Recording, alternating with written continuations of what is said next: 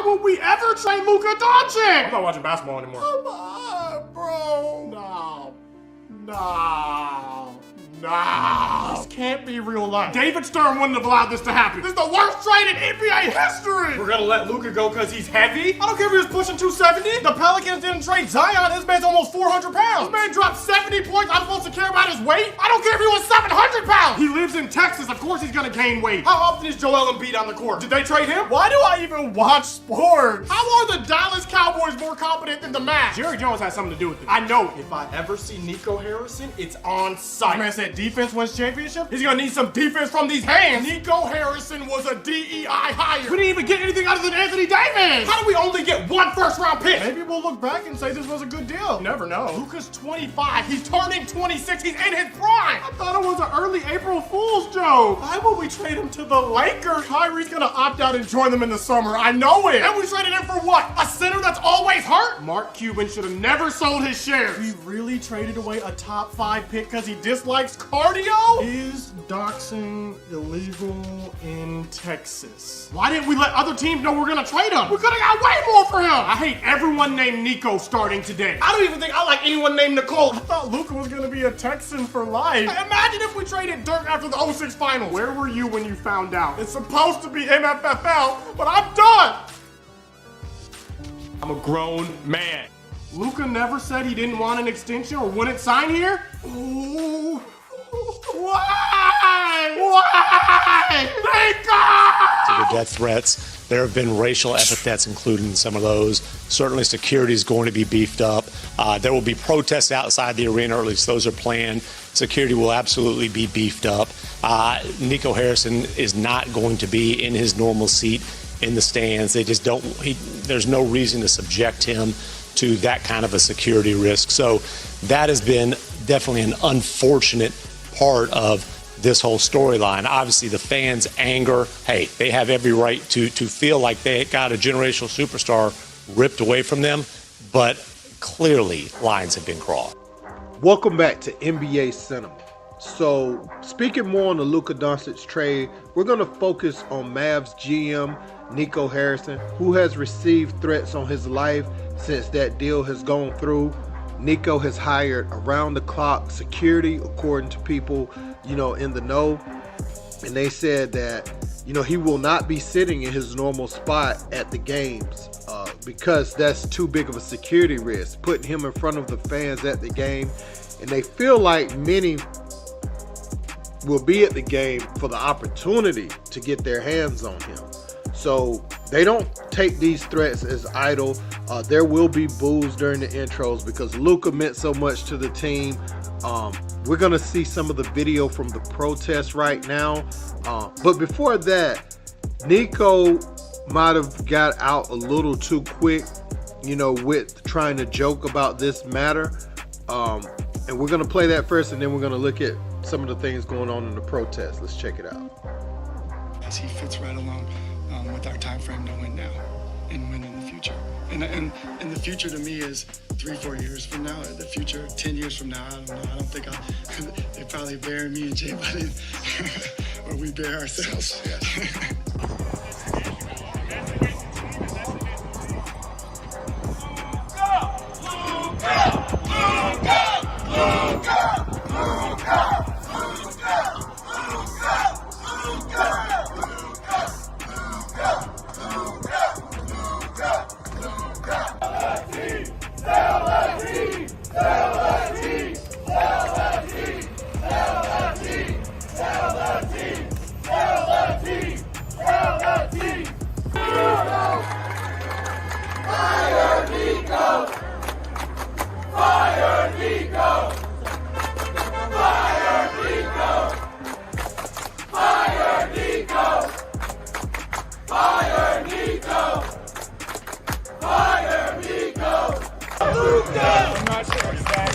We love Luka! We love Luka!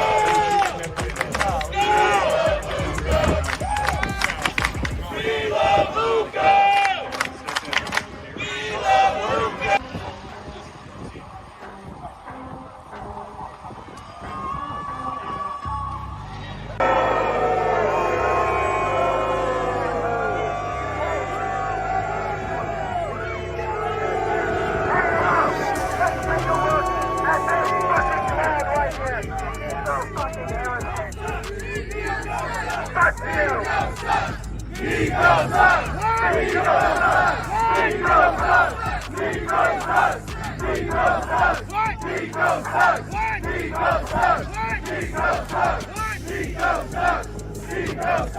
Adding insult to injury, Nico Harrison has hired full-time security after that trade to guard his house. This is the scene outside the stadium before the Dallas Mavericks game. Fire Nico! Fire Nico! Fire Nico! Fire Nico! Fire Nico! Fire Nico! Fire Nico! Fire Nico! Loyalty! Loyalty! Loyalty! Loyalty! Loyalty! Loyalty! Loyalty! Loyalty! Loyalty! Luka! Luka! Luka! Luka! Luka! Luka! Luka! Luka! Luka! Luka!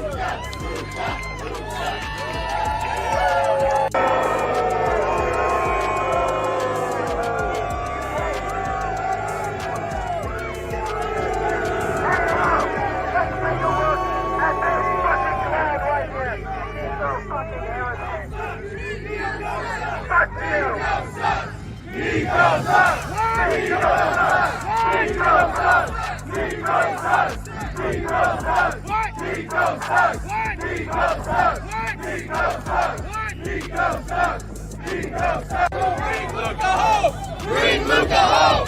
Bring Luka home! Bring Luka home! Bring Luka home! Bring Luka home! Bring Luka home! Bring Luka home!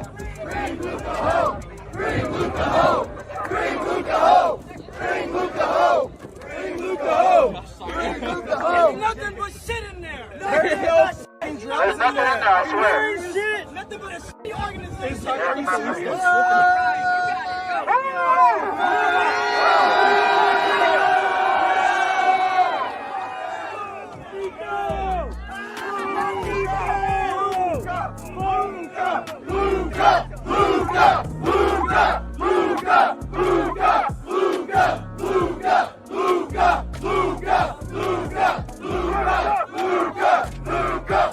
To the point where we were in action, and she said in my ear, "Go deeper. Stay with me now." And what hurt me is I was already all the way in. So I had ran out of PP. And that is what caused me to get into amateur porn, so I could perfect my craft in the pelvic area so I would never have to hear that again. I'm here to share my stories and my shortcomings. Back then, I've had surgery since then. So I'm good. So what you're trying to say is that who you are now, Yeah, completely is different. manufactured because it was surgically enhanced. Yes, sir. Yes, sir. And and I'm comfortable saying that. And I can tell you that this is something you would never be able to get on TV. That's why we on your show. Surgical enhancement, we usually hear about females with that stuff. Right. Not They see. men. So why can't we? Why can't we? I want to feel better about myself. I want to be able to walk around the beach in my Speedo without being laughed at. And You you're don't- saying that at one time you were being laughed at until you had surgery. Do you and know now what you're no that longer feels like? Like I'm not one who needed surgery. Okay, Chad. I understand. So just you did don't, it. you don't I understand. mean, You don't understand how it feels. No, Like, I listen, don't. I don't. Now listen. I just. How long was the surgery, man? It took about 15 minutes. Surgery was 15 minutes. Yeah, only $8,000. Excuse me? Only $8,000. So I went from 3 to 11 inches like this. So you just gonna tell the world you were 3 inches? I didn't ask you that question. You I know. You didn't have to say But that. I'm just trying to give better context on where I was to where I am now. How the hell could that happen in 15 minutes? You got me curious I now, don't- hey, I and don't- I don't have that problem. I don't understand. But I how don't- did that happen in 15 minutes? I don't understand technology. I don't know how that works. I just know from the time I went in, anesthesia, I was asleep, I woke up, looked, wow. I'm in second place and you passed me. What place are you in? First. First place. Yes. I'm in second place and you passed me. Well, how would you be in first place? Because I passed you. I passed you, so I'm in first. I'm in second place though. Congratulations. Now I'm in first because I passed you. I passed you. Are we running? Are we driving? It doesn't matter. I passed you. I'm in first.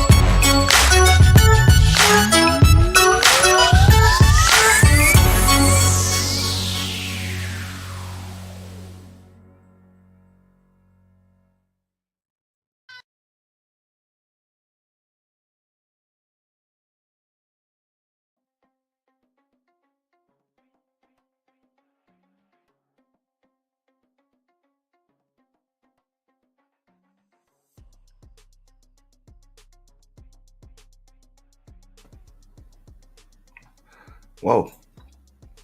See, we got levels. Okay, so y'all can hear me just fine. I see that green going to the tip. Hey, shout out to everybody. Happy Super Bowl Sunday, family. What's good? What's good? What's good? All right. So this is this is gonna be a fun one right here. We're gonna talk about a few things. First, let's start with the Super Bowl. Matter of fact, before we do that, let's give a roll call. I see you, Miss V. What up, Blue Devil G? I want to remind everybody, make sure you guys like the stream, share the stream, share. We definitely need as many of those as possible. You know what I'm saying? Shit's looking real bleak over here. It's looking real bleak. So share. Cash App's available. Super Chat's available. And we're also simulcasting on both shows. Anybody that wants to come up, discuss whatever the fuck we talking about, feel free to do so. We got a few different topics. Of course, you know what I'm saying? Anybody want to come talk about their Super Bowl predictions? Anybody want to talk about the Illuminati conspiracy theories and stuff that surround the Super Bowl and all of that? That's cool too. I don't really care. I definitely want to talk about what's going on over in Dallas. And my take is pretty clear on that. You got a lot of fans doing some serious protesting. Or at least they're calling themselves fans, doing protesting over a trade that went down last week. Now, I'll be real. This is the trade kind of heard around the world. I haven't really, I've never seen a trade take place like that. You know, so we'll get into that, you know what I'm saying, shortly. As far as the Super Bowl is concerned, I think I'm going to have to put my money on the damn Philadelphia Eagles to take this one down. I don't know what the spread is. Don't know who's favored, but I'm taking the damn Eagles. I don't give a shit if the Kansas City Chiefs are the two-time defending Super Bowl champions. I am taking the Eagles all the damn way. You know what I'm saying? All the way. All right. Haven't placed any bets. So I'm going to sit back and watch the game, but I like the Eagles to take that down. So I'm just going to go just get past that. You know what I'm saying? Just get past that right now. Also, we're going to talk about Chad OchoCinco just coming out and saying straight up, like, he went, got 15 minutes worth of surgery, right? 15 minutes worth of surgery, and pretty much got on the 3 to 11 shift. He said he went from 3 to 11 in 15 minutes. He don't know what the fuck they did to him. He said he went to sleep and woke up on some Cinderella shit. It was like, what the fuck? That shit went from yeah to yeah. You know? Like, don't ask, don't tell. I don't know. He said he was embarrassed, but I thought it was some wild shit. You know what I'm saying? So not just wild shit that he did it, but wild shit that he just did it and talked about that shit on the internet. Said it had something to do with amateur pornography or whatever the fuck. I have no clue. You know what I'm saying? I have absolutely no clue. But I do want to get right into a few of these damn protests because them shits is wild, right? So let me get right into that. All right. We got Mavs fans, supposed Mavs fans. And like I said, I call them supposed Mavs fans because if you're a true Mavericks fan, like a Dallas Mavericks fan, you would understand that this is the nature of the fucking business. Like, they calling for Nico Harrison, who is the general manager of the Dallas Mavericks. They calling for him to be fired. They're calling for a lot of just bullshit, you know? And this fan right here has become somewhat of kind of like a local celebrity. I don't know the dude's name, but they may mention his name in one of these clips that I show, right? He has had a whole lot to say, organized an entire protest. They're like, yo, fire Nico, sell the team. Like, I believe this is worse than people protesting who the hell the president of the United States is. It's like, bro, the election over. Same way that damn trade is over, trade deadline's over. That's it. Luka Doncic is not coming back to Dallas. Like, he is never coming back to Dallas. And I'm going to explain to y'all why. He is never going to come back to Dallas. That shit is not going to happen. If y'all do choose to retire his jersey at some point in the future or some shit, maybe he'll come back for some kind of jersey retirement ceremony or some shit.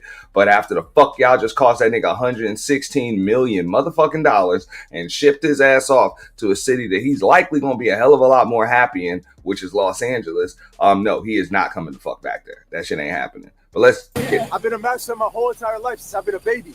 This is the worst moment in the history of my life. This is ridiculous. This is crazy, man. We went to the NBA Finals. Why are we trading the best player, the franchise player? How are we trading the franchise player? We went to the NBA Finals. He's supposed to have a statue. Hell yeah. He's supposed to have a statue. Dirk got a statue right there. It's supposed to be Luka right there. Why we don't got a statue for Luka? This new management is putting profit over fans. Profit over fans. Feel me? They're not worried about the fans. They don't care that we've invested 7 years of it believing in Luka, believing in building a team around Luka. They don't care about that. They just want to make their gambling money, make a couple $100 million, and leave us stuck out here. You know, now we're back to square one. We're back to square zero. You feel me? No, you're actually not at square zero. You traded Luka Doncic for Anthony Davis, who is an all-NBA ball player, and you already had a few pretty good players on your fucking team. So if you guys saw the game yesterday, you know, Anthony Davis actually made his debut with the Dallas Mavericks, and that motherfucker balled. I'm talking about balled the fuck out until he went full Anthony Davis and like pulled a groin muscle or some shit like that and had to leave the court on some basic Anthony Davis shit. Like he stayed getting hurt anyway. So yeah, that's exactly what the fuck happened, Black Pearl, like on some basic Anthony Davis shit. Now, I believe that they're downplaying the extent of that injury. They're saying, oh, it's no big deal, it's whatever. I don't think so. I think there's a little bit more to that shit than that because he already had an abdominal strain, which is why he was out before. And that upper groin is kind of connected to that. I'm not a doctor or anything like that, but I've seen some takes from some doctors and they're like, yo, if that's the injury that it looks like it is, he's supposed to be out for a couple of months. So if they rush his ass back or some shit like that, or just give him a needle of Vioxx or some shit, yeah, it's not gonna fly very well. But what you guys see right here, you do not see, and this is one of the reasons why the NBA, as much money as it fucking makes, and as entitled as the athletes may seem like they are, what you guys see on this screen right here is why the NFL has loyal fucking fans and the NBA really does not. And that's because most of these fair weather fans or these NBA fans, they're not really NBA team fans. They're just fans of players. They're just fans of players. So what you see right here is you see a bunch of Luka Doncic fans that are disguised as Dallas Mavericks fans. Because if you're an actual Dallas Mavericks fan, and trust me, I know this shit just being a Knicks fan all my motherfucking life. Look, man, players come and they go. That just is what it is. Sometimes you get a star. Sometimes you lose a star. Sometimes you get a star that underperforms. Sometimes you get a diamond in the rough. You know, sometimes GMs make fucked up decisions. They make bad decisions. Sometimes they make good decisions that have bad results. That's just what the fuck it is, man. You know, you either gonna have faith in your entire team or you're not. And that includes not just the players, that includes the general managers, that includes the equipment managers, the fucking owners, the medical staff, the coaching staff. You either got faith in the motherfuckers or you don't, if you're a true fan. But they out here protesting for no fucking reason. Now, I did hear that they were actually, all of the season ticket holders were offered refunds for their season tickets. Which that's a nicer motherfucking, hey, they nicer than me. I wouldn't be giving no refunds back for shit. Because I'm pretty sure the owner and the general manager, regardless of what they did, even if that shit was just to dump a salary or something. What up, low keys? Even if it was just to dump a salary, they did what they felt was in the best interest of that organization. Whether it be a good decision or bad, this shit happens in sports all of the time. Motherfuckers make bad decisions all of the time, thinking they were making good decisions. They make decisions for the long term and kind of just negate the short term. They make decisions for the short term and just negate the long term. It is what it is. And sometimes that shit is just straight up money. They ain't want to get that motherfucker $350 million. You know? That's the way they saw it. They like, look, when we brought him here, the motherfucker was on the team with Dirk, even though Dirk was old as fuck. We didn't really do shit. He had Jalen Brunson on the team. Motherfucker really ain't do shit. Yeah, we went far, but motherfuckers really ain't do shit. You had Kristaps Porzingis on the team. You really ain't do shit. We brought Kyrie on the team. Yeah, you did a little something. You went to the finals, but you got your ass beat. And then this year, you ain't really doing shit. You came up out of shape. You know what? I don't think we're going to give you $350 million since you all injury prone and you out of shape. If we're going to give anybody some motherfucking money, as a matter of fact, we're going to divvy this shit out and we're going to get a better defensive team so that way they can guard the damn 3-point line. Maybe that's what they was thinking. I don't know. That's ridiculous. Luka filled that stadium. Who gonna fill it now? Who gonna fill that stadium now? Like I said, I was upset. I was confused because, like, in my head, I'm thinking to myself, like, what is your mindset, right? Like, why would you trade Luka? And if you are to trade Luka, why would you not get the best trade package available for it? That was just such a horrible perspective. That's just such a horrible trade. Like, at least make it make sense. You know what I mean? Make it at least a decent trade, bro. See, and this is another fucking problem, right? Because shout out to Lord ADS because he had came in my chat and kind of announced it when we were doing the birthday stream, and I was kind of even pretty much drunk. I knew what the fucking deal is. I think first I was like, would they trade him for LeBron James? I thought about it. I was like, yo, LeBron James ain't even LeBron James no more. So you wouldn't even trade somebody like Luka Doncic for LeBron James. That wouldn't even work. That wouldn't even fly. So they must trade him for Anthony Davis. He's like, yeah, plus another player. So when you see motherfuckers like this come up here and say, why didn't you get a trade package that made sense? It's like, what the fuck are you playing? 2K? Like, these guys sit there and play NBA 2K all fucking day. And now all of a sudden they think they're general managers and they can run an actual fucking franchise with real people and shit. Like, they really do believe that shit. Why didn't you get a trade that makes sense? On paper, that trade makes a whole lot of fucking sense. It makes sense on paper. It makes sense for the short term. Might not make as much sense for the long term. But then again, the Dallas Mavericks are privy to information that random ass fucking fans like this dude right here and this dude over here on the left. You see him with the glasses and the motherfucking neck beard and the turkey neck and all of that other shit. Yeah, you guys don't be knowing what the fuck is going on. You're really just supposed to be fans. You're supposed to just come in here with your fucking face painted, buy jerseys and merchandise, and you're supposed to support the team regardless of who the fuck is on it. That's it. Do everything that you can to help them win their fucking home games. And if you really a fan like them damn Celtics fans be, or even like those Knicks fans are, and I know this shit for a fact because I'm a Knicks fan, motherfucker, travel.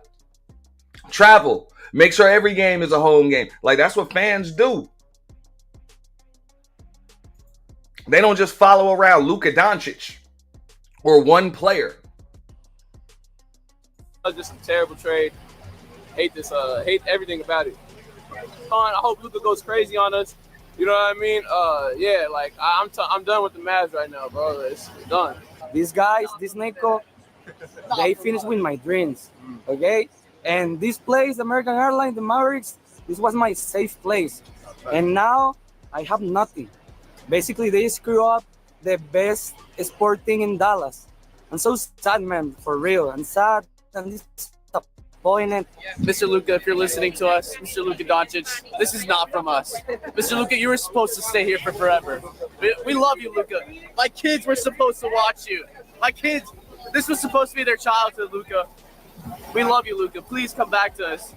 Once you don't resign to Los Angeles, please come back to us. We love you here, Luka. See, these motherfuckers is over here pissed off because their fucking jerseys and shit are worthless. You know what I'm saying? They went and paid $100 and shit, $130 for an authentic NBA Luka Doncic jersey, and that shit is absolutely fucking worthless. They probably done got all of the damn throwbacks and the alternates and all of that shit, and those shits are worthless. Like, worthless. Oh well. It happens. You a real fan? Luka. There's no precedent for this in the history of the NBA that you don't trade a 25-year-old MVP candidate in his prime for a 32-year-old made of glass and a single pick. We just went to the finals last year. It's not like we missed the playoffs. It's not like we lost in the first round. And they could win every game the rest of the season and win the championship, and it wouldn't really matter because all of the emotional value and in that journey just got sucked away. Which is a crock of bullshit. Did you hear what the fuck this motherfucker said? This motherfucker just said they could win the championship this year when only one team can win a fucking world championship in a damn league. He said they can win the championship and it won't matter. For a supposed fan of the Dallas Mavericks, he just said that they can win a championship this year and it won't fucking matter. Like, bro, are you a Mavericks fan? Or do you just worship fucking Slovenian fucking basketball players or some shit? What the fuck? Like, this is why these people like this don't have jobs working for the fucking NBA. Like, they don't have jobs in the front office with management or any of that shit because they don't know what the fuck they're talking about. Like, real shit. If they bring home the Larry O'Brien trophy, you talking about a franchise that legit got one of them shits. Got one. One. And the last time they won one was what? 14 years ago in 2011. That's it. Most of these motherfuckers is talking all this shit were legit in fucking middle school. They were in middle school or elementary school.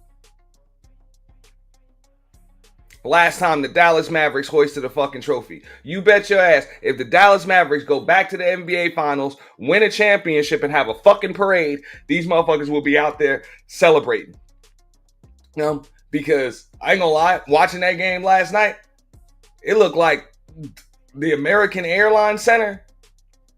It looked like the top was about to pop off that motherfucker. AD had that bitch hyped. Anthony Davis had that bitch hyped. So trust me, how quickly they forget. In that journey, just got sucked away. But it feels like someone close to you died in a way.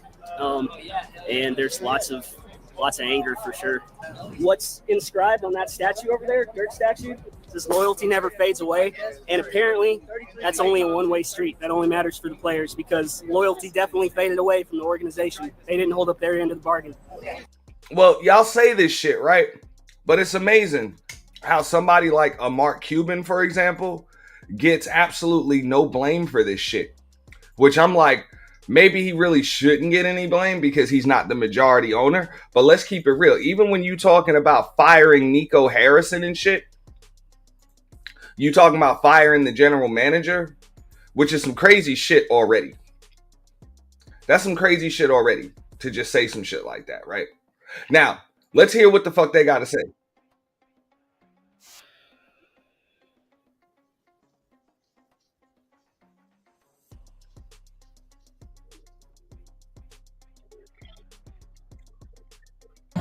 Anthony Davis. We traded for Anthony Street Clothes Davis. And he got hurt his first game.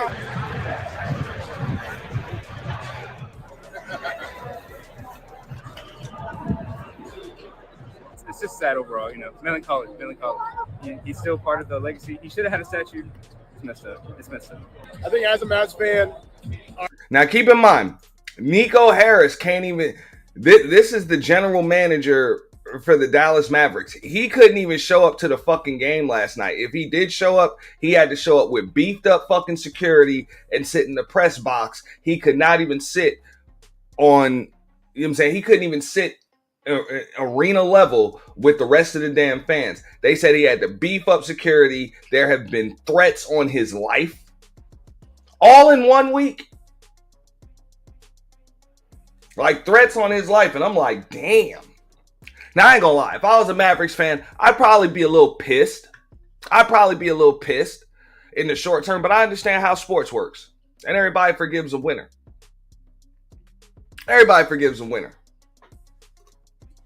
That's kind of just how it works. There was a time when I can remember, I'm not gonna say it was similar shit that happened, but it was similar shit that happened. There was a team out in California, right?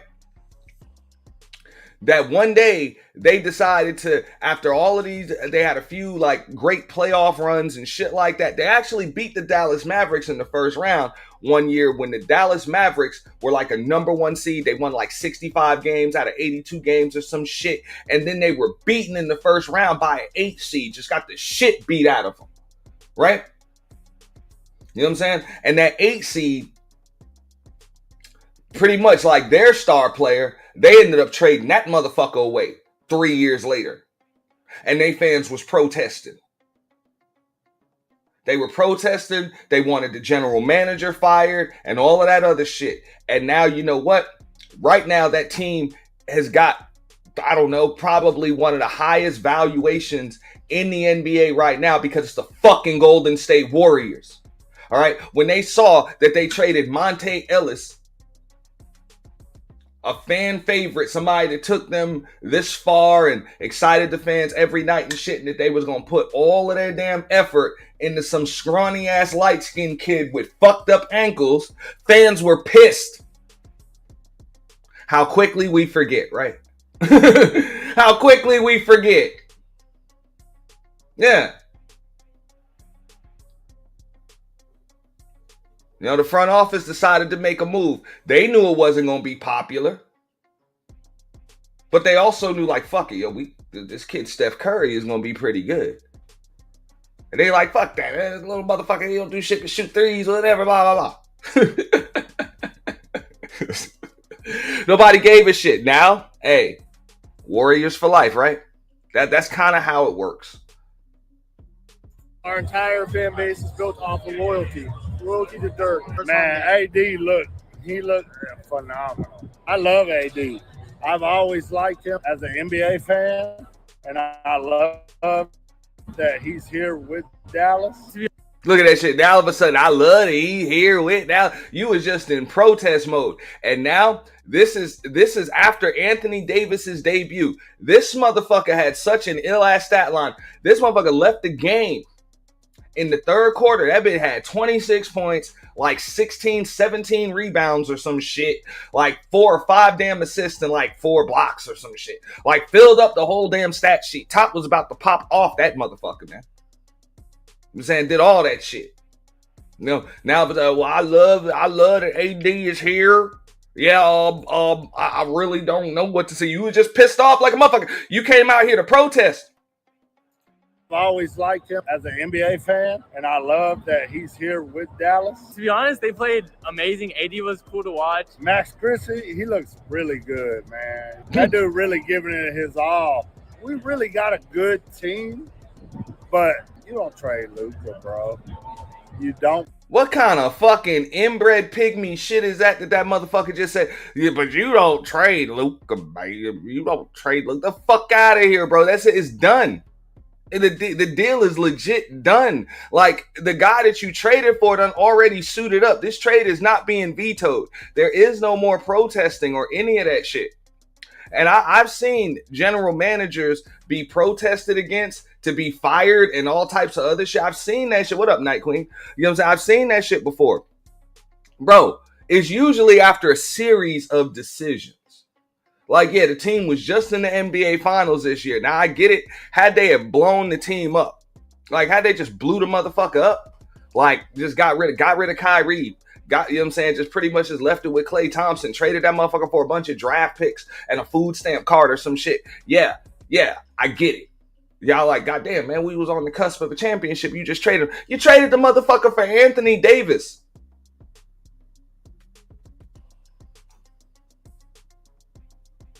Like, I get it. It's like, yo, you miss Luka. But what the fuck, bro? You got a pretty damn good player in return.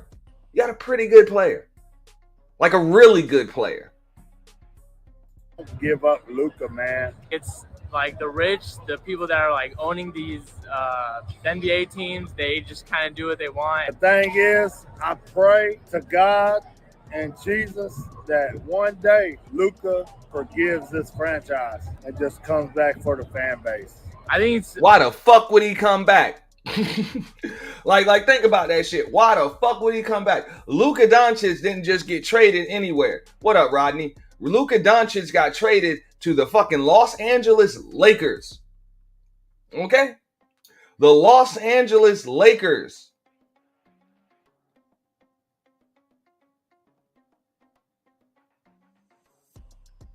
All right? This has got to be one of the top 5 franchises in sports as far as valuation is concerned, market, Los Angeles, all of that shit. And let's just totally disregard a lot of them damn European soccer teams. I ain't gonna talk about them.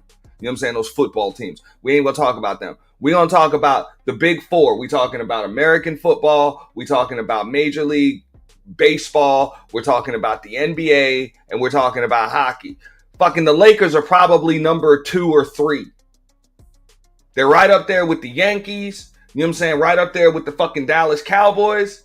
Right up there, the New York Knicks. Fucking, and that's just because of the market. New York Knicks ain't won shit neither, and they still worth a whole lot of fucking money. You know what I'm saying? But this is the Los Angeles Lakers. Why the fuck would that motherfucker come back? Now, I get it. Luka lost a lot of, man. They did fuck Luka over. I ain't gonna lie. They did. But I don't even hear the fans bitching about that. Like, you really a Luka fan? Like, you got to understand why, if Luka pissed off, like, you got to understand why the fuck Luka pissed off. Luka was eligible for a damn Supermax contract this coming year. It wasn't just about basketball for him. I believe, he didn't express, like, there's no reason for him not to sign that shit. When you talking about a Supermax, which only the team with the bird rights, with the draft rights to you can give you that shit. That means the 5th year on the contract, only that team could do it. Only that team could give you the 5th year. Number 1. Number 2, and only they can give you that extra incentive. So it's about $345 million or some shit. Something like that, right? What up, Kelly Ray? You know what I'm saying? $345 million for 5 years. Now, he's not eligible for the 5th year, and he is not eligible for the Supermax. He is eligible for just like a basic max. So they did the math or whatever, and overall, that shit is going to cost his ass like $15 or $20 million a year or some shit like that, and it's a total of like $116 million fucking dollars plus an extra guaranteed year on the contract. That's what it costs him. Now, granted, he's gonna make up for that shit just being in Los Angeles with extra endorsement deals and extra just shit. You know what I'm saying? Just being involved with the Bus family and everybody else. He's gonna make up for it just in the market that he's in. So he's really not losing anything, but it's fucked up. He would have just been able to sign on the dotted line and that shit would have been guaranteed. You know, before. But fuck it. He's not coming back to you motherfuckers, man. He ain't coming back. Unfortunate. I kind of feel like the rich are just getting even more rich with the way that they're doing things. They're just doing things to cut expenses and higher up their profits. I think it might actually be the best thing that ever happened to Luka. He gets to go learn from LeBron how to get fit, how to eat, how to be I think it's going to push him out of his comfort zone. He's going to be a bigger, better, worldwide superstar. Luka will be with the Lakers. I think it's better. It hurts. For the NBA. It hurts for me as a think it's good for Luka. but I think it's good.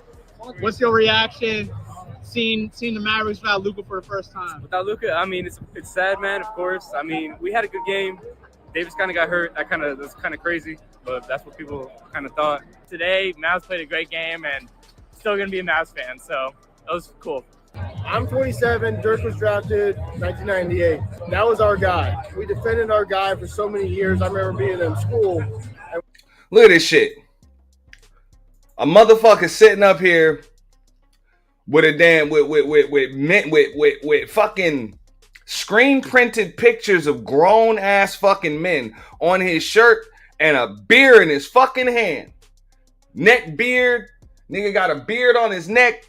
Nigga got a beer in his fucking hand and want to tell goddamn multi-million-dollar general managers and billionaires how the fuck they should be spending their fucking money. Man, these fans, man, are funny as shit, man. It's like, y'all need to just stick to NBA 2K, man. Just play that shit.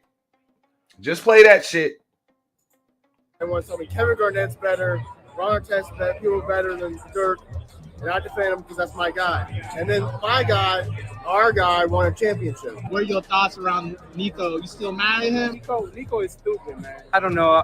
As of now, I'm a little mad, but I mean, maybe he cooked. We don't know. We really. I guess they ain't got no open container laws in Dallas, man. Somebody tell me about that shit. Ain't no open container laws. You just sit out there, just sit outside with a fucking beer and just chug that shit. Pretty cool. You know, whatever. But that's what I'm saying, man. You just sitting up there with a fucking beer and like, you should be doing it. Fuck out of here, bro. Like, they don't give a fuck. We don't know. Yeah. You still gonna rock the Luka jersey? Absolutely. For as long as Dallas is here as a team, you know. And then, by the grace of God, we got another guy. A guy who could be better than Dirk. We don't even know, and now we'll never know. There's a statue right there of Dirk. Like, niggas is drunk, dog. Niggas is still. There's a statue right there of Dirk. Look at that. There's a statue of Dirk. He's got a statue. Look at this. He's got a statue. There's the statue of Dirk. And that's another thing, man. Like, they just started giving all these motherfucking statues for no fucking reason, dude. Like, ever since Jordan got a statue, dog, everybody think they deserve a fucking statue, dog. Like, this is fucking crazy, dog. Dirk get a statue, fucking Wade get a statue. You know what I'm saying? Everybody in LA got statues. You know what I'm saying? Carmelo and Stockton got fucking statues. Everybody got fucking statues, dog. And it's like, nah, bro. Like, I remember in 94 when they unveiled the damn Jordan statue, or 95 it was. I remember that shit.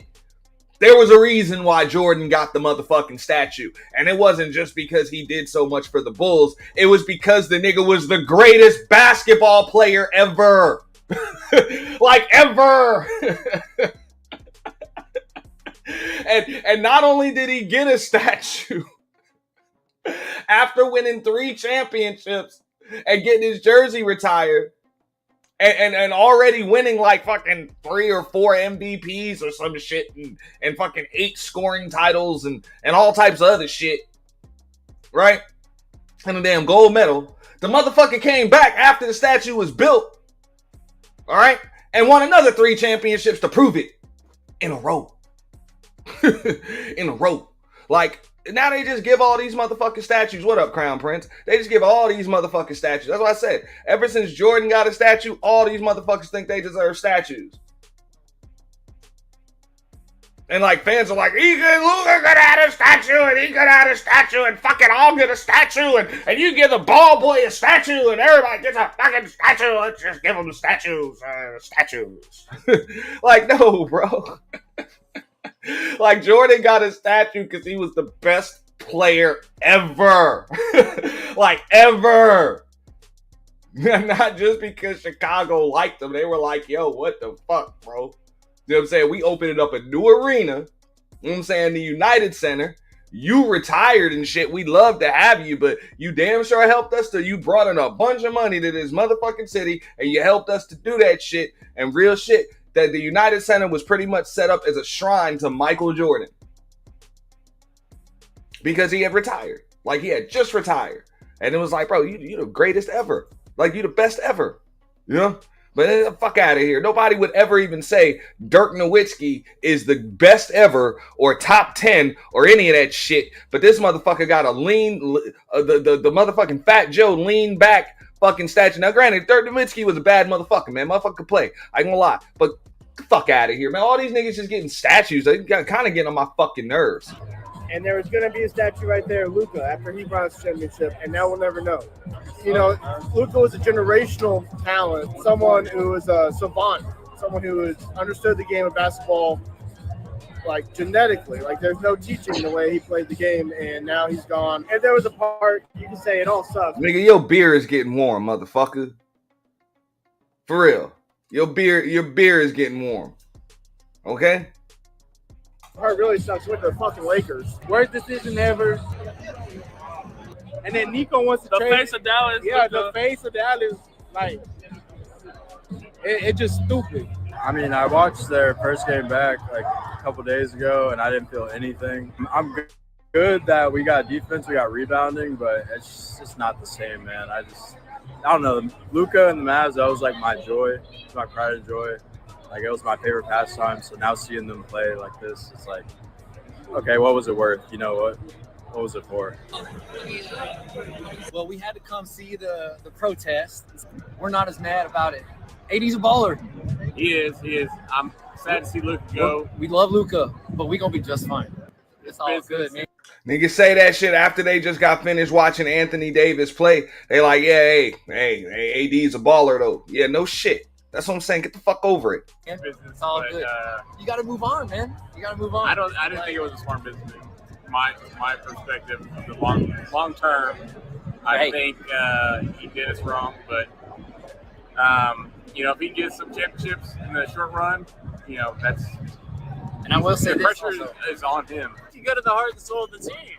You know, like, even if like we're good at finals, which would be ideal, it still feels very hollow. You know, so. I mean, we're out here, as you can tell, we're please help us for the cost. We're out here right now at Victory Park. Go get it.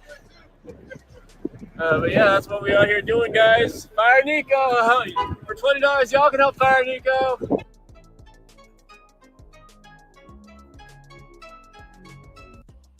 Y'all hear that shit? Fucking crazy, man. Crazy.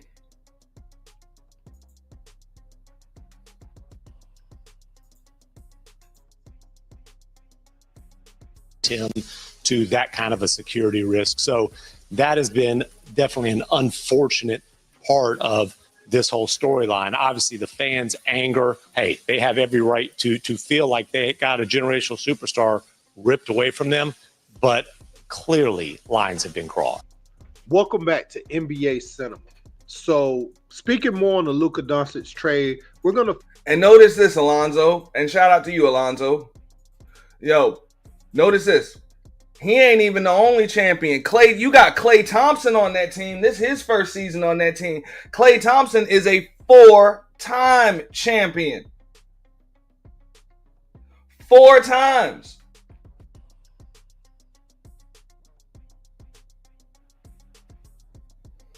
Kyrie Irving done went to the finals 4 times. 1-1 champion. Anthony Davis, call it the bubble if you want to. Whatever.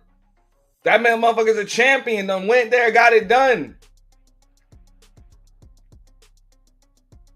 That's it. It looked like they trying to put a championship team together. Like, I don't even see how the fuck. I mean, I get not agreeing with the trade, but this is like part of being the fan of a franchise. Like, every franchise does questionable shit. They just do, bro. And usually they always believe that, and this is old school rules. It's like, yo, if you're gonna get rid of a player, you want to do the shit too early or you want to do the shit too late.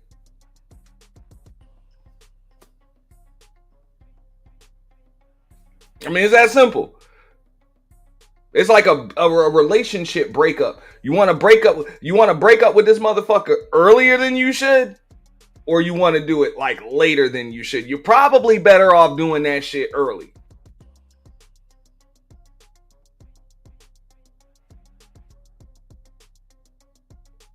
No. I had a homie that told me that shit, man. Said, look, man, sugar turns to shit way more often than shit turns to sugar, man. You don't want shit to get bad. First, you might want to just kind of, you know what I'm saying, jump shit while that shit's still kind of floating. So I get it. You know? Focus on Mavs GM Nico Harrison, who has received. Now, granted, it could be a mistake that they making. It could be a mistake. It is definitely a questionable fucking move. I ain't even gonna lie. Just in the history of fucking trades and shit, the most recent barrage of trades is due to this new CBA and the second apron crap. I don't think they allowed the luxury tax anymore. No, the luxury tax is still there, bro. It's still there. It's what separates the NBA from Major League Baseball and from the NFL. Feel free to come up and talk about it if you want to, Zo. But yeah, that's what separates the NBA from Major League Baseball and from the NFL is the fact that they have that soft salary cap rather than a hard salary cap and rather than no salary cap. So the luxury tax is always going to be there. Now, the second apron and shit actually helps teams to be able to do the, you know what I'm saying, to do buyouts and shit like that. You know what I'm saying? So you do have a point. You do have a point with that. It definitely has to do with the collective bargaining agreement and the fact that this shit was supposed to be set in place so that way, you know what I'm saying, players like a Luka Doncic can't just pull a LeBron James and take their talents to South Beach or just team up with his homies or whatever. Or they could do it, but if they do it, they're leaving $116 million on the table. Whereas like only the team that drafted you can give you that deal. Only the team that drafted you can give you that deal. You know what I'm saying? Usually. That's kind of how it goes. Shout out to Alonzo Hall, bro. What up, big dog? What's going on, big dog? Long time, man. Yeah, I mean, this whole new collective bargaining agreement, I can't recall. I think it might have been Draymond or so. You know how the athletes now are doing podcasts too. Mm-hmm. They were mentioning, you know, unfortunately, you're going to start seeing a lot more of these WTF trades because so many people. You said it earlier. What was it, like 16 million or something a year that he's going to lose out on? Because it's a sliding scale. It's a sliding scale with that shit. It keeps going up every year, but it added up to about $116 million total. It goes from like 345. His max cap would have been at 345 for 5 years, and then it goes down to about like 230 or 229 or some shit for 4 years. This is ridiculous, man. These contracts, maximum realistically, no matter what, even as exactly. Yeah. But I think these contracts are destroying the ability for legacy teams, right? I mean, the last legacy team we really had, I mean, I guess you could say the Lakers, but the Spurs, really, right? Where they kept all the players together. You know, people were willing to take pay cut. Ain't nobody taking a pay cut no more, right? But believe it or not, you can't do it now. You can't even do it. The way the collective bargaining agreement was set up, ever since LeBron, Wade, and Bosh did what the fuck they did, and they took pay cuts together, they're not allowing that shit no more to save the small market teams. After that shit, the Dan Gilbert over in Cleveland and Mark Cuban was another one that kind of, you know, pretty much all of the owners, except for the big market owners, were on board with that shit. Like, nah, bro, how are we supposed to keep our superstars? if they'll all Right. take pay cuts to go play in big markets. Right. They'll play together. So now, if you're an All NBA player, you have to take the max. Like you have to take it. Yeah, that's true. So taking a pay cut. Real quick, what do you think about this whole the If Bucks anything, trap? you can one second though. If Mm-hmm. anything they do allow you to do, you can pull like a KD, what KD did on the Warriors, where you can sign like a 2-year deal or some shit with an option. You know what I'm saying? You can sign a 2-year deal with an option on the 3rd year. Either way, they still Right. got the max for those two. You don't have to take the full 4. You don't have to take the full term, but you do have to take the max salary. But go. That's crazy. Yeah. But what do you think about this whole Bucks trade with trading Chris Middleton for Kyle Kuzma? I like it. Middleton's been pretty injury prone. You know, Mhm. I never really thought Chris Middleton was very good. I never thought he was that good. I mean, I thought he had a specific skill set, but I didn't think he was that good. I think Kuzma's a better defender. Kuzma can kind of give you a lot of the same shit that Middleton gave you a few years ago. But you know, NBA years are like dog years, bro. You know what I'm saying? Yeah. Middleton is not what he was 5-6 years ago Yeah, when they won the chip, yeah. anymore.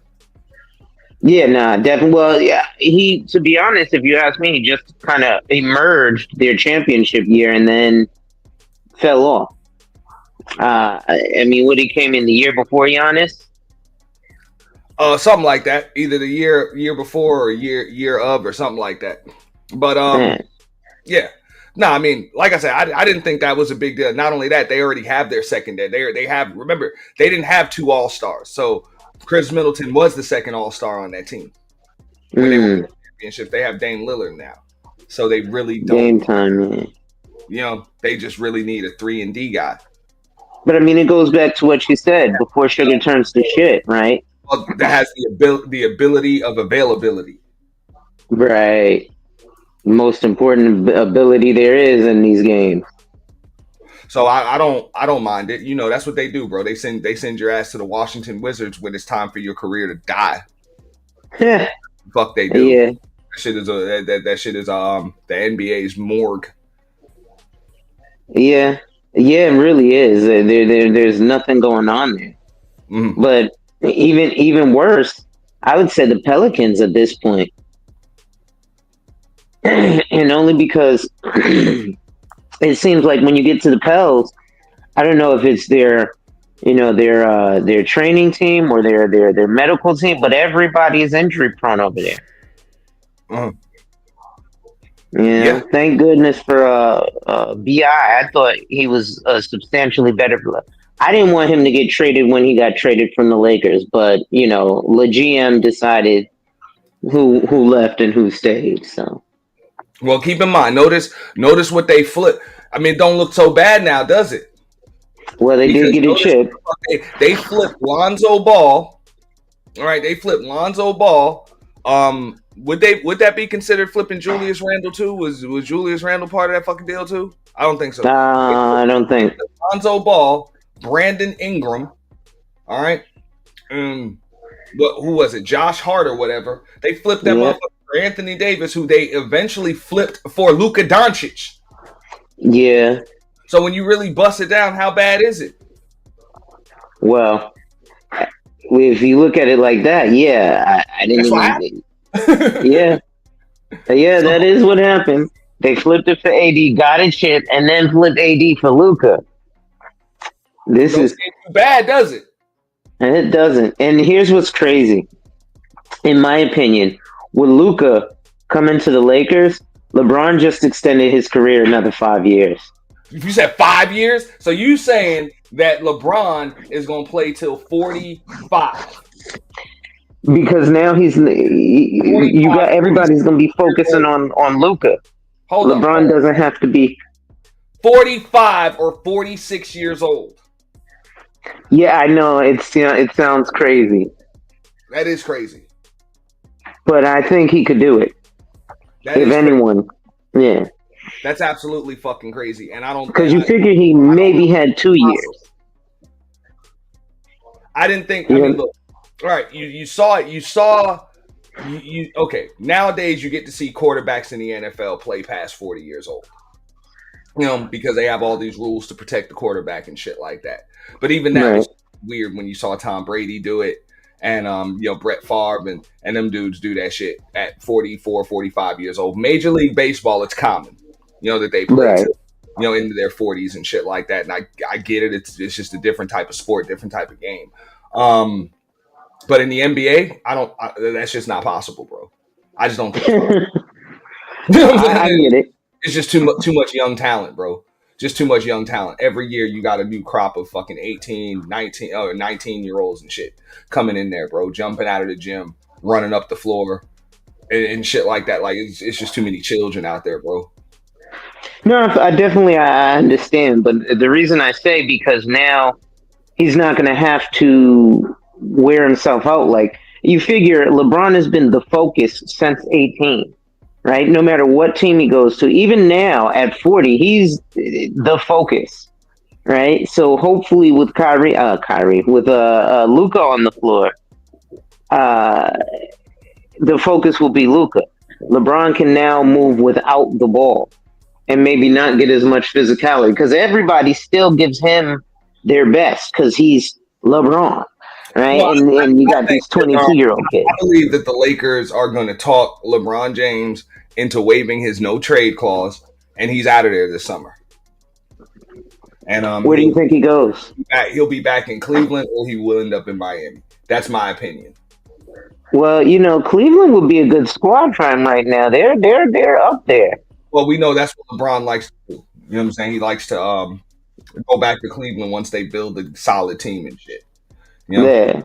And with you all think you bring Bronny with him? I think it's only fitting that he would end his career there. But I also wouldn't be surprised if he goes to Miami. Yeah. I wouldn't be surprised. Miami's in rebuild mode though, kind of. Pat Riley usually doesn't do that though. Yeah. Pat Riley's kind of been in a little bit of other shit, man. And just a little bit of, just some other shit. But here, check this out right here. Tell me what you think about this. I'll stop this video at any time. Threats on his life since that deal has. What do you think about the threats on Nico Harrison's life? Like, he had to beef up security, bro. I think that's idiotic, right? That's what I'm talking about. I'm like, for the sake of business, bro. Like, really, bro? Is it really that bad? But I think that's also propaganda, right? Because at the end of the day, a lot of these teams, and it was stated in the MLB, a lot of these teams don't even want to win championships. They just need a player to get butts and seats. Yeah. And if you give these fans hope, but I mean, let's look at how crazy some fans are. Last time Philly won the Super Bowl, there were people eating literal horse feces. There was a dude who was like, I'll eat horse poop if they win. And then they won, and he was on camera picking up horse poop from a cop horse and popped it in his mouth. So people are outrageous. You smoke crack, don't you?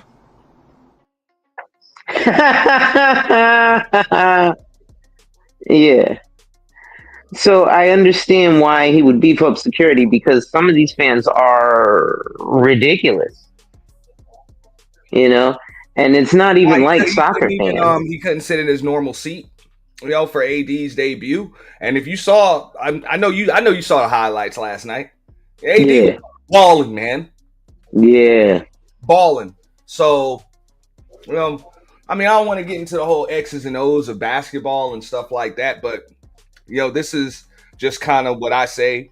If you notice, LeBron James has really only been successful on teams where, he had to play with that other guy, that guy that tends to move people to their rightful positions. Usually championship teams need that player on them, a guy that kind of just, you plug him in and everybody just kind of ends up in the right spot. Now, everybody's kind of been under the illusion for the last 20 years that LeBron James is that guy, when in actuality, he's not that guy. He actually moves people out of their positions, which is why the teams have the most success when he's on them, when he has that guy with him, i.e. a guy like Dwayne Wade, i.e. a guy like Kyrie Irving, i.e. a guy like Anthony Davis.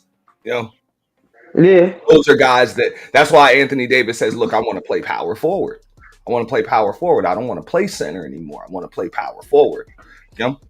Because he understands that position allows him to move everybody else in their rightful positions. It allows the point guard all of these fucking options. You know what I'm saying? It allows him to be a decent passing big man, kind of like Chris Webber and shit used to be, but he can still do all types of other shit. He can still spread the floor. He can do all of that stuff. He's not just stuck under the basket. You know, like I think he understands. I always said that shit. I was like, he's that guy that moves people to their rightful positions. Yeah, it's like when he and Boogie were playing in New Orleans. They were, you know, he was the 4, Boogie was the 5. When he was on the court with Daniel Gafford, and live, the big dude, bro, he was over there fucking balling. You talking about all of the assists? You see a lot of big man to big man assists, or even like Sin just mentioned. He's not Michael Jordan Jr. Sin. He is Marcus Jordan. I was gonna talk about him today too. I was gonna talk about him today. I'm not gonna. But I guess I can a little bit. But nah, it's Marcus Jordan. And he really shouldn't even be using his daddy's name no more. Like, it don't even make sense to be using that shit. I'm Michael Jordan's son. Like, yo, you 30-something fucking years old, and you got millions of your own dollars now. There's really no excuse. You ain't even just an inheritance. You ain't even an inheritance baby like that. You know what I'm saying? Like, you actually got some real business and some real credentials of your own. Yeah, for real. Michael Jordan's son shit, I don't even want to hear that shit. You know? Like, for real. You're a businessman now. Absolutely. I think, yeah, I felt like Jordan should just that's one of them. You pop your kid in the back of the head and you say, what the fuck is wrong with you, man? You know? Like, what the fuck is wrong with you? But other than that, you don't give a fuck.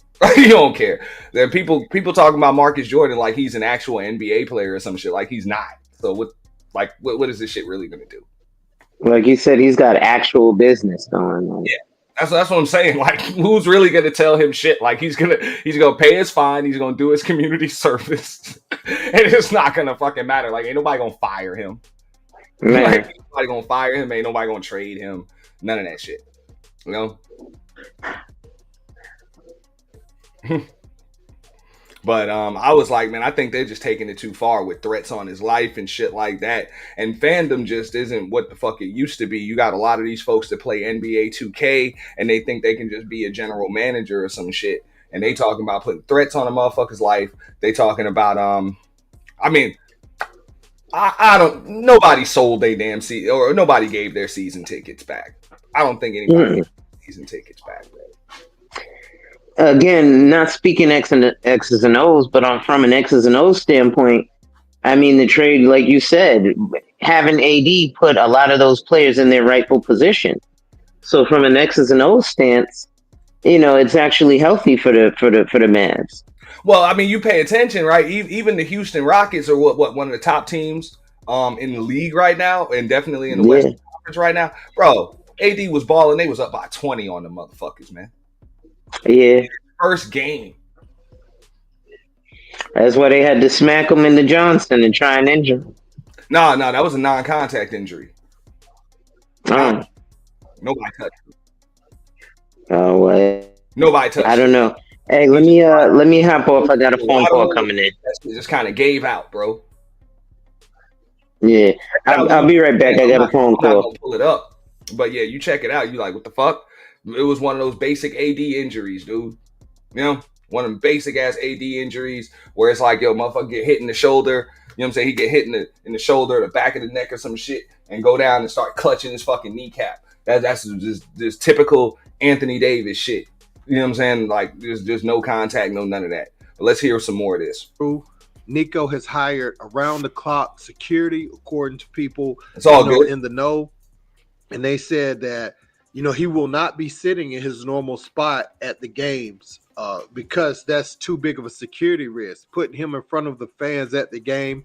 And they feel like many will be at the game for the opportunity to get their hands on him.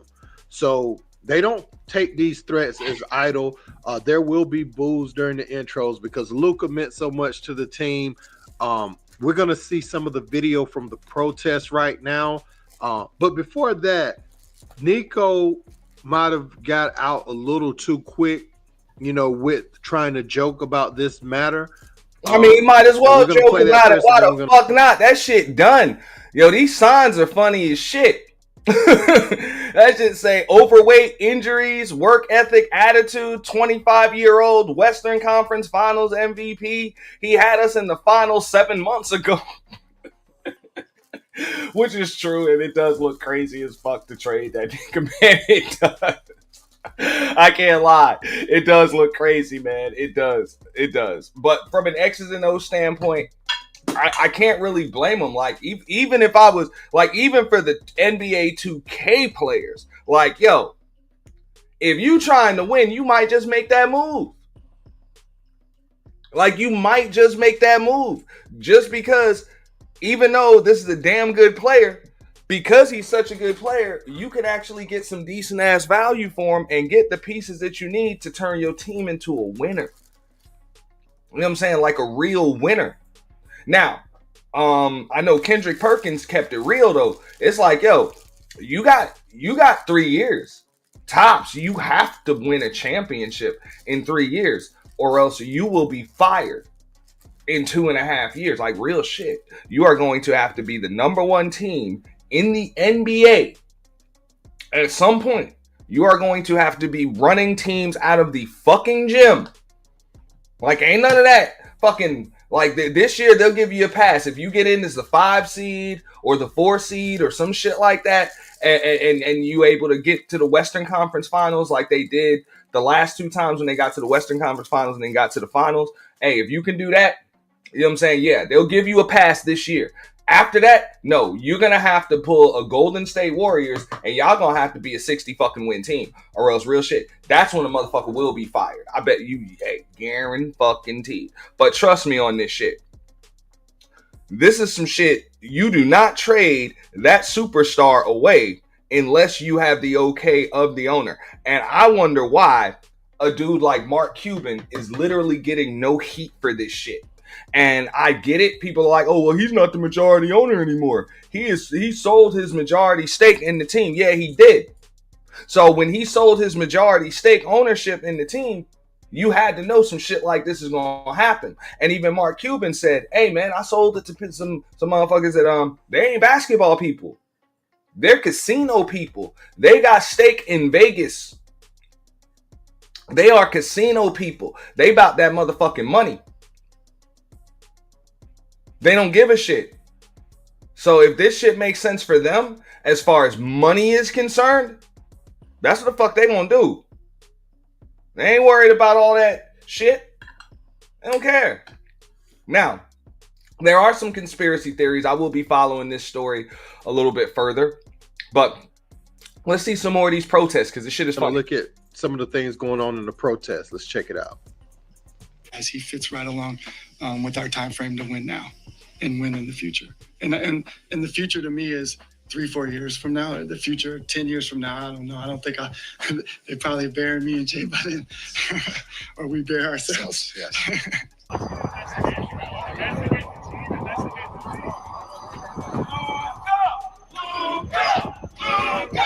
What up, United?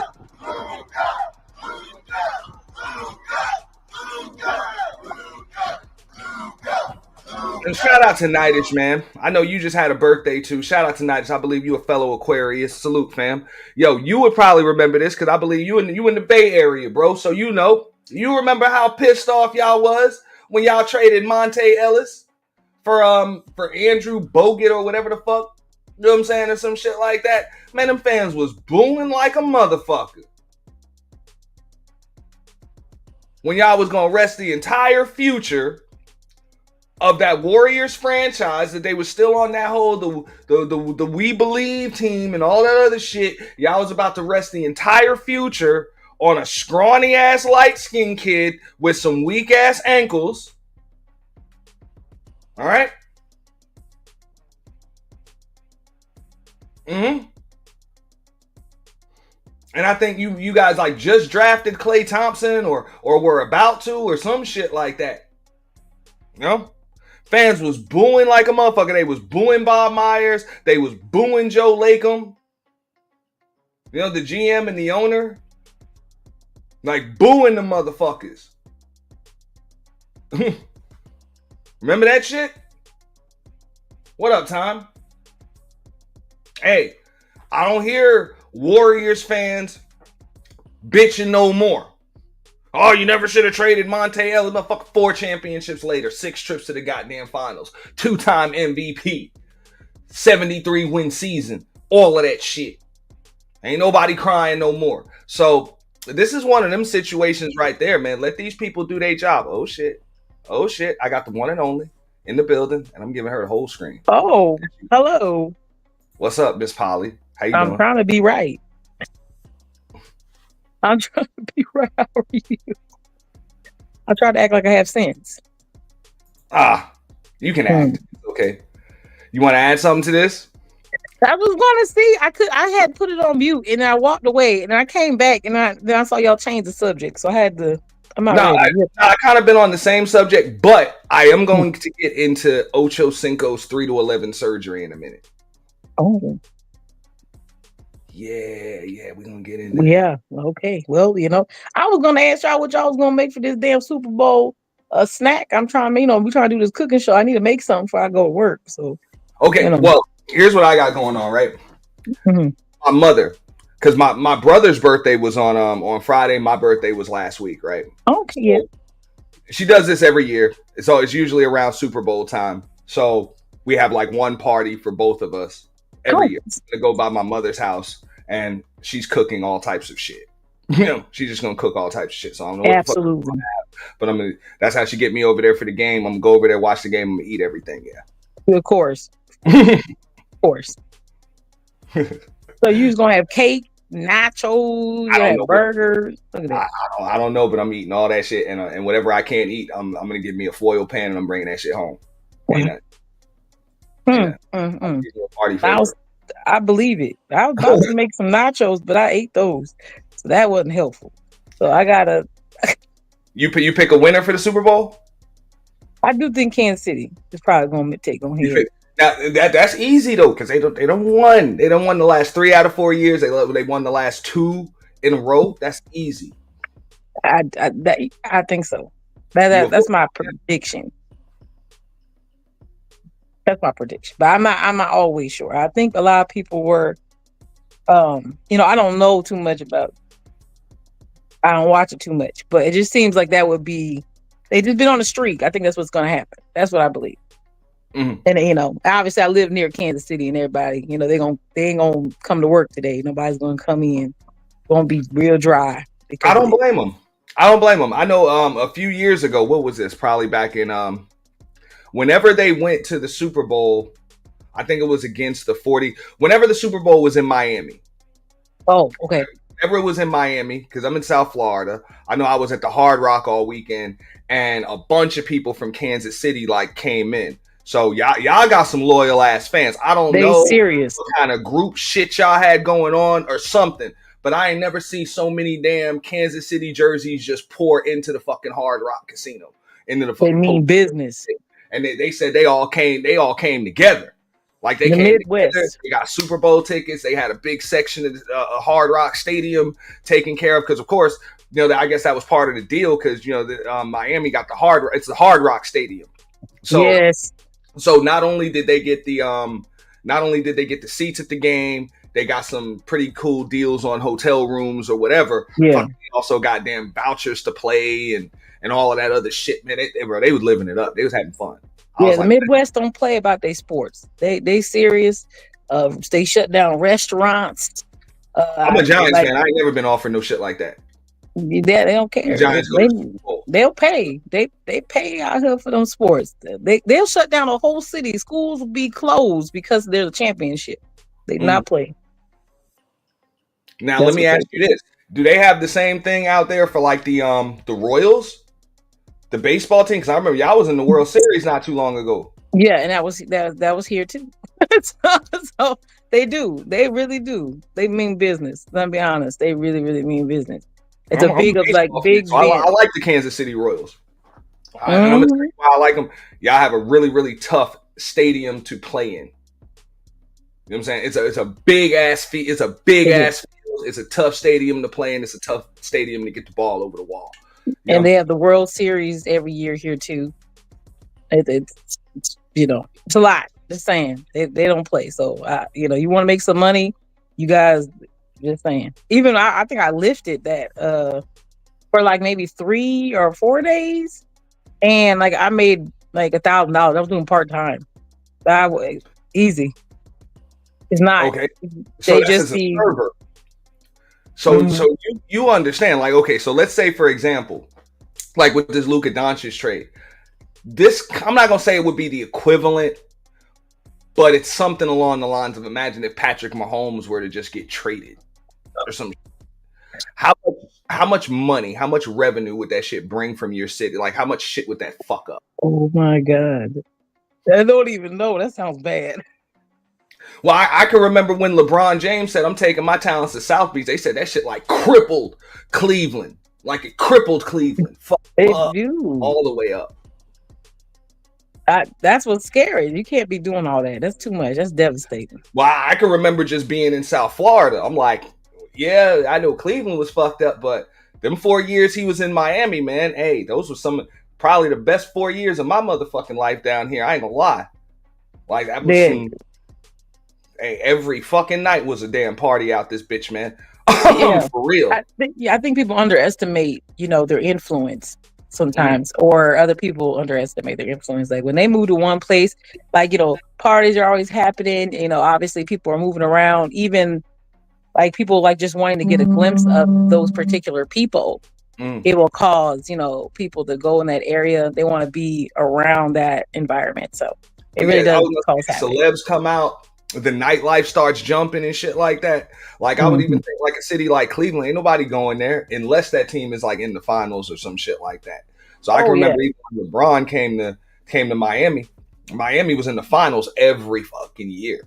So it was like it was just normal. Like, yo, whatever, I'm going to Miami. I'm going to see the finals. I got to see finals games every year, playoff games every year. You know what I'm saying? Late playoff games all week. All me and the homies had to do is just decide to go. That's very true. But think how much money the Olympics is, though. When Olympics get chosen, the city, I mean, they prepare for that for 4 years. Just the traffic alone from just people coming in and out is like astronomical. Can change lives, for stores and things like that. Those kind of things are really, really big. Well, I know the club life made a bunch of money. Just club life, nightlife. No matter what the hell you was doing out here, you was making a bunch of that money. I feel like you were enjoying that. I feel like you were enjoying that time. Hell yeah. Yeah. Hell yeah. Look, I'm gonna tell you what it is, because Miami, like South Beach for Memorial Day weekend is always some wild shit anyway, right? This is my younger years, right? So this is about between 10 and 13 years ago, whatever the fuck. So yeah. I would go to South Beach for Memorial Day weekend, hang out all fucking weekend, go out there like Friday, whatever, get a room on the beach, you know what I'm saying, you chill, whatever. And then the finals always pops off the first week of June. It always pops off the first week of June. So if Miami had home court advantage, which they did most of the time, you know what I'm saying, in the finals, at least when I went, they had home court advantage. I know they had it, yeah.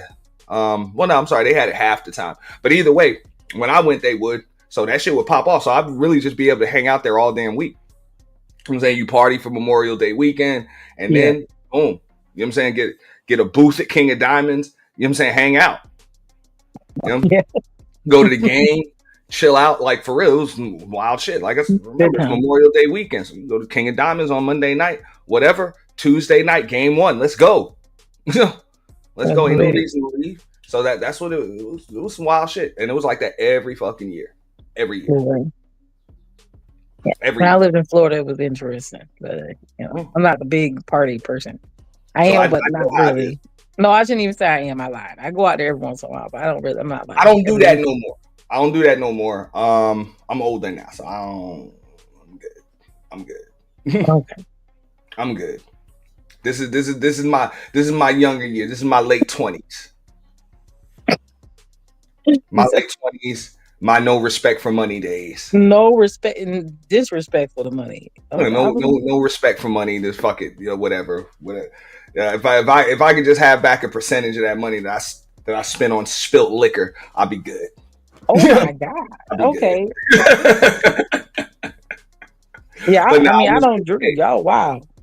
Now it was fun. I can just say it was fun just to be able to go to all of those games and stuff like that when, you know, the big three, LeBron, Wade, Bosh, they're winning all of the time and shit like that. And I wasn't no Miami Heat fan or whatever, but it was cool.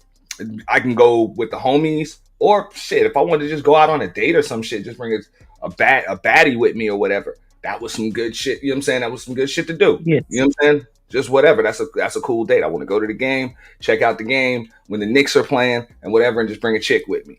Hey, women are like, oh, I want to go. Now nobody give a fuck. Like a Heat game, fuck out of here. Nobody care because ain't nobody there. Ain't nobody there. But when the stars are always there, you know, you got fucking Drake over here and Diddy over here and Wayne over here and Rick Ross over there, Ludacris over there, like Serena's right there, and you know what I'm saying, J-Lo, like for real, every night, every game, it was like that. Mm-hmm.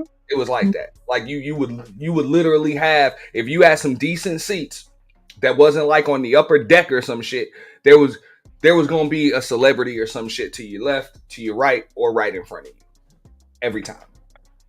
Cool. You know? So yeah, I had some pretty good connections on tickets too. You know, the more people you know, the more people you know. You know how it is. Yeah, I believe. Now you know how it is. The more you know, the more you know. So I had to connect with the I knew a guy that knew the vice president of player personnel. You know what I'm saying, for the Miami Heat. So I got real good tickets at decent prices whenever the fuck I wanted them. Just had to come down a little bit early, you know what I'm saying, and just meet the dude and go pick them shits up. Wasn't nothing. You know what I'm saying? Bad. Yeah, good ones. And then I had another homie that was a limo driver. You know, give him a few bucks and I wouldn't even have to drive out there. You know, wouldn't even have to drive out there. Just gas that shit up. Give him a couple of bucks. He didn't give a fuck. You know, living in style. Look at you. Mm-hmm. How you do it? That's how you do it. That's when you travel to games like that, you don't want to travel any other way. Trust me on that. Driving sucks. You know, especially when you want to get wasted on the way down there.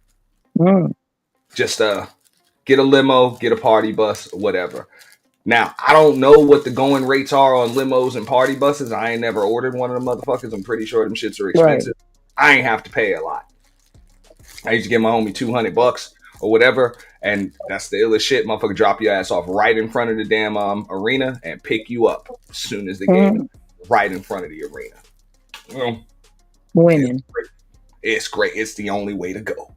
You know? It's the only way to go. So it's like, yo, they think your ass is a celebrity. It's pretty cool. Yeah, it's pretty cool. I believe that. Yes, sir. Pretty cool. Yo. But here, I'm gonna actually pivot to the next topic. Hold on, let me get this one right here. Okay. Well, hold up. Before I do, what do you think about them giving this dude, the general manager, death threats? They've been threatening this guy's life. Nico Harrison, that is, who is the general manager for the Dallas Mavericks. They've been threatening this dude's life over this fucking trade, right? They say fire him, sell the team, all of that. You know, yeah, he couldn't even sit there anymore. Now I'm like, is it really that big of a deal? Like, I thought that this is a business, yo. People take that seriously. That's like their life. Messing up the flow. What's the big deal? Like, but is it really? That's why I said, I'm like, these are not real fans. If you a real fan, you a fan of the team. Like, okay, you in Kansas City. I think, like, even if y'all were to trade a Patrick Mahomes away or something, y'all would be pissed for a little bit. But for the most part, y'all are still Chiefs fans out there. So y'all are still gonna ride with the Chiefs no matter what. Right. I mean, I'm sure there's gonna be people who agree with that. It's like, you know, it is what it is. You know, you already are hoping that this person is going to make the right choices. So whatever choice, you have to stand on it because that's your team. But at the end of the day, these people don't play like these Midwest people in Texas. They don't be playing around these sports. Like he said, like somebody ate. I heard the part where you talking about the horse. Picked up horse poop and they like. Some people are diehard and they really mean it. Like this is their life. Like some people, you know, they're like they have their time in high school and then it's gone. Right? They had their time in high school. They were shine. They was the most popular person. blah blah. And then after that time goes, they get a job, and there's no longer this hierarchy of who's the best, whatever. But then you start doing sports, and that's really a way to validate kind of like who you are to some degree to some people. And I'm just saying, in this world, like, they're part of this team, they're part of this group, and can't be messing with that. Can't mess with that. It's real life. I wouldn't do it. Like this dude was actually brought up on Mavericks television, right? And I might bring it now. He seemed a little calm afterwards, but this is what he said. I showed this shit earlier. I've been a master my whole entire life since I've been a baby. This is the worst moment in the history of my life. This is ridiculous. This is crazy, man. We went to the NBA Finals. Why are we trading the best player, the franchise player? How are we trading the franchise player? You went to the NBA Finals. He's supposed to have a statue. He's supposed to have a statue. Dirk got a statue right there. It's supposed to be Luka right there. Why we don't got a statue for Luka? This new management is putting profit over fans. Profit over fans. Feel me? They're not worried about the fans. They don't care that we've invested 7 years of it believing in Luka, but believing in building a team around Luka. They don't care about that. Now, this is what I say, right? Let me come back on the camera for this one.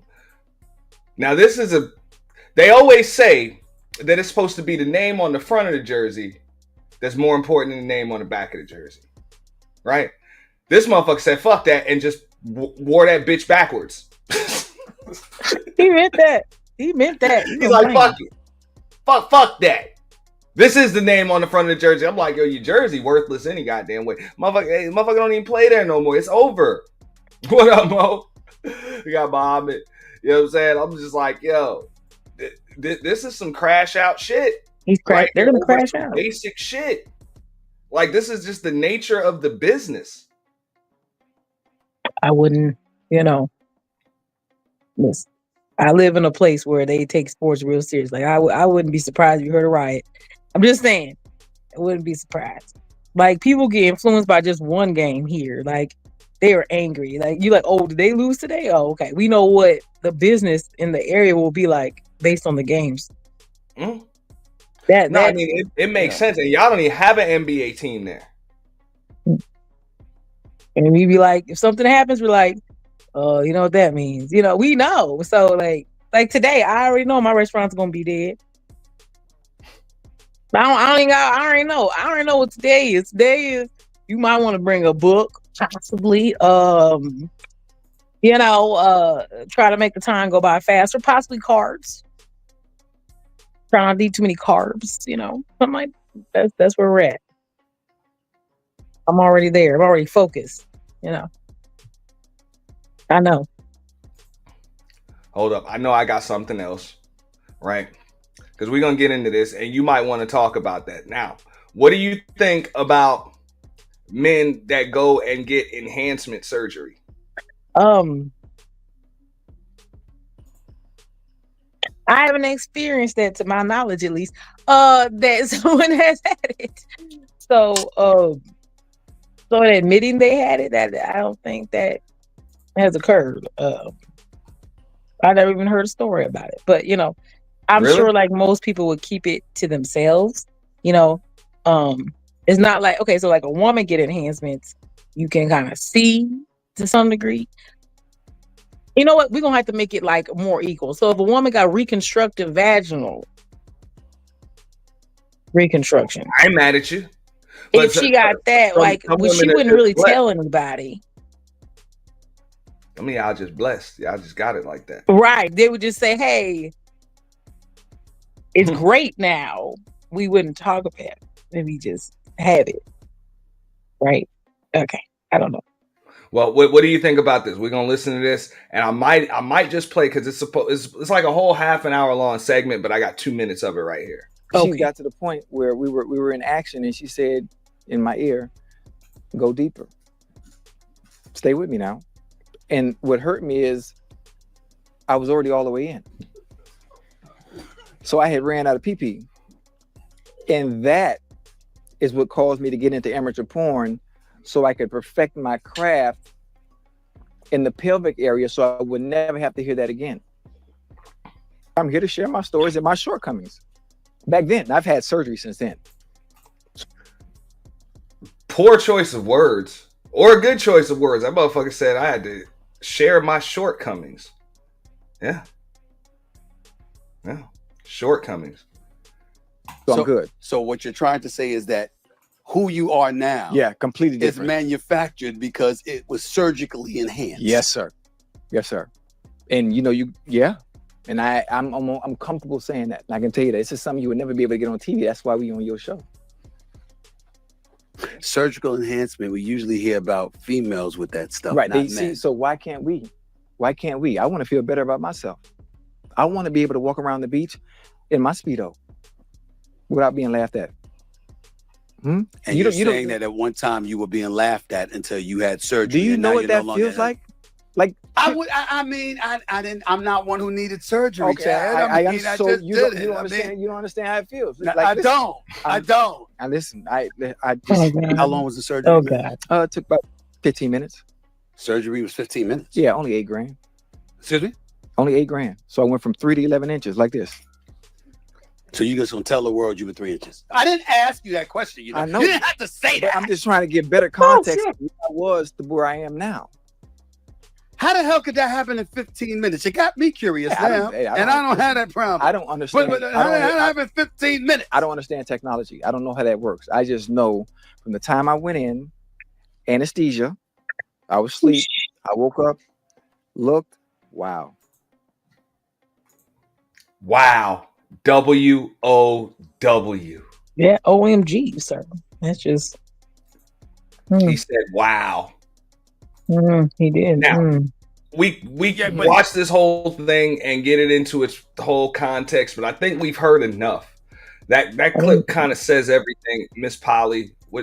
Come on, what you think about that? Do you think it's worth it? And usually we don't get this opinion from the ladies. Should some men go do this shit? Recently, I have met a gentleman who, I had a conversation with this gentleman, and he had said, he had the same thing. Now, recently, I'm saying his story, not to put him out there, because he's very open about it. So, like he is. So he's like, yeah, that's hard for me to find a person to be intimate with, because, like, it's not much I feel like there's not much I can do.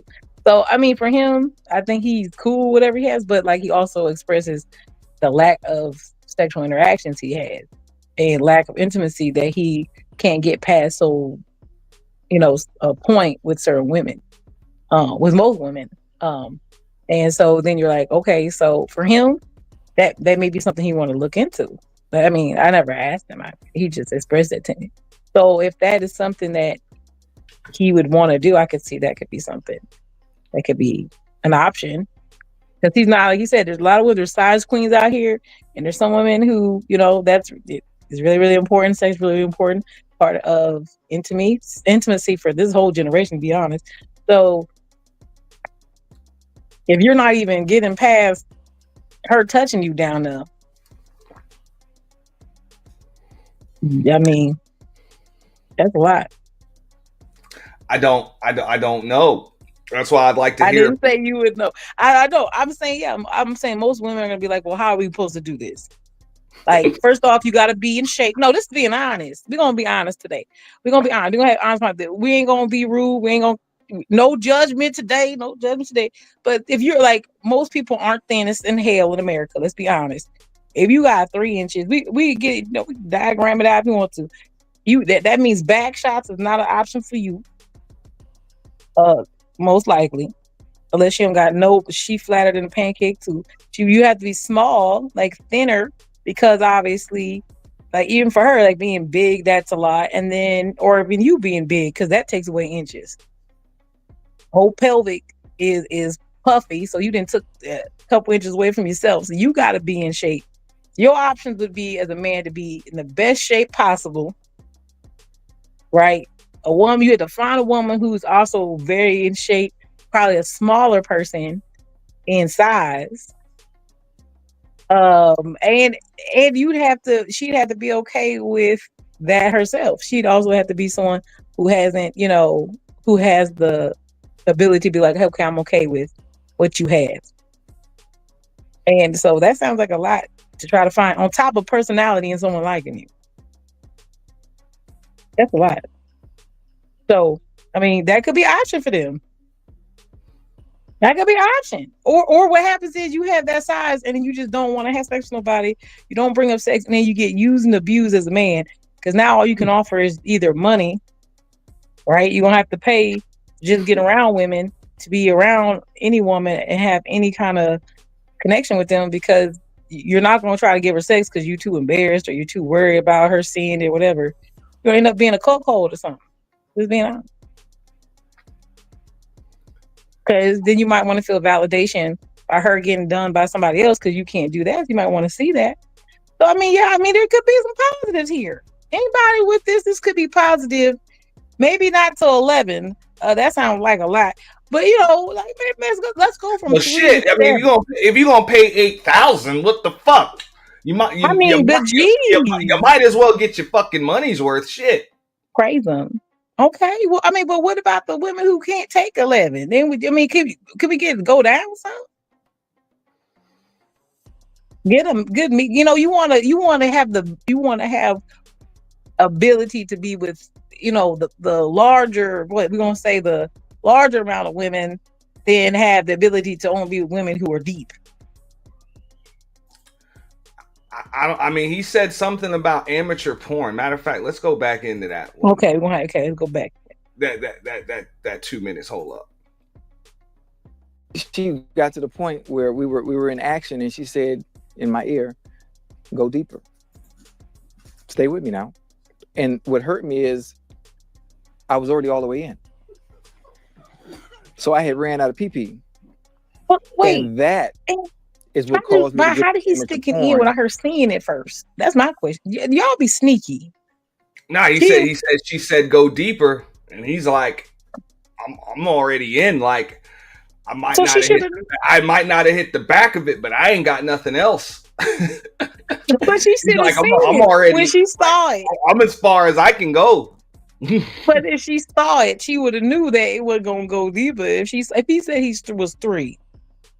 She didn't seen it, right? So she probably would have known deeper wasn't. That was like that. We was there. I don't know. Or maybe he was hiding it because he might have knew it was. You don't need to see it. Just like close your eyes. Let me get on top of you, and then, yeah, I don't know. He said, "Hey," he said that was embarrassing. He said, "Hey." They laugh at him or whatever if he wears a Speedo or some shit. You don't need to put them on anyway. Do you put one of them on when you go outside? No. Okay. No. I got skinny legs though, so I would just look. Oh Lord! If you didn't have skinny legs, would you put that on? I don't want to know in general. I wouldn't be scared to put one on now, but I don't see a reason to. I don't like shit cutting me all up in the, what I'm saying, the crotch and shit. Like that. So I don't even wear briefs and shit. I don't need all that extra cutting and shit. My pants gotta have a seat. I can't wear skinny jeans. I can't do none of that shit. Oh Lord Jesus. But that's just me. Oh God.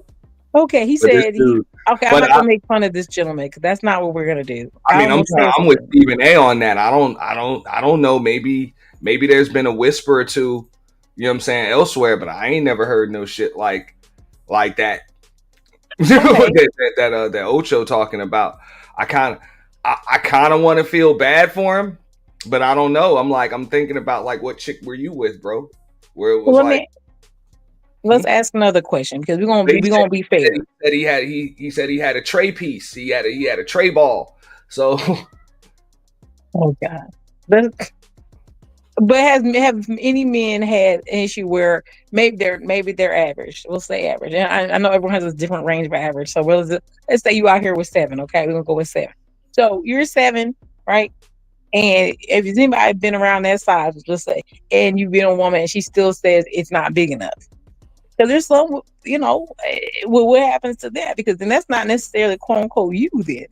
You gonna get surgery because the person you in with said that she wanted more? That's some weird shit to be told.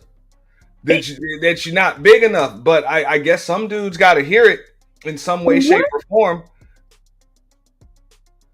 I mean, I said that. Well, you know what? You're right. Most guys, I guess they don't. I don't know if it's weird, but like, women get told all the time, your boobs could be bigger, they height, or your ass could be bigger. Your butt's kind of, you don't got a really a butt.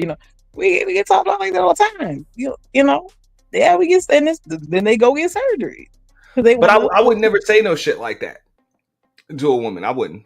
You wouldn't tell her, but you all right. You don't got a butt. You got a little bit. If you got a flat ass to the point where it's like ill, chances are I'm either not with you, or I just don't. I don't give a fuck. Shit. No, I'm just saying I'm either not with you, or I already came to the conclusion I don't give a fuck, and I'm with you anyway. So who cares? Wow. No, I'm just saying if it's that bad, but I'm not gonna get with you and then tell you your ass ain't big enough. Like that's crazy. Let's just get you a new ass. Well, I guess that's the same for him. Like he said, she didn't say. She just said, "Hey, I want you to go deeper." She didn't. He could have said, "Hey, I can't," and then she'd be like, "Oh, okay," and then moved on and said, "Okay, but I like you still." What? That's what you just said. That's basically what you just said to me. That's what you just said to me. This is an NFL ex-NFL wide receiver right here. Yeah. He was wide, all right. Receiving. Okay, let me see. Why'd you open that up, and you opened it? That's bad. Don't say. Nah, hey, he said he got. I'm still bugging out on 15 minutes worth of 15 minutes, $8,000, and 15 minutes of fucking surgery. Then damn near quadrupled you. What the fuck did they do? I mean, well, it is a skin. I mean, I don't know which one they did. There's a couple different ones. That's got to be some kind of crazy ass muscle enhancement. And would it still work the same way? Well, it gets bigger based on the blood flow and things like that. That's what I'm saying. Yeah, I mean, they could add some stuff. They could, yeah. I mean, well, they do it for women who are trans. But fuck that. Would it still work the same way? Like just like you said, no. The blood, that's some fucking muscle. They're rods. Now I don't know. Don't hold me hostage. But I know there's things where you can do the rod. There's a rod. They give you all that extra. Imagine they give you all that extra shit, right? Mm-hmm. He go from a 3 to an 11. Now imagine this, right? Only like 3 inches of that shit still get hard. No, they have the pump, and then the other 8 inches is just fucking limp. No, they got a bottom 8. I don't know if it's the top 8, but no, oh God, I hate it. But hey, the extra just don't work like. Oh my God, like the original. Imagine that. That's some shit that I would be scared of. I'm not gonna lie. No, it worked. They got it's like a pump. They got a pump. You can push a button and it gets erect. That's one way. Like and then they have a rod where your dick. Yeah, my God. Refund. Yeah, it's blood flow, right? So what if your fucking heart gives out or some shit just trying to power this motherfucker? No, it's no longer blood flow. It's no longer blood flow. It's not like they added extra like skin. It's no longer blood flow only. It's other things now that are helping you stay erect at the other part. So it's just not like you walking around and it's some other additional things that are mechanical, like a rod or like there's a pump that actually will help that get harder. You still have sensation, but there might be like lack of sensation in some areas. Like you are losing this also, you're losing some parts. So it's not like, oh, I just got like an extension of something. Just like some women who get breast augmentation, they say they can't feel their nipple sensations gone. You're losing because you're modifying your body and it wasn't made like that. They said that even happens with some women when they get nipple piercings and shit. Yeah. They lose that. You're not really supposed to be messing with all that. That all those nerves and things, endings, you're adding pieces that aren't normally there. It's a lot. It's a lot, we'll say that. I'm just saying, I mean, it looked like OchoCinco was desperate. He was. He just wanted access to women. I mean, he has access. He's rich. Yeah, Somebody but not when said he in the dropped chat, his like, pants. yo, he's Apparently, rich. not when he dropped his pants. I'm. That's being honest, right? Because most women say, okay, you know, the women that are coming to him also probably were okay with it that he had obviously money and things like that, right? So to some, he could get the access to the women, but then when he's talking about the sexual stuff, you know, if they got mad or something, they probably would throw it in his face. So he had to also be very particular with who he decided to let see him in that vulnerable state. Because I mean, if you heard a woman come out and say, "Oh, we were having sex and he couldn't go deeper," and you ain't heard no woman say that, he probably got a DNR. What? Am I alive? He didn't get no DNR. I'm just saying because you know that one would have sold out so fast. She would have told on him and got money for it. Oh, come on, you know she signed something before he. That's why it was dark in the room because before anything went down, he got DNR probably signed. And then when he gave it to her, she couldn't get. He's like, I felt some kind of way, but she couldn't say anything, so he was safe. Then he fixed it. Is that fair? And that's not fair. Hey, she said NDA or DNR. I think she mean both. Oh, an NDA and a DNR. Motherfucker, don't tell nobody about my little peen. You know what I'm saying? My little pinky peen. Don't tell nobody about that shit.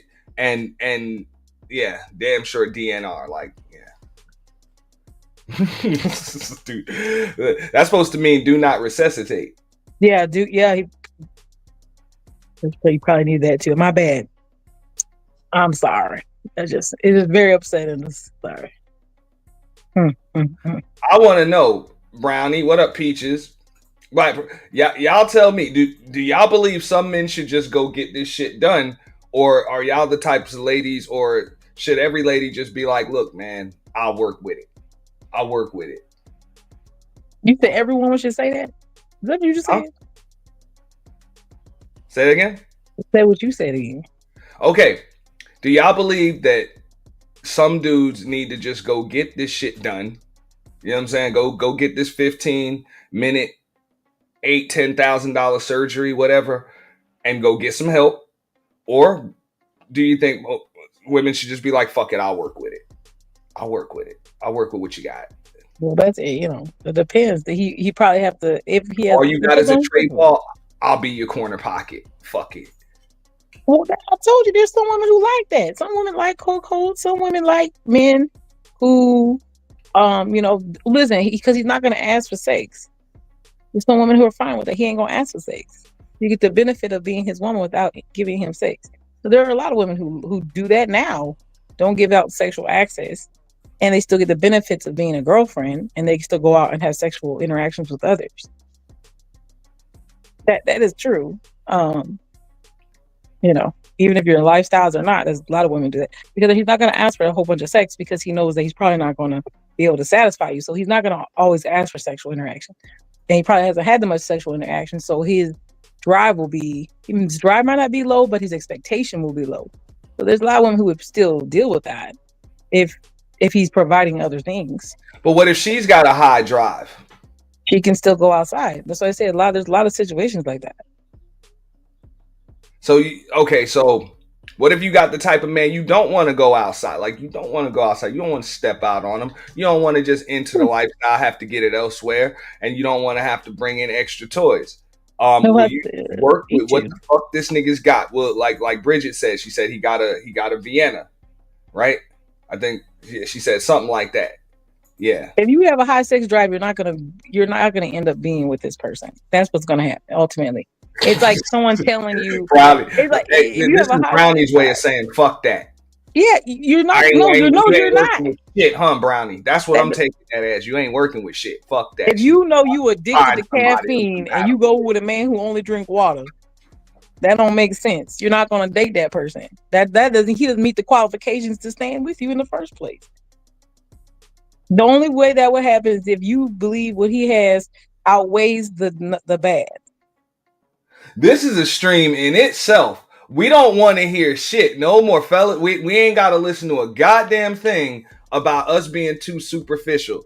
Hey, She got to be, you know what I'm saying, a Coke bottle, slim waist, you know what I'm saying, big old booty, you know what I'm saying, some firm, perky things, whatever, you know, pretty, like, you know, and still, everything's still gripping. Like, yeah. Y'all can't get on us for that no more. Wow. Y'all can't get on us for that no more. Y'all know damn well y'all are not dealing with this shit. There's a lot of women dealing with 3 inches. You don't hear them out here making the same. In your opinion, how many you think are exclusively dealing with 3 inches? Like, the people who deal with just 3 inches, I said he'd have to be doing something else. He's probably eating it up every day. Eating it up, and then probably paying bills, and she's sitting pretty. There you go. Is it? Sound good to me. A win is a win, sir. A win is a win. I mean, you just said, hey, man, maybe she's stepping out. She's going elsewhere. I mean, she could if her sex drives are high. I'm saying you talking about a high. You said if the woman has a high sex drive. If she has a high sex drive, then she's probably going to tell him, I have a high sex drive. Like I said, there are whole groups of men that I'm very aware they exist because I've been in them, and there's guys who approach me who are in that sector, and they are like that. And they say is they don't mind if they're not having sex with you. They don't. They say, hey, I like to have some sexual interaction sometimes, but for the main part, that I don't have to. They exist. Black, white, all kinds. They know what it is, and they just say, hey, listen, and they usually come to the door saying, I can offer all these things. I'm lacking in this area, but I can offer all these things. They say what it is. Men are very upfront. So what if it's the other way around though? You see the motherfucker one day, right? You see him one day, and he's got a tray ball, and then he goes and gets 15 minutes of surgery, and just like Ocho said, wow. And then he comes in and it's something totally different. You still fuck with that mother? Like, what the fuck happened to you? Like, what would be your reaction to some shit like that? A man who got enhancement after he said he was fine. I don't know. You'd have to know. Not after he said that. Now you're getting everything though. You saw it last weekend. Yeah. That's what it was. Now this weekend, this is what it is. Yeah. How would that make you feel? Like, would you feel like, wow, that was nice? Or would you be like, what a fucking abomination? Like, what the fuck? Like, what the fuck happened to you? Because that's clearly not normal. Right. It depends. I mean, like I said, I ain't been with somebody who has the enhancement. So maybe the enhancement don't feel the same. So you said when you get the ass done, it don't feel the same. I don't know. I don't know if it feel the same. Like I don't know. Maybe she want the real deal. I don't know. It'll be something interesting. But I know those kind of situations, if you come in the door and you already say, this is what I got, and you change it up, you got something different, that might be okay. Because then she probably won't go outside because you already got that part that was missing. It's not a bad thing. I think that could be helpful. I think it's helpful to some people. So you say in some cases, this is what gets dudes stepped out on. Just Wow, I didn't say that. I'm not gonna call people cheaters. That's not right. I mean, that's what you said. That's what's going. No, I didn't. I said if someone knowingly coming to someone and saying, I can't give you sex, but you can go have sex with someone else. That's fair. That's okay. I mean, I don't really think the reason why I don't think something like that's fair is because people don't need permission to go fuck somebody else. They will do that anyway, whether you give them permission to do it or not, if that's something they truly want to do. Yeah, absolutely. That's what I'm saying. But if someone came to you and was like, hey, listen, I can't provide that particular service. And I'm okay if you need to go get that service somewhere else. There's nothing wrong with that. So I'm saying if they tell you that, shouldn't be really a problem. So, I mean, but obviously he wanted it to be him. So he just remedied it. Nah. Then the reason why I'm not cool with that, it's like this. You could be into some freaky, kinky shit, right? Or your partner might be into some freaky, kinky shit, and you're not into that shit. Okay. Would you give your your partner permission to just go out and go get that shit from somebody else. Like, let's say you with a dude that wants to be pissed on. You don't like pissing on dudes. Yeah. Okay. Hey, I can't do that for you, but you can go have some other chick piss on you. I'll be honest. I mean, are you asking me if I'm me, or are you asking me in general? Like, is that cool? I'm gonna be honest. I wouldn't be cool with it at all.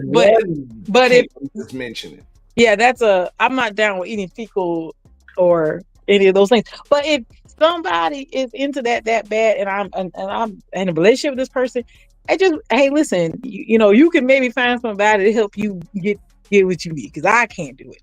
I'd be okay. Yeah.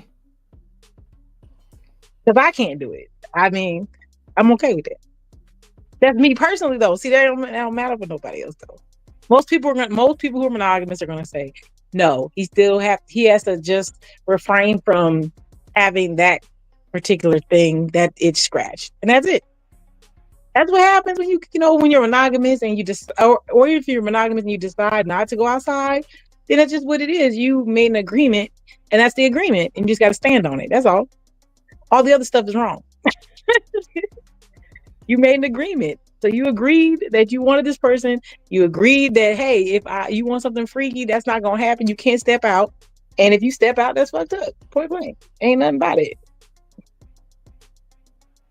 That's how I feel about it.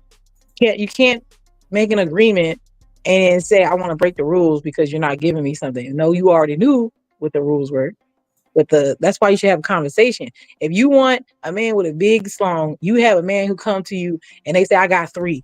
And you're like, oh, I like everything else about you but that. Then that's not the man for you. So move on. And now think about it. That's fucked up. And you miss Polly, so don't bullshit like you ain't never dealt with you a motherfucker that wasn't blessed. You know? Now, wow. I'm pretty sure you dealt with one at least. Wow, I didn't know I had. Damn, that's how I get like that. No, I ain't dealing with no. You come in contact with one or two? No, not no crazy high numbers. No. Nah, I'm not saying high numbers. I'm saying you done dealt with a motherfucker that wasn't all well endowed. You done seen some little schmeat. You done seen some little schmeat in your life. Oh, I actually have not seen like the micro penises. No. Okay, but you done seen some shit that probably wasn't gonna work for you. I haven't had any shit that wouldn't work for me. God damn it. I'm just being. Wait, you want to be honest? You want me to? My point is just this. Maybe I've been blessed to have men who they do what they need to do. I don't know what. Hey, I mean, no, maybe this is why you're Miss Polly and you prefer variety. I miss Polly, and I'm okay with being one person. Yes, but I have so easily satisfied. No, I'm satisfied. Mm-hmm. My point is this: when do you really believe that a dude would just be honest and tell you, like, "Look, I ain't got it"? I told you this. The gentleman who said that to me. Like, what do you think the odds are of a man just saying that shit? Like ahead of time too. Like, look, I ain't got it. You're right. To a regular person, absolutely. But most people, since my name and stuff, it's like it feels very safe. To be honest, I've had men come and say that to me. Like I just told the man just came to me and said, I don't have. I got 3 on hard. He said I got 3 on hard. That's what he told me. Like just straight up to let you know. I said, oh, okay. I wasn't dating him. He just told me that. He just said, I want you to know up front because I would like to talk to you. I want you to know what it is. I was like, oh, okay. And he's like, but I have this, this, and this. I was like, oh, okay. Can you be specific? I know it's Sunday morning or some places Sunday afternoon. What you mean? I have this, this, and this. The fuck? Basically, he's like, I own my own home. I own my own home. Like, I could provide you with obviously an allowance. Shit. Yeah, I could provide you with an allowance. I don't mind if you have other partners, obviously, because it's me. He's like, I don't mind if you have other partners.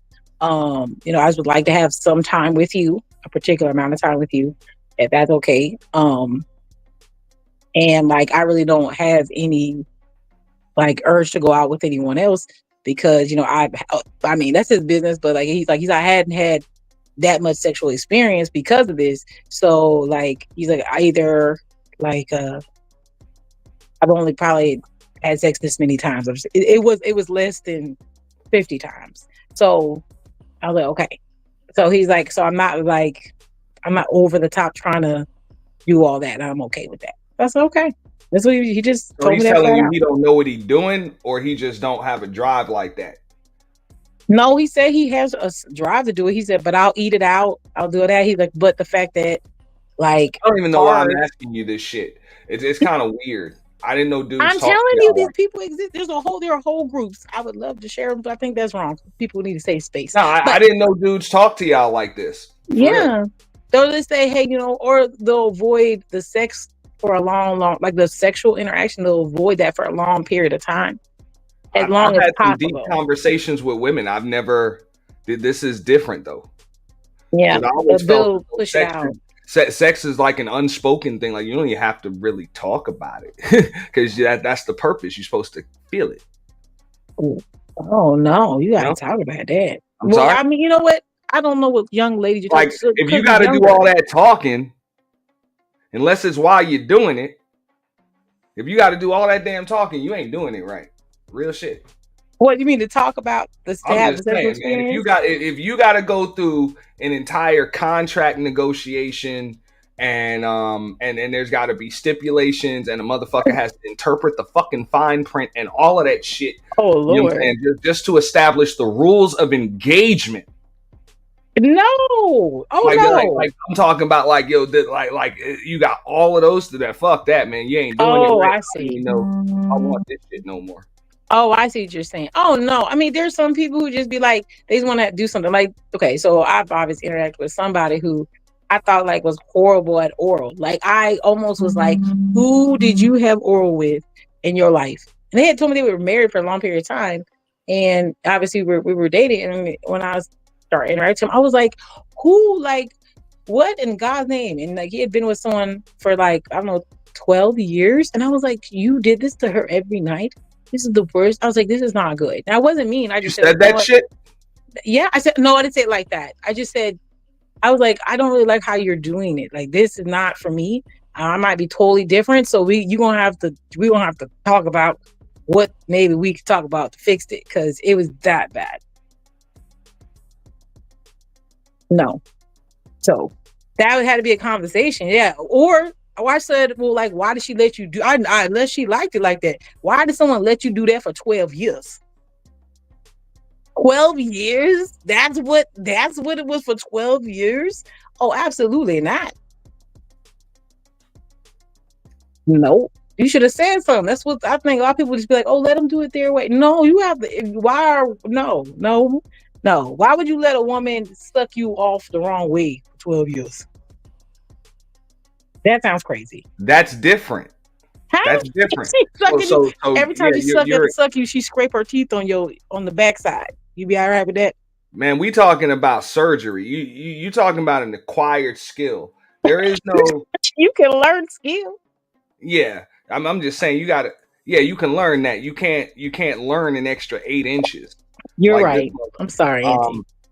And he said it cost him $8,000 to get 8 inches, so they charged That's a him good like price. back an inch.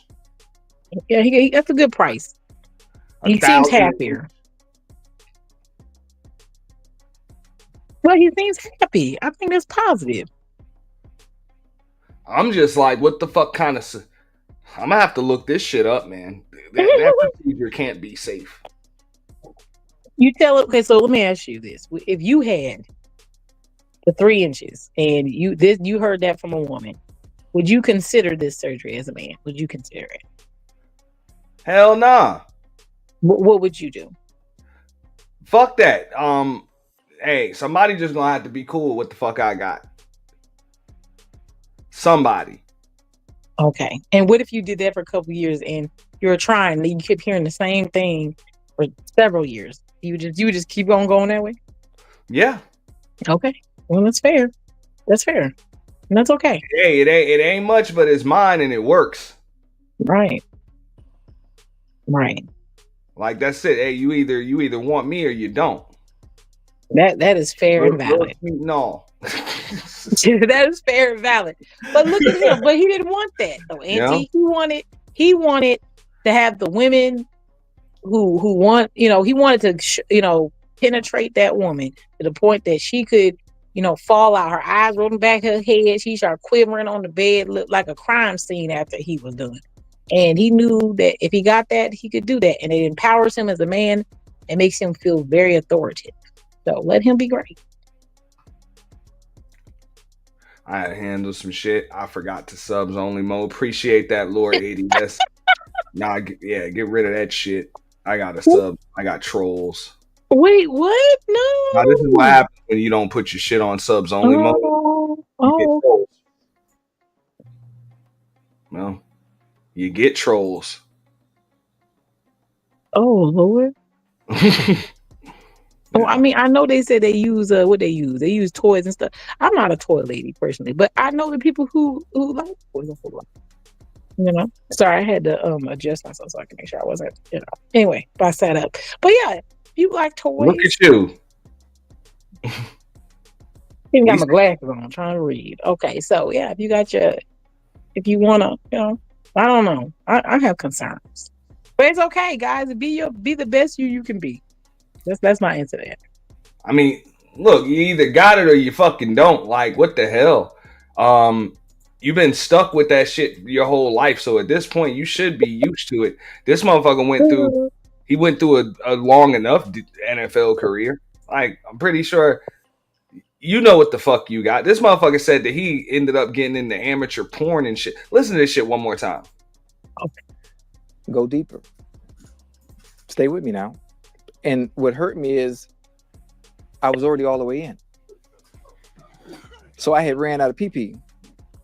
And that is what caused me to get into amateur porn so I could perfect my craft in the pelvic area so I would never have to hear that again. I'm here to share my stories and my shortcomings. Wait, Back then, I've had surgery since then.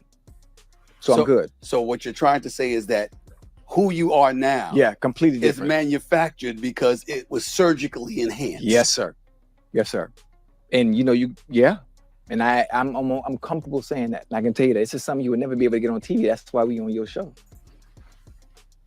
Surgical enhancement, we usually hear about females with that stuff, right? Not men. So why can't we?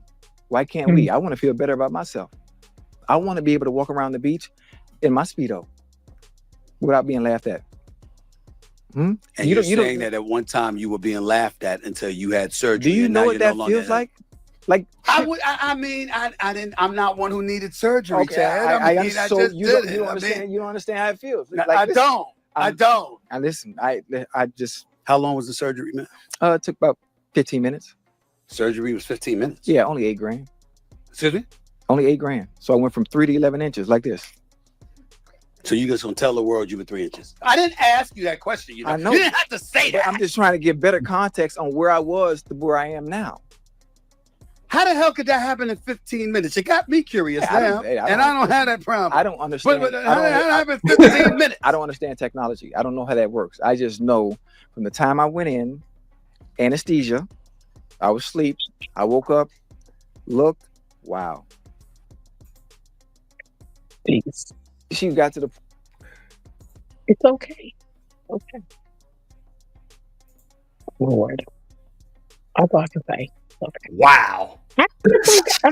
Andy, I feel like you're not using your ability to take it on as if it was yourself. Yeah, I'm lacking empathy here. You are. I'm seriously lacking empathy. Because when some other dude got in his pants, I really don't give a shit. Like I really fucking don't.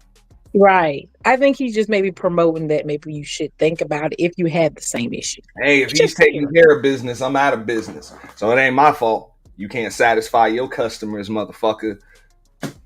You know? Damn. Damn. Okay. Shit. Wow. I mean, he tried. I mean, at least he found us. He was proactive. We're gonna give him the high five for being proactive. He's proactive in the women he wanted. He did porn. So he even said he tried to make sure he could do it right, because you want to make sure you're whatever size you are, you know what you're doing. So I'm glad he took the time to invest in perfecting his skills. Black Pearl said maybe he'll give hope to other under endowed men. No. What he's gonna do is he's gonna give a fucking referral, and they just gonna kick out this damn money. Wow. But you know what? But is that bad though? Let's get shots in their dicks like that. I mean, but why are we? I mean, women get their ass done. I'm just saying, are we really that? Is it really? I mean, if men feel like you said, women do this, if they feel like the men who are having the issue, not saying if they have the issue, if they get it done, okay, whatever. What? I mean, come on. There's some men who don't want to be a cuckold. They don't want to be a cuckold. They want to be the one to penetrate and knock them out the park. And they think if they had that, if they had the well endowed, then they would feel better about themselves. They would move differently. They would probably even have a better energy, or they would be that head honcho guy. I think everybody that they would want to be. So this could be life-changing for somebody because not only do they have the shit, but they also have something to back it up. They say guys who talk all this crap have little, ding dings, whatever, because they're trying to, compensate for something else. But what if that same guy also got something to back it up with?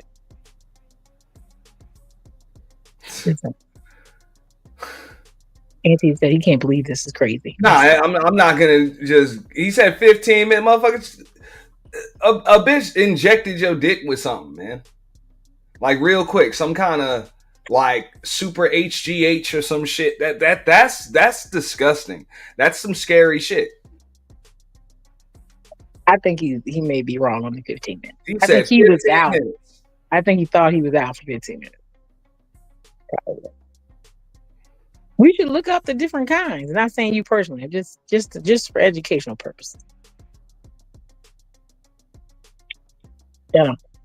I've only heard of people getting the rod. I've heard of men who had like an issue where like their testicles have had like issues, and it was hard for them to keep hard or whatever, and they've put rods in and things like that, and so like they never get all the way soft, and it's a rod, and then basically when they do, it's like it's just an extension inside, but it's not like making them longer. It just makes them hard to harder.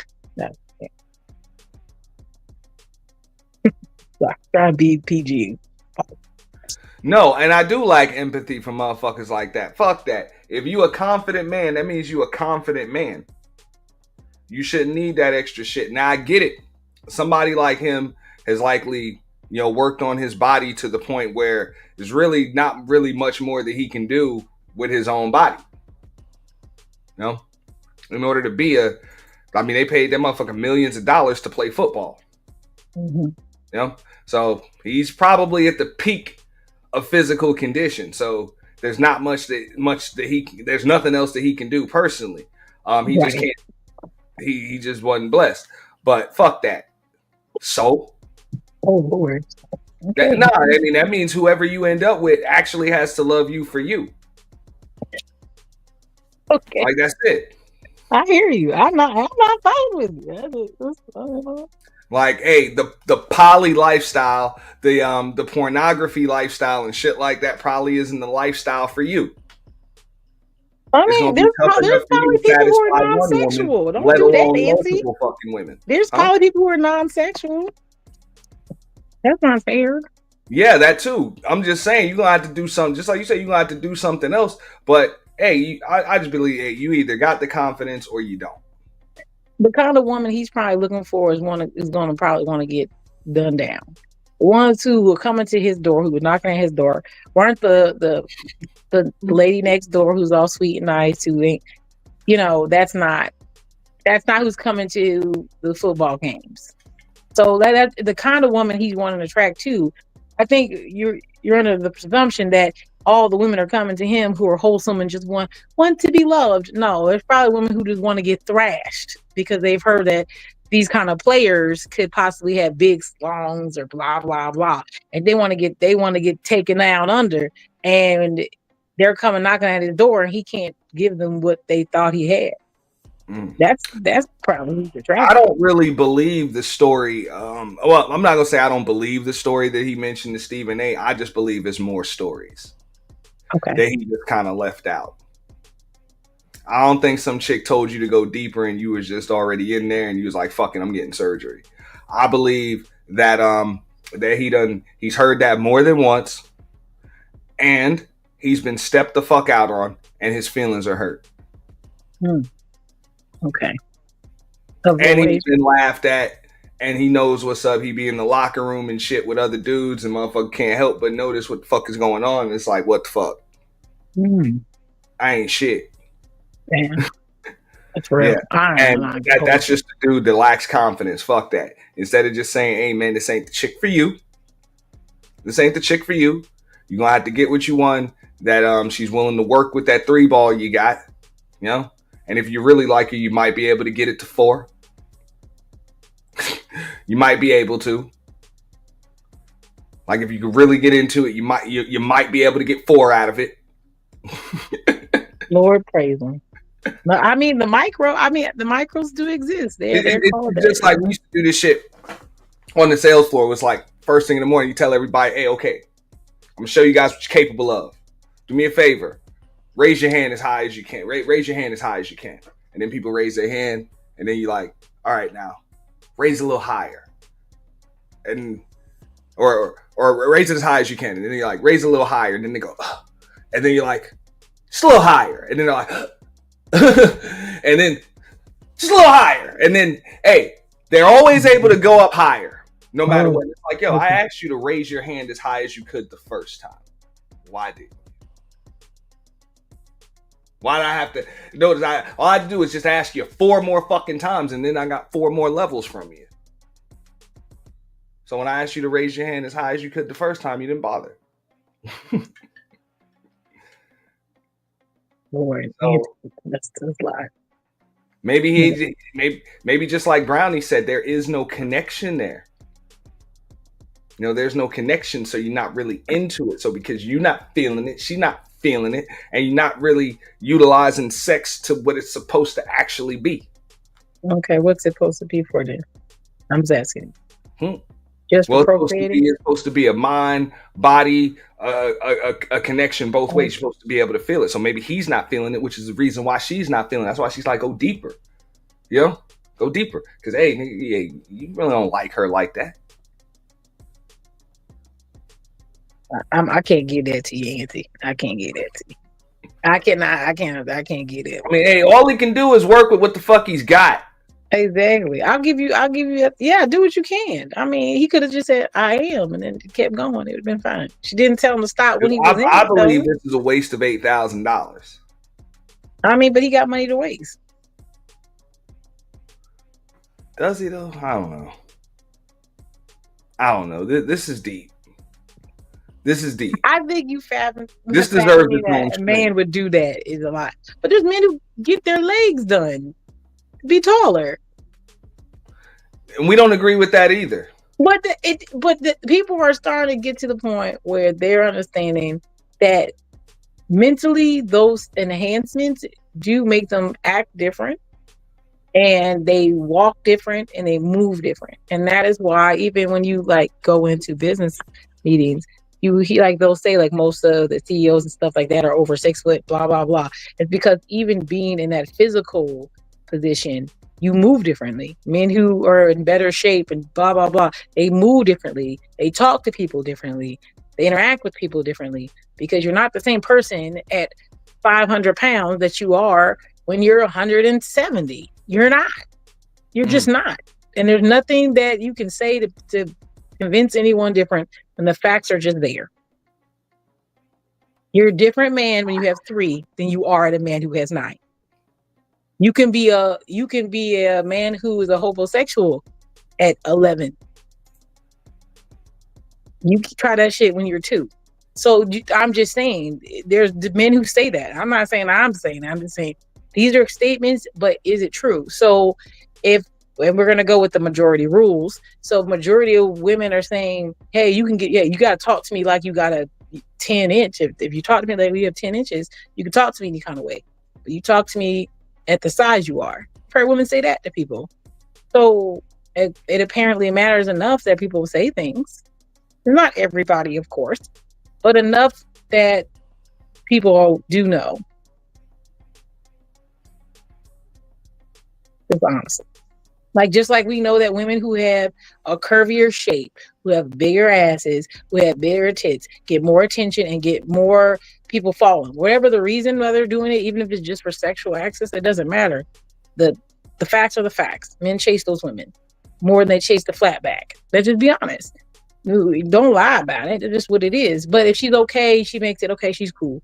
But still, at the end of the day, if the other one walks by, she's catching your eye more. So it is what it is. We know what it is. I don't know. It's kind of. I would actually prefer, and this is just me personally, and I would assume any man with a decent brain on his show. I don't want to be chased by every fucking woman. It makes it too hard to choose one. But some women ain't trying to choose a woman. To a lot of bullshit. I want to be chased by certain types of women. Right. But he don't. He want every woman to want him. If you haven't had that before, it makes it a lot easier to make a good choice when the field actually when it narrows itself down. So I don't want all of those fucking, sex. Not every sex fiend. Don't hit me up for that shit. After a while, it's not. Just like y'all don't want to be treated like a piece of meat all the time. Neither the fuck do I. Not all the time. I'm human. I got feelings. Grass is greener on the other side. They always say you want what you think you think you want that, but you're not sure.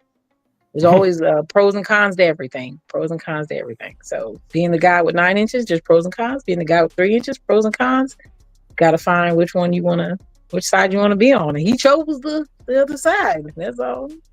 I'm just saying this is what happens when your validation comes from outside of yourself. And notice, it doesn't matter how many millions you have, how much fame, any of that shit. If your validation comes from some shit outside of yourself, chances are you'll never find it. You can keep on getting surgery. You can keep on ending up with fucking basketball wives and all of this shit, just like Chad OchoCinco is done. You know what I'm saying? Keep blowing all of your fucking money in the club on bottles and shit like that. And just making a total ass of yourself. Change your name to OchoCinco. Which he did that shit. Like this was Chad Johnson. Remember that shit? This motherfucker changed his name to Chad OchoCinco. Because he wore number 85. Or actually, by what he changed his name to, he wore number 85. Lord praise him. One more time, we're gonna listen to this shit. Okay. Point where we were in action, and she said in my ear, "Go deeper. Stay with me now." And what hurt me is I was already all the way in, so I had ran out of pee, and that is what caused me to get into amateur porn, so I could perfect my craft in the pelvic area, so I would never have to hear that again. I'm here to share my stories and my shortcomings. Back then, I've had surgery since then, so I'm good. So what you're trying to say is that who you are now, completely different, is manufactured because it was surgically enhanced. Yes, sir. Yes, sir. And and I'm comfortable saying that. And I can tell you that this is something you would never be able to get on TV. That's why we on your show. Surgical enhancement, we usually hear about females with that stuff, right? Not men. So why can't we? Why can't we? I want to feel better about myself. I want to be able to walk around the beach in my Speedo without being laughed at. And you're saying that at one time you were being laughed at until you had surgery. Do you know what that feels like? Like I'm not one who needed surgery. Okay, I understand. You don't understand. You don't understand how it feels. I don't. And listen, I just. How long was the surgery, man? It took about 15 minutes. Surgery was 15 minutes. Yeah, only $8,000. Excuse me? Only $8,000. So I went from 3 to 11 inches like this. So you just gonna tell the world you were 3 inches? I didn't ask you that question. I know. You didn't have to say that. I'm just trying to get better context on where I was to where I am now. How the hell could that happen in 15 minutes? It got me curious now, and I don't have that problem. I don't understand. But how did that happen in 15 minutes? I don't understand technology. I don't know how that works. I just know from the time I went in, anesthesia, I was asleep, I woke up, looked, wow.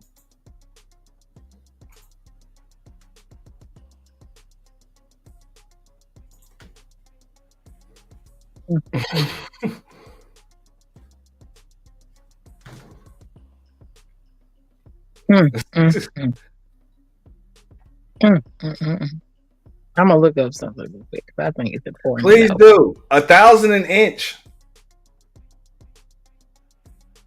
What's up, Room Shaker? 1,000 an inch.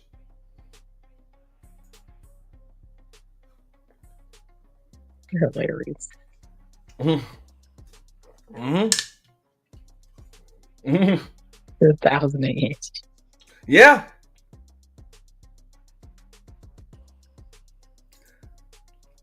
You need that. And I'm sure you probably ain't the only one that was surprised. He had a few surprise chicks. They like, man, go deeper. What the fuck? There's no way in hell. Like, nigga, you just put the head in. Fuck up out of here. That's fucked up. That is fucked up. Okay. You're funny. We're gonna look up. That's just the last 15 minutes. Motherfucker just injected you with some shit. Brownie had a point though. Maybe he was on roids or some shit, some next steroid or something while he was playing football or something, which kind of just fucked him up. Who knows? That's what you're gonna say. Lord, yeah. I don't know.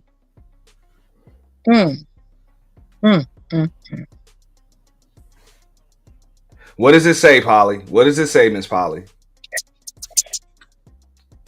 I was just looking up, how many are done a year, but I've looked at, obviously it just ain't how it works. And they're talking about the peels, so I'm like, I know I needed the surgery, so I want,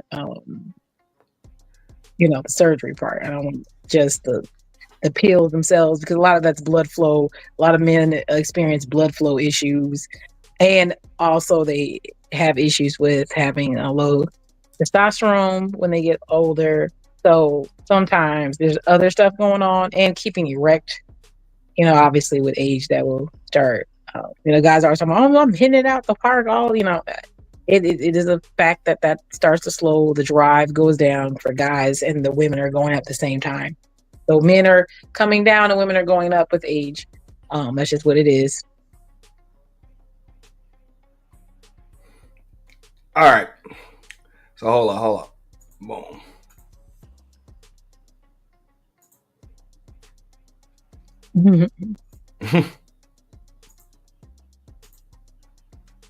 I was want to know in general the year. I hate being, as want y'all to know that. So it says you may see procedures trying to enlarge or augment your schmeat by doing the following: surgery to make it longer, surgery to make it wider, increase the circumference, or just liposuction to make your stomach smaller so everything just looks larger. Let's start with just losing some weight. That would be the first thing you should do. That'll help. Now they say, who needs to have enlargements? There may be medical reasons for seeking an enlargement. If you have a micro penis or a buried penis, micro penis or a very small penis is a congenital condition, one you're born with. A buried penis refers to a penis hidden under the skin from your stomach, thighs, or scrotum. This can be congenital also, or it can happen when you get older.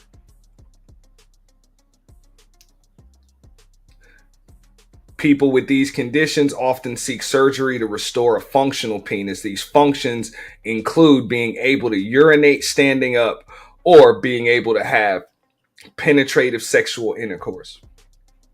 So what it's saying is you might have to have that type of surgery if you just can't get it in there at all. Mm-hmm. Like, that's how fucked up it is, where you just can't get it in there. Now, that's when you're gonna have, you might, I'm an advocate, man. Go get that shit fixed. You can't even get it in. Yeah, your shit's fucked up. You cannot get it in at all. Yeah, that you might, because there are, health issues there. Yeah, that's fair. That's fair. That's why I say if you have a problem like that, that's fair. They said in most cases people get it because they're not satisfied with the appearance of it. Fair. Even though they are able to urinate standing up or have penetrative intercourse, they still worry that their penis isn't long enough or wide enough. All right. So it's pretty much like y'all getting your tits done, which we do that. Yeah. Yeah, the fillers and all that. So they have a lot. They look like they got a lot going on here. Now, he could also be suffering. It says if you notice that worrying about your size is affecting your life, but a doctor told you that your size is normal, you may have conditions such as penile dysmorphophobia disorder or small schmeat anxiety. Yeah, you got to pull it together. Yeah. Yeah, I think a lot of people. PDD I think there's or some guys. SPA. Yeah, you might just have. Maybe you're just in your own head. Maybe it's fine. Maybe you had a size queen in your life, and she was mean because she likes that size, and maybe just don't be with her. That's okay. So I believe and I'm not a medical professional, so I'm not in any position to be able to medically diagnose any fucking body, right? But right here it says I believe Chad OchoCinco is suffering from PDD or SPA, where it says people with PDD believe that their schmeat is smaller than it actually is and believe that other people's schmeats are bigger than they actually are. PDD can lead to depression and even cause problems with erections. Okay. And then SPA, which I'm pretty sure he's dealing with, it says it's a form of anxiety. People with SPA have anxiety in situations when someone may see their genitals, for example, in a locker room or during sex, which is like Chad OchoCinco, because they worry that their schmeat is smaller than normal. Okay. Well, that's fair. So yeah, I think that's what it is. Even when the motherfucker said he went from 3 to 11, like a lot of folks is like, hold on. I got Night. What up, Nightish? What up? Chilling. You want to add something to this? Anything we spoke on? It sounds like a mental disorder. You know how people have body dysmorphia? That's what it's saying here. I'm like, the motherfucker probably wasn't even 3 inches. He just saw himself as 3 inches or whatever. Like a fucking like somebody that's that I guess somebody that sees themselves as fat when they're really like 100 pounds or something. Yes. For real. No matter how thin they get, they'll always see a fat person in the mirror. Yeah. Maybe she just meant like to go deeper because she was just in the moment. He wasn't, and he just like, well, I thought I was doing what I was supposed to do. Maybe she's just like, I just wanted to say it. I don't know. If that even happened. Because I thought G-spots wasn't that deep. They're not. You're right, sir. They're not. So yeah, you hearing about the dudes getting surgeries like the ladies, so they getting artificial 6-packs, pecs, shoulders. Yeah. So they're just getting. I've heard a lot of and even worse, the dude that got his legs broke to be taller. There was a couple of guys who did that. There's a lot of that are public about it, at least. We're talking about people who are public. A lot of people who do stuff and they're not public about it. Wow. So they said that it's different types of procedures or whatever that you can have. There's ligamentalysis, which is the suspensory ligament that connects your schmeat to your pubic bone that's surgically cut. All right. So that way it just hangs a little lower and seems lower or seems longer. What's crazy to me is what we know about the women when it comes to their surgeries. They have to keep getting surgeries. So I'm wondering, is it the same way for the dudes? Once you start getting these surgeries, are you going to have to keep getting surgeries? I'm pretty sure he does because there's more to it than that. Like he said, he got into amateur pornography, right? Yeah, he got into that shit. We know that he been messing around with basketball wives, doing all type. That's just what we seen in front of the camera. What do you think he's doing behind the scenes and all types of other shit? So I don't think he's done. He's got some serious issues mentally, just like you said. Yeah, and especially like when they don't have to keep on getting surgeries. They just it's almost like somebody that's addicted to tattoos or piercings or some shit. Yes. At some point, you just feel naked when there's a spot that's not pierced or tatted. Yes. Yeah. And then when you're in that industry, what are the boundaries there? He said, "What about someone in a wheelchair?" Yeah, bro. They trying to find ways to fix you out too. But it's all good, James. I wouldn't take it personally. Now, yeah, they got a robot legs now. With 15 minutes of surgery, there's no way in hell that could be an implant. No, there's also enlargement. How long he was out? Autologous fat or whatever, which is like liposuction, pretty much. Yeah, fat transfer. Yeah, liposuction. Yeah, pretty much like a BBL to give you a BBL. They take it out your ass and put it in your meat. So ladies are getting screwed with ass meat.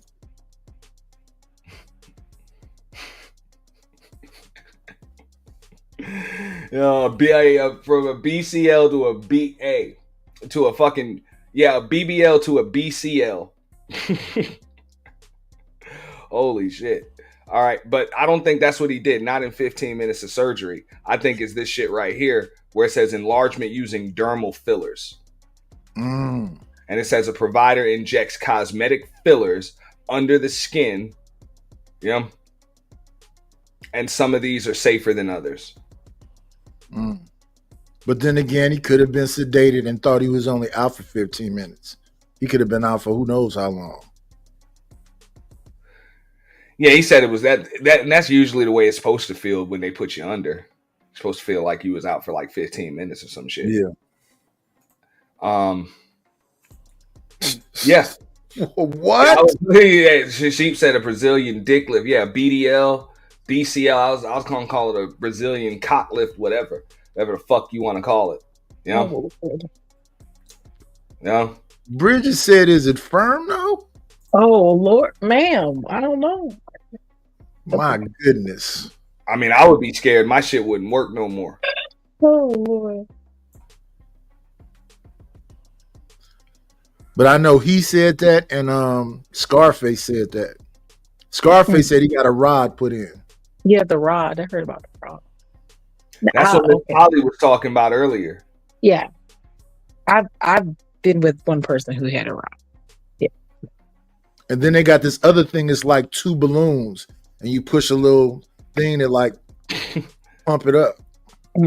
So like them shoes to make you like elevate you. The Reebok pumps. Yeah, it was a myth. Oh, it never existed. Well, no, I mean they had them. You just squeeze that shit, but that shit didn't do nothing. I think the new ones that came out, like them shits got like a little like tighter around your ankles or something when you squeezed it, but it still didn't do nothing. There were people that thought that they were able to jump higher or whatever. Like, let me pump you up, pump myself up, but nah. What happens if you get all that done and she still say go deeper? I want to know. Miss Polly got to tell us about the extender. You don't have to go into full detail. Which one, the rod or the extension? Yeah. The extra rod in the rod. Oh yeah. That one is just basically you're like you don't really get soft all the way, so it's in there. But when you obviously when you get hard, it'll go further. So basically, like motherfucker shit's always just. He was like halfway there always. Yeah, he's always halfway there. It's got to be pretty fucking uncomfortable. I asked, but he said, he used to it. He had it since he was like, probably like 17 because he said he actually had an issue that he had to get fixed. Like he lost he had his what's that called? Oh my gosh. Anyway, his testicles, like one of the cords that goes up from it got twisted, and basically it was like a life. They had to remove that cord and untangle it and all this, and so that is something that had happened. And so since that was going to be a dysfunction, they just went ahead and added the rod for him. So he has the rod. I just know that. It didn't really seem to change much. You know. Yo, we done heard it all over here, man. You know, Laura was up here a couple months ago talking about, man, he pretty much had to strap a fucking extra alternator and some jumper cables to his shit to make it work. What? Like, he didn't give a fuck. Yeah, he said he was on fucking Cialis, Viagra. Yeah, wow. You know what I'm saying? Like, yeah, he said he was on steroids, all of that shit. You gotta be in good health. Yeah. He said he was popping the pill and taking a shot in the ass. And he said he was giving them chicks no less than 4 hours at a time. Oh no, that's too much. Okay. He said no less than that. Yeah. Yeah. Shout out to Lauro, man. If you're in the clouds, bro, you Judgment Free Zone. He got a little hot when we was talking about it, man. We had to kind of fuck with him about that, man. I was just curious if he actually got if a doctor prescribed him that shit or he just went and did some shit. I would think it'd be some chafing or something. Jeez. Get a scab. God. Yeah, he said that shit wasn't working. Well, apparently it was working. How it is. He said, "Hey, for 4 hours." He's like, no less than 4 hours. I'm like, yo, do you state your disclaimer ahead of time? Like, no, that needs to stop. If I know I'm about to give you 4 hours, I'm about to give you a warning. Yeah, that needs to be said. Like, I'm not. If I know that shit's gonna happen like that, yeah, I think that's the only way. That's like a half a work day. What? No, sir. You paying for that kind of time? No, you got no. Absolutely not. I'm done. No, sir. I'm just saying, sheep. This is what I was saying earlier. I'm like, bro, if you got an extra 8-piece, right? If you got an extra 8-piece, that's what I was saying. I was like, bro, that really ain't healthy. But if you got an extra 8-piece, you had 3 to begin with. What happens when the original 3 still works like it's supposed to, but that extra don't? Is your shit just like up, and then the extra 8 is just no. You know what the fuck? That's weird. That's some shit I'd be scared of, man. Fuck that shit, man. Yeah, that's crazy work. Like, I'm like, what if this shit don't work right no more? Wow. You're silly. Silly goose. Nah, for real. Nah, but we asked, it's like, yo, you go to a doctor? Because usually a doctor's gonna give you some kind of natural ways or healthier ways to kind of boost up that libido, get that sex drive up, testosterone, whatever the fuck you going through. They're gonna try to diagnose it properly. And if you just diagnose with erectile dysfunction, they're gonna try to give you something that's not gonna fucking kill you. But if you're just popping fucking Cialis and Viagra and taking shots of fucking test up your ass, like, yo, that's funny. I'm sorry. It's weird. Yo, I mean, I don't know. I don't know if it's as weird as we think. I think it's more common than people want to admit. Yeah, but I know they have these commercials for it. Mm-hmm. All over the place. Like, there's a market for that shit, bro. For testosterone? I mean, for steroids? For motherfuckers with ED, yeah. Yeah, because I would think that steroids are gonna give you acne. It's gonna react in other ways in your body. Yeah, I'm good. I mean, depending on what type of steroids you have, or what type of steroids you're using, and you know what I'm saying? Because sometimes you'll have a surgery or you go through just about anything, and the doctor prescribe your ass steroids for recovery and shit. Yeah. Yeah. You can be prescribed steroids for, you know what I'm saying? They put you on steroids for a lot of different reasons. It's not just to make your muscles larger. It could be for anything. or now I'm not gonna say for anything, but for a lot of different reasons. It's just when you mixing that shit with all of that other shit, and just like she just say he was getting fucked to fuck. Like, yo, like I'm not just gonna be pumping that shit just to make a chick moan. But you know, I know you guys, you, man. I know y'all say that, but I'm saying a lot of men, like, you know, yeah, they highlight is when they was in their 20s, knocking it down every, you know, 5, 6, 7 times a day, whatever. And now their, you know, testosterone is going down. A lot of people aren't as healthy. A lot of people don't realize that when you, with age, you do not have the energy like you used to, and you trying to live as if you're 20, and that's just not the case. That goes for men too. Yeah, that's a mental illness. That's unfortunate. It's not a mental thing. If it's going down, it's going down. It's natural. You're not supposed to be at the height of your life forever. Like, it's okay. Right. But if you getting steroids and taking Cialis and Viagra and all that other stuff, then you saying that your whole identity is your dick. Yeah, some men that is. I wouldn't go that far, because, you know, I be getting on the dudes and shit in space all of the time. The ones that literally get their validation from what women think and all of that. Now I get it. You know, you got your own urges and shit like that. You got to do what you got to do. So, I mean, that's one thing. I'm like, bro, when you get to the point where it takes more than just a quick jump. Like, you got to strap a whole extra alternator to your shit, bro. You know what I'm saying? Put in the second battery and shit. You know how we used to have to do that shit back in the day when we get them extra speakers and put in that fucking amp and then that shit in the dash. You know, you need that extra battery. You know what I'm saying? You need that extra power. You remember when we first putting Xboxes and PlayStations in the car and shit? Yeah. You know what I'm saying? Hey, fucking babe, fuck battery died, dog. First day, your shit just died. Car don't start. You're like, what the fuck? And the crazy thing is, you got that extra battery in there so you can have all them speakers, and then the speakers are so powerful they rip your trunk off. Yeah. Oh my god. No, that's real. Hey, I done had to do all that shit. I remember that shit back in the day. Nigga had to do all that shit. You gotta just like you said, that shit'll fuck your trunk up. All of that. That's why you're supposed to insulate your shit with fiberglass. You don't have to do that shit back like now anymore. They got better speakers now.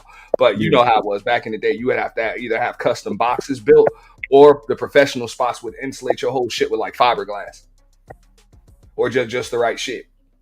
Yeah. And the crazy thing about it, that shit wasn't even legible back then either. It just was rattling. Nowadays, factory shit will have your shit bumping. You want to add some extra bang, whatever. These whips come with amps now.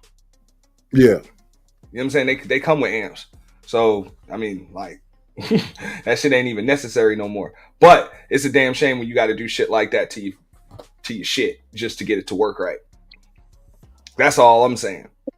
I've gone to car shows and shit, and I've seen some whips with like 6 alternators in them. That's what I was thinking about when it wasn't even just long. I think Leonard Roy came up here and was talking that shit too. Now that I'm young, clever Leonard Roy, I can do 20 push-ups. Nah, you said he said he was on the, you know what I'm saying, the little blue pills and the fucking and the Cialis and shit. And that's the blue chew. She was like, Leonard got a broke dick. You know what I'm saying? Like, hey man, it's like, hey, this ain't no judgment-free zone. Like, you gonna come up here, tell us about this shit. Just like with OchoCinco's, it's like, bro, we might have to roast you on this one, man. Sorry, bro. Like, sorry, bro, but dog, like, it's that bad that I don't. Like, damn. Now I get it. Even in the space that men should be able to talk. So I mean, we can't really judge you. So I ain't really gonna judge a dude. If you feel like you got to do that, however you deal with your women is how the fuck you deal with your women, and you got to do what you got to do. But at the same time, I'm just asking, like, did you do that shit in a healthy way? It don't sound like it. Because there are places that you go, like ED, erectile dysfunction. That's a real. Those are some real issues. And I mean, surgery right there, that shit should be a last resort. I guess, I don't know. I mean, I be listening to him and Shannon Sharp, and it be sounding like, so you did all that and you tricking? Of course he's tricking.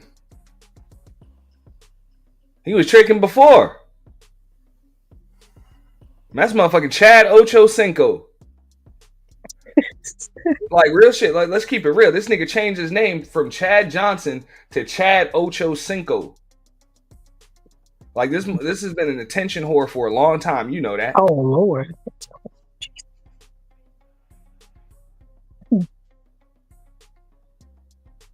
Well, that's unfortunate. Hell of a wide receiver. Definitely underachieved as far as football was concerned. But yeah, you already know what's up. You know?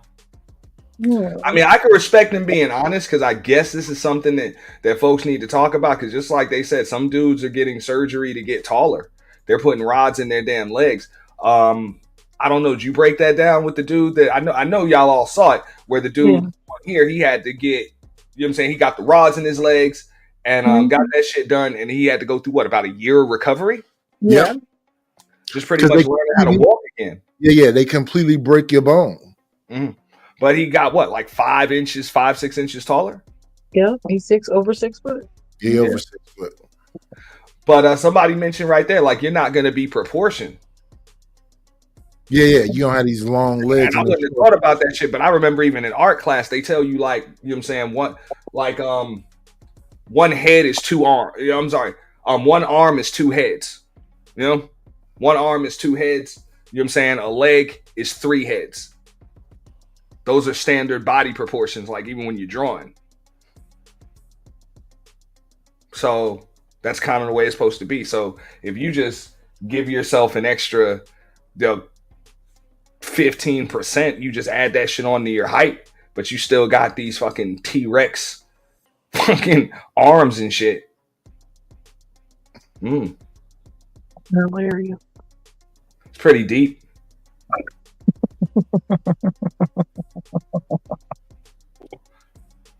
Oh.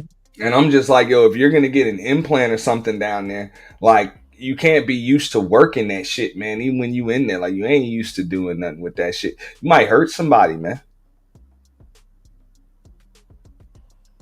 And also, what if that shit doesn't work right? Just like Polly said, maybe I don't know if it's 15 minutes to get a rod in that motherfucker, but just like you say, your shit don't go down.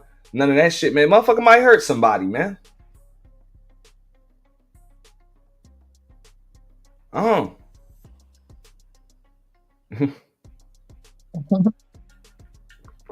I don't know. I don't think this is very healthy at all. I would tell fellas, don't do it unless you've gotten a second, third, and fourth opinion from multiple fucking doctors. They tell you it's safe. And hey, no, they about to go do I would hope you already got the love of your life. Can I make a comment real quick? Satisfying her. If you're doing it just for this one woman, cool. But if you're doing that shit for the attention and the love and all of that shit from multiple women, you are going to be unsatisfied no matter what. I would say I think this is a way to put out publicity for the surgery itself. He's probably gonna get some kickbacks, and he just basically saying whatever it is, you know, and he's gonna get some money off. It's gonna be played over and over again. A lot of people are gonna see it, and a lot of people are gonna start getting surgery, and that's just what it is. And he might also want to let people know. Hey, shout out to Sheep. He said this is the main reason why men shouldn't be addicted to porn, which is gonna be tough these days. And he could just be one of the women that know he got 11 inches now. Oh, Lord. You know what? That's a good point. Because he damn sure came and just said that shit. Man, he could have said that without even doing it on here. He could have just said it in general. He got social media. But then he might get that super endorsement. He's gonna get kickbacks. Yeah, he'll get kickbacks, and they're gonna enhance. All the enhancement people are gonna go. You know, he about to get some money on this. Let's go. I'm just saying, man. In order for that shit to work proper, bro, there's got to be some blood flow. I'm not fucking with that shit, man. As a black man, we got enough issues with our motherfucking, just with our blood flow and all types of shit. Just being black folks, we at risk for a lot of other shit anyway. You know, I'm not fucking with that shit if I don't have to. I'm not playing with that. You know, You know, people have died because of Viagra and Cialis overdoses and shit. Mm-hmm. But they still take it. They still get blue trues, and they still do it. So all the stuff we talk about in a day, when people feel, you know, when they're at home by themselves, still go a certain way, they gonna do it. Man, you fucking drop dead with a hard on, whatever. They'll break. I heard they break that shit. So you can fit in the casket? Okay. Shit, yeah, so they can put your ass in the damn morgue to begin with. You wrong for that night. They bring that body in there, they break that motherfucker. Wow. Y'all wow.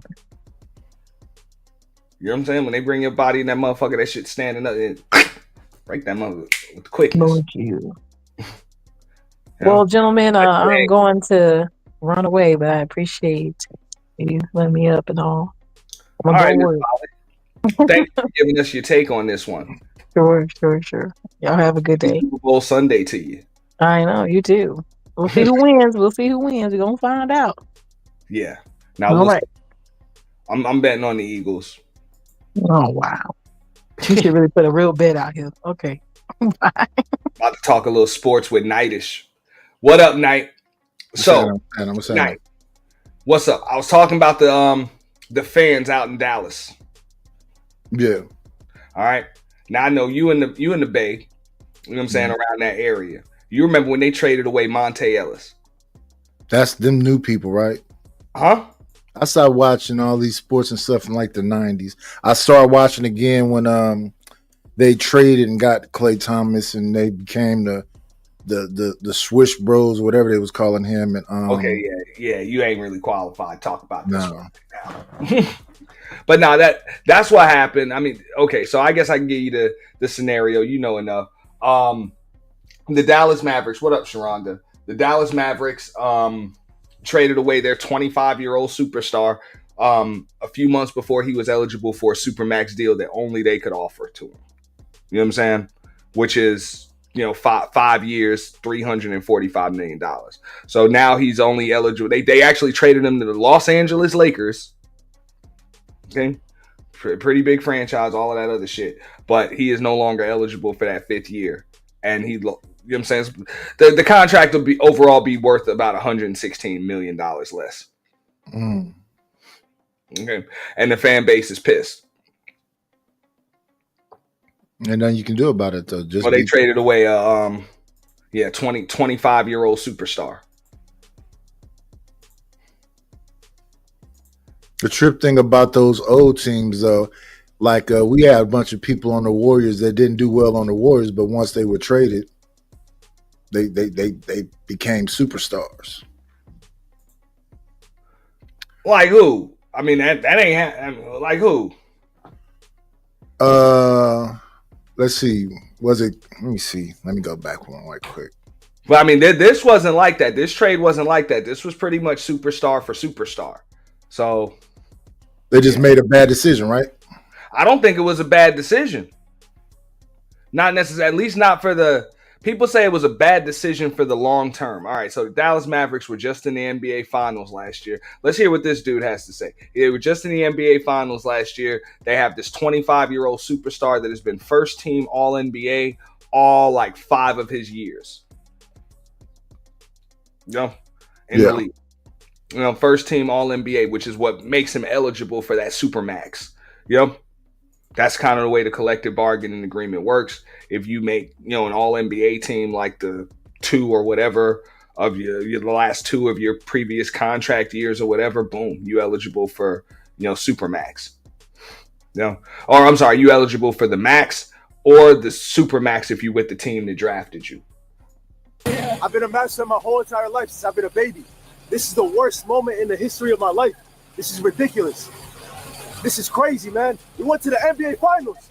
Why are we trading the best player, the franchise player? How are we trading the franchise player? You went to the NBA Finals. He's supposed to have a statue. He's supposed to have a statue. Dirk got a statue right there. It's supposed to be Luka right there. Why we don't got a statue for Luka? This new management is putting profit over fans. Profit over fans. Feel me? They're not worried about the fans. They don't care that we've invested 7 years of it believing in Luka, believing in building a team around Luka. They don't care about that. They just want to make their gambling money, make a couple $100 million, and leave us stuck out here. You know, now we're back to square one. We're back to square zero. You feel me? It's ridiculous. Luka filled that stadium. Who gonna fill it now? Who gonna fill that stadium now? Like I said, I was upset. I was confused because, like, in my head, I'm thinking to myself, like, I'm looking at this shit, man, and all I can see is this dude on the left, and I'm like, really? Like, who gives a fuck? Yeah, there's just much to do about nothing. He's just shaking his head. So yeah, they're pissed. The general manager has received death threats. He couldn't even sit in at the game. And they traded him for Anthony Davis. Anthony Davis came in his first game.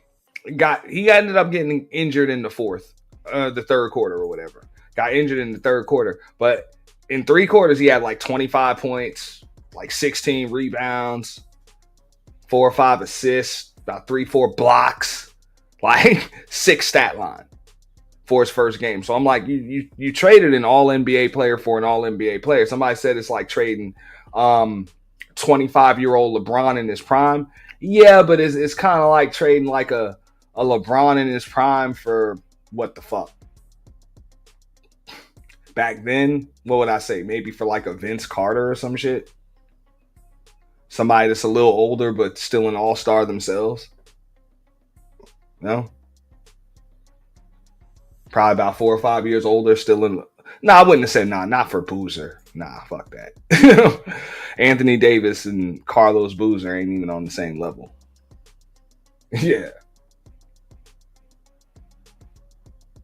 When was the last time Dallas was great? No, they were just in the NBA Finals last year. Did they win? Nah, they got beaten. 5-game sweep, pretty much. They lost 4 games to 1, and right now they talking about defense wins championships. So look, the way I see it, I'm like, I get why the fan base is like, come the fuck on, but I'm just saying, I've been a sports fan for a long time. This shit happens in every fucking sport. They do weird shit like that, especially when it comes to trading guys or not paying guys or whatever. They do that shit. They'll rather do that shit early than late. Or even some of these guys getting pissed off and forcing their way out because they can do that shit, especially in the NBA, because all the money's guaranteed now. You know? Yeah. All the money's guaranteed. And the contracts are relatively short. They're not like they used to be with sometimes you can sign for 7, 8, 9, 10 years. Fucking them shits ain't like you getting 5 years on a contract at the most. Like at the most.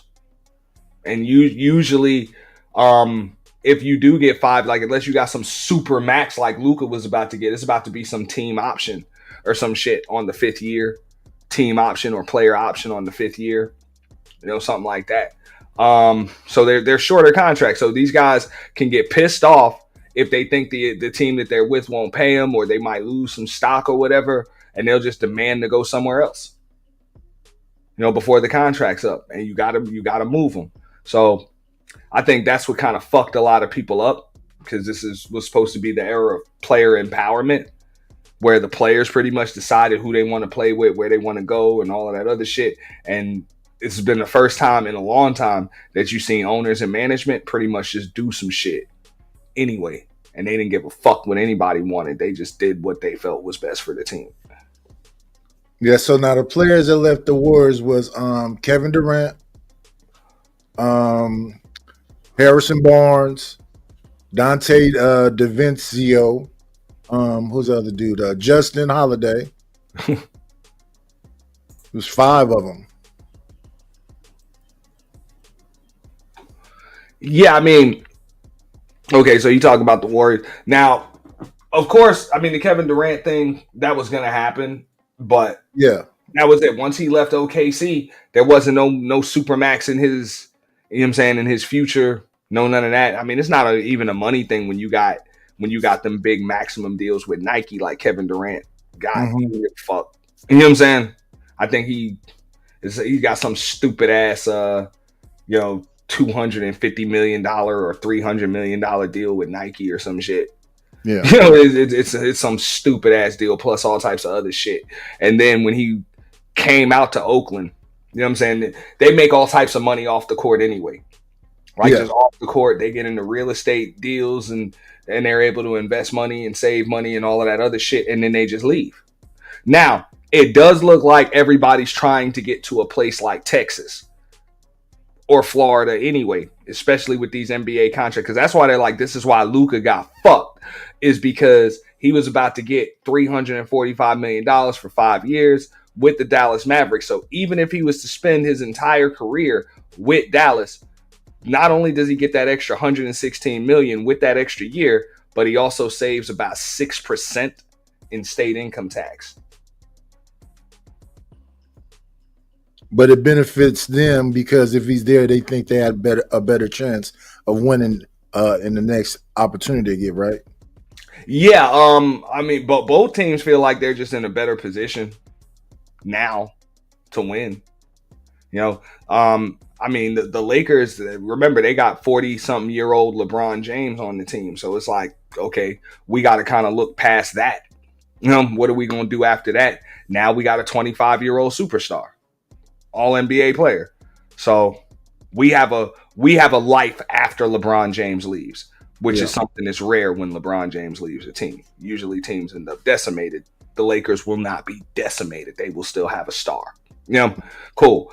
As far as the Mavericks are concerned, they felt like, hey, we already have Kyrie Irving, who's a pretty damn good point guard. So why do we need another point guard like Luka Doncic if we can replace him with a guy like Anthony Davis that can protect the rim and do all types of stuff that Luka Doncic didn't do? You know, granted, he's a little older, he's pretty injury prone too, but this puts us in a better position to win now. And he's going to cost us probably about $150 million less. Actually, a lot less, you know, if this shit doesn't work. The game ain't what it used to be. Yeah. Like, if it doesn't work, they can get rid of Anthony Davis in like 2-3 years. So, yeah, it's probably a lot. They would probably save about $200 million. So this is why I don't like how the fans are threatening this motherfucker with death threats and all types of other shit. Like, I get it. That shit can be a blow. You know what I'm saying? At first, because your jersey is worthless. I get it. You got, you know what I'm saying? You got a 25-year-old superstar and shit. This shit is kind of unheard of. But, you know, these people are put in these positions for a reason. I think we need to get back to that shit where executives do their job. Like, it's not just all about, you know what I'm saying, players and who you like and all of that other shit. Like, there's a whole organization there, and them people got a job to do. So you let them. Yeah. Rich people problems. Yeah. I mean, granted, you know, Mark Cuban hasn't gotten a lot of the shit that he should get, because I'm like, he did sell his majority stake in the team. He said that, hey, as long as he was majority owner, he never would have traded away no damn Luka Doncic. Under no circumstances would he have traded away that man. But hey, he ain't the majority owner, so that is what it is. So you had Mark to know. Cuban treated his players special though, right? He had like Mark Cuban. Had a special kind of relationship with his players. Didn't he treat his players better than anybody? Yeah. Hell, they said he treated the opposing players better than anybody. You know what I'm saying? Even the opposing players. They said the Dallas Mavericks, you know what I'm saying, even the what they got going on in the arena and all that other shit, it's second to none as far as all the other arenas, you know what I'm saying, in the NBA, because you're supposed to provide the same amenities for the opposing team, you know what I'm saying, the visiting team, as the home team. Yeah. So instead of him just like duplicating the entire locker room and, you know what I'm saying, workout facility and all of that shit, you know what I'm saying, for when they come to the game, he just he had them build one big ass, you know what I'm saying, workout facility or whatever that's right in between both locker rooms, and they all got everything in that motherfucker. Yeah. Like, you know what I'm saying, it's a full lounge area, all of that shit, you know? They say, yeah, he was definitely supposed to be like a player's owner, but he's even on the record as saying, you know what I'm saying, he would prefer guys like a Luka Doncic or a Dirk Nowitzki or whatever over these American-born, you know what I'm saying, dudes. Yeah, they don't have what they used to have. Less maintenance. Yeah. the new American. That's why we don't have an American heavyweight. A lot of sports have lost a drive because they say it's softer times and people don't have the same passion they had back in the days. Mm. Well, I mean, I can understand where they're coming from, even from a business perspective. Somebody in the chat had brought it up earlier with the collective bargaining agreement and some other things. Like, these guys will force their fucking way out when they don't want to be there no more. Yeah, so don't you think they either have to get somebody from somewhere else or it's going to be nepotism? No, I mean, they already did. I mean, this was a trade. So I think they feel confident in the team. I understand right now what you're saying, but I'm saying in the future, it will be the people from other places or people that come from rich people that will be the future players.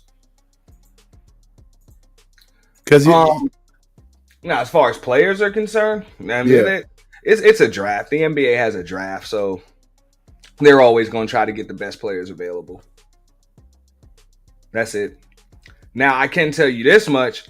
If this team does not win a world championship in the next, 2 to 3 years, motherfuckers are getting fired. They're blowing this shit up.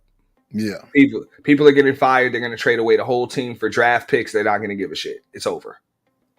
And then it's going to be a building thing, right? It's over, yeah. It's over.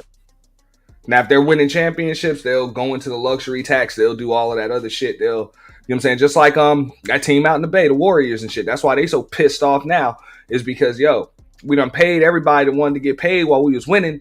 Now we losing, and we still got to pay all these motherfuckers. Yeah. You know? We got to pay all these motherfuckers, which is cool, but I don't think people understand what the luxury tax is all about. That's that soft salary cap. So the NBA still has a salary cap, and they are allowed to go over it to re-sign players. They can't bring in any new ones, but they can re-sign whoever. Okay? And then what the luxury tax means is for every dollar that you fucking pay out over the regular tax, you got to kick out another $2 or $3. So if they're $50 million over the fucking luxury tax or whatever, that ends up they have to pay the league an extra $100 million. Serious money. But those teams and most teams, they don't give a fuck as long as they're winning championships. Yeah. If they, you know what I'm saying? If they're still selling out arenas when ain't no other teams playing, they're okay with doing that shit. And with all the ticket prices jacked up and all that extra merchandise and finals gear and all of just the extra opportunities and shit, they don't care. It's worth it. But when the team is getting knocked out in a fucking play-in game or not even making the playoffs, that's when that's money wasted. Oh yeah, it's definitely a waste with the Warriors right now because damn all the teams have left the Bay. Yeah, and that's what I'm saying. I think the Warriors are in a 9th spot or some shit like that. They're in pretty fucked up shape compared to what it is that they had to pay out. That's one of the reasons why they didn't bring Klay Thompson back, and Klay Thompson's in Dallas. Right now, it's bro, we gonna have to pay you, and it really doesn't seem like we're gonna be much better than we are. You know what I'm saying? Without you. Yeah, There's really not going to be much of a difference to we're just going to go from bad to bad. It's not when we're still not very good. So they didn't pay him, and even he understood that shit. So he did the right thing. The Lakers made him an offer. The Mavericks made him the same offer, and he chose to go to Texas where there ain't no state income tax. Smart. So it just makes sense. What is your mindset, right? Why would you trade Luka? And if you are to trade Luka, why would you not get the best trade package available for it? That was just such a horrible perspective. That's just such a horrible trade. At least make it make sense. You know what I mean? Make it at least a decent trade. But that was just a terrible trade. Hate everything about it. I hope Luka goes crazy on us. You know what I mean? I'm done with the Mavs right now, bro. It's done. These guys, this Nico, they finished with my dreams, okay? And this place, American Airlines, the Mavericks, this was my safe place. And now I have nothing. Basically, they screw up the best sport thing in Dallas. I'm so sad, man, for real. I'm sad and disappointed. Mr. Luka, if you're listening to us, Mr. Luka Doncic, this is not from us. Mr. Luka, you were supposed to stay here for forever. We love you, Luka. My kids were supposed to watch you. My kids, this was supposed to be their childhood, Luka. We love you, Luka. Please come back to us. Once you don't resign to Los Angeles, please come back to us. We love you here, Luka. This look like an SNL skit. Nah, this is real. I know it's real. I saw this shit in real time. They are outside. Hold up. I got some more for you.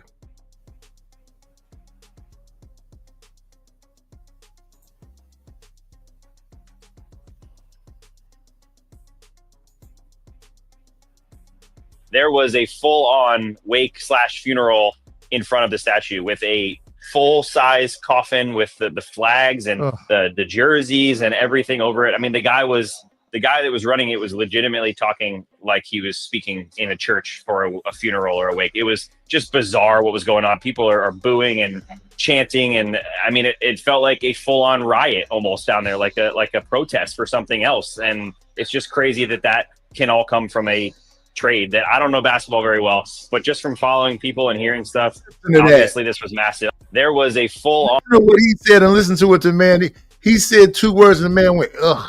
And he just said, I don't know basketball that well. Then why are you talking about it? Hey, hold up. That's some of the shit that I be saying. I'm like, yo, if you don't really know much about it, maybe you don't want to say anything, but a lot of folks don't know. Okay, so hold up. What else we got here? Us as a fan base, we came together in our time of need, and we want to let the ownership know about what's going on. Exactly. Yeah, fire Nico, sell the team, because he traded away the heart of Dallas, the future of Dallas, for a pick. That's pretty much it. It broke me. How do you feel right now? A little empowered with him now, but this past week, as any other Mavs fan, we've been depressed, we've been sad, we've been angry. This is a way for us to show that how we feel. Exactly, my friend. And they're hiding the fact that this was not best for the team. They keep saying it's best for the team, but it's not. This was personal. Okay? We loved Luka, and clearly he wanted to still be here if you watched his interview with LA. He wants to be here. We want him here. Nico, we don't want here anymore. And we've expressed our attitude towards this whole situation here today. Hey, Raven, come on. This was not business. It's personal. We want them to sell the team. We want Luka back in this city where he belongs. This man is in a chicken. Man, look, man, we got a real Dallas fan right here, right? We got Raven Knight, who's this? Yeah, he's pissed off. Yeah, tell him to come up. He is fucking 38, fire hot right now, and I'm like, bro, you know I'm a basketball dude, bro. I need to come over to Mason talk about this shit, man. I want to talk about it again this week. I have some work to do for some other folks on here, and I got some personal shit that needs to be handled. But bro, it's not that bad, dog. Like, believe it or not, I really do think it worked out. Y'all don't have to be threatening that man's life, dude. Like, y'all threatening Nico Harris's life, dog. Like, they said that man had to beef up security. They got death threats on him, yo. Like, he couldn't even come to the game. AD dropped in 3 quarters. AD had like 26, 16, 5 and 4 type shit. Like, full stat line. Yeah. Like, that motherfucker was hooping yesterday. Now, granted, then he went full AD and just nobody touched him, and he just pulled the groin. Like, I'm like, yep. I actually, I mean, maybe I should knock on a little wood here. Let me find some. You know. But even though it's too late, I kind of had a feeling some fucked up shit would happen because that's still Anthony Davis. Like, he's an injury-prone motherfucker. You know? But, yo, have faith. Like, for real. Like, just understand, it's not the name on the back of the jersey that's supposed to matter. It's It's the name on the front of the jersey. Now, it is fucked up that y'all were in the NBA Finals last year. You had a 25-year-old superstar. That shit does look fucking crazy. But, bro, this CBA, this collective bargaining agreement, this is some rare shit. Bro, 25 years old, all these damn all NBA teams, like, bro, y'all was gonna have to pay that man 345, 350 million. And to be honest, when you really look at it on paper, I'm talking to Raven Knight now. If you look at it on paper, now granted, it could be a good thing, but you're giving your nuts to Luka Doncic if you pay him that fucking contract. I'm just being 100 with you. You give him that contract, that makes it impossible to move his ass later. Like, impossible. Because the only player you'll ever be able to move him for is another player on a super max.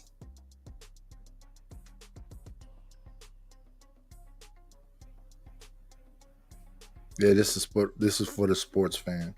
You know what I'm saying? For like, I was done with it in the 90s. Yeah, and if he decides to like get gully or whatever, or y'all don't win, and he says fuck it, knows like you won't pick up the fifth option or some shit like that, he can just force his way out like they were doing, like all the players do. They just come and demand a trade publicly or some shit, and then bam, pennies on the dollar. Y'all end up having to gut the shit anyway. So even from just a money standpoint, unless you want to be in this position with this player, you got to move him now and get the most that you can get out of it. Like, it just, that's what I'm saying. Even from the business side of shit, I can understand. And mainly because it's like, okay, they know things about that man that we don't know.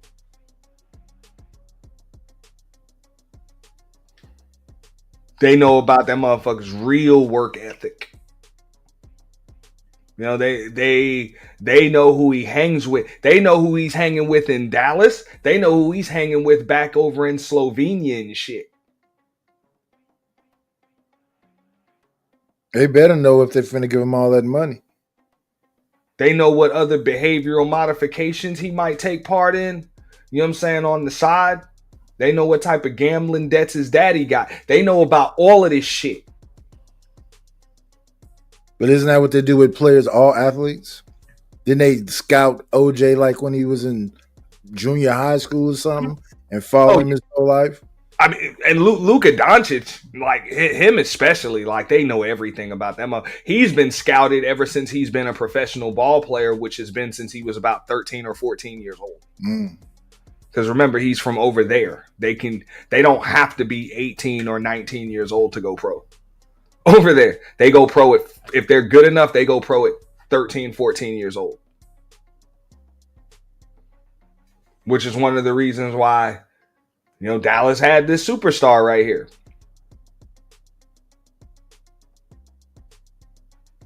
You know, you got an 18-year-old or a 19-year-old that had already had 5 years of professional experience under his belt playing against grown-ass men and giving them the fucking business. Yeah, you know? over where he come from, right? Yeah. They got a bunch of grown-ass men all over the Euro League giving them the fucking business. You know? Since he was 14 years old, and it's like, bro, you got it. Like, you're only going to get better. You know? You're only going to get better. What's up, LA Project? So, or at least you should. I mean, I think the way I saw it, I see it from a general management perspective. I get it. The owners do have to sign off on some shit like this. Like, I don't give a fuck how gully of a GM you are. You don't do this type of shit without the owner saying it's okay. You don't. The majority owner has to tell you that shit is gravy. And why wouldn't they, based on what you said? Yeah, that's what I'm saying. I'm looking at it like that. I'm like, yo, it's. I'm not saying I would have did it. I mean, that's just still some risky shit to do because you got a 25-year-old superstar and you were just in the finals last year. Like, whatever move you making, you gotta make that shit. Like, I'm sorry, you don't have to make it. It has to work. Like, it has to work. There is no, like, for real. There is no underachieving. Like before, you could have actually kept Luka Doncic and not proceeded. But the thing is, he's going to sign that super max. Like even he said, like he didn't give any indication that he wasn't going. Because remember, he can always turn the contract down. You know, which is kind of like a foregone conclusion these days if you understand how the contract situations and stuff work in the NBA. You know, Luka, just like every other rookie, you know, when he came in, or everybody that was on a rookie deal, I think about 2 years in, that he's eligible for an extension. They offered him an extension, just like everybody else gets offered an extension, but he turned it down like he's supposed to. Because if he just waits it out, he's already an all-NBA player. You wait it out, and you get a fucking supermax. And you get a supermax. All you got to do is just keep doing what the fuck you doing. You know?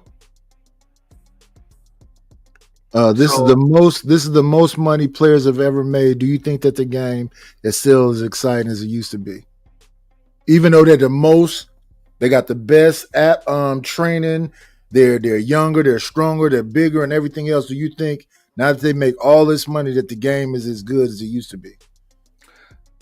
Of course not. Of course not. They don't have to fight for anything. Like there's no physicality. It's pretty shit. So do you think college is better than the pros? I don't even think college is really good, but I think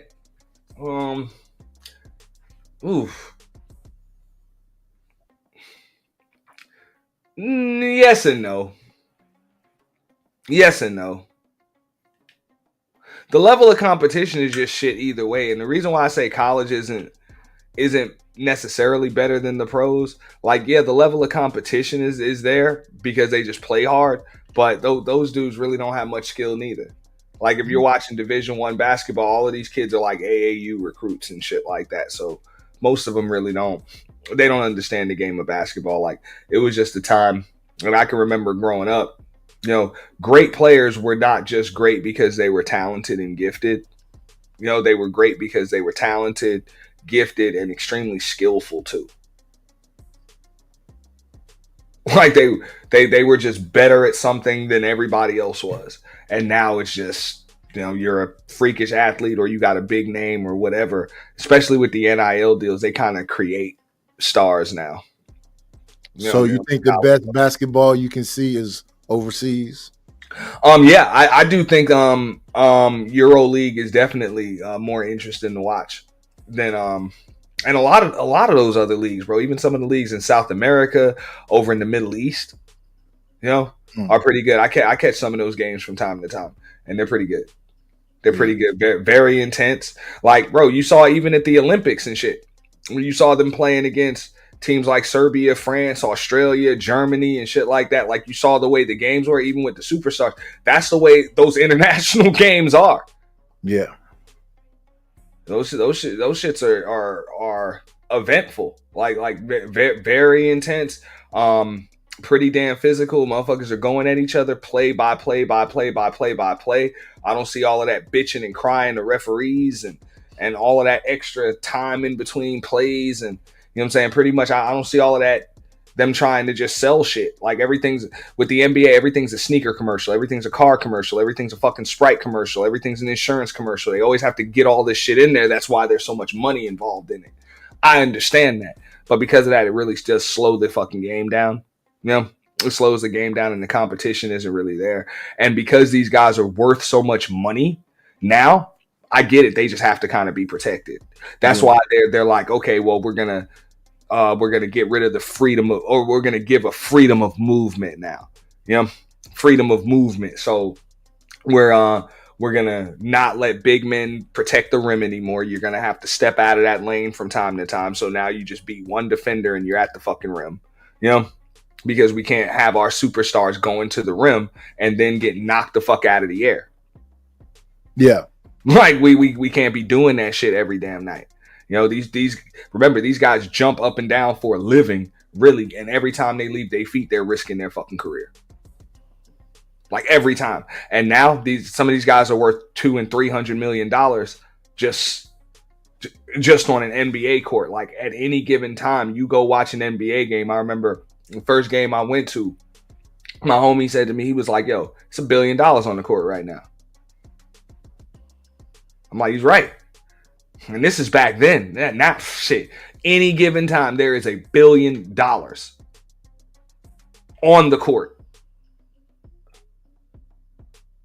And that's why I think the game can't be what it used to be. Yeah. Troll. Yeah, I mean, because these guys are on shit, but also they don't take conditioning as seriously as they used to. Like there was a reason why teams won championships back in the day. That's why they talk about shortening up the season and all types of shit. The best conditioned team was the one that won the championship every fucking time. The team that was in the best shape. You know, that's what an 82 game season was. It was to make sure that you were ready for the playoffs. Now it's like, oh, well, we got to make sure this guy doesn't get hurt for the playoffs. So they start sitting stars at all types of points in the season and shit like that. Like it's just shit. And because they make so much, it's almost like boxers and shit. Like you don't have to worry about boxers getting into fights. Boxing is horrible now. But you don't have to worry about a boxer pulling somebody out of the ring because they're not going to use their hands for free. And these NBA players, they're not competing hard unless it's like some money on the line because they're already rich. All sports right now are trash to me. I remember seeing Tyson fight 2 to 3 times a year. Now fighters be out for 2 years or one fight a year.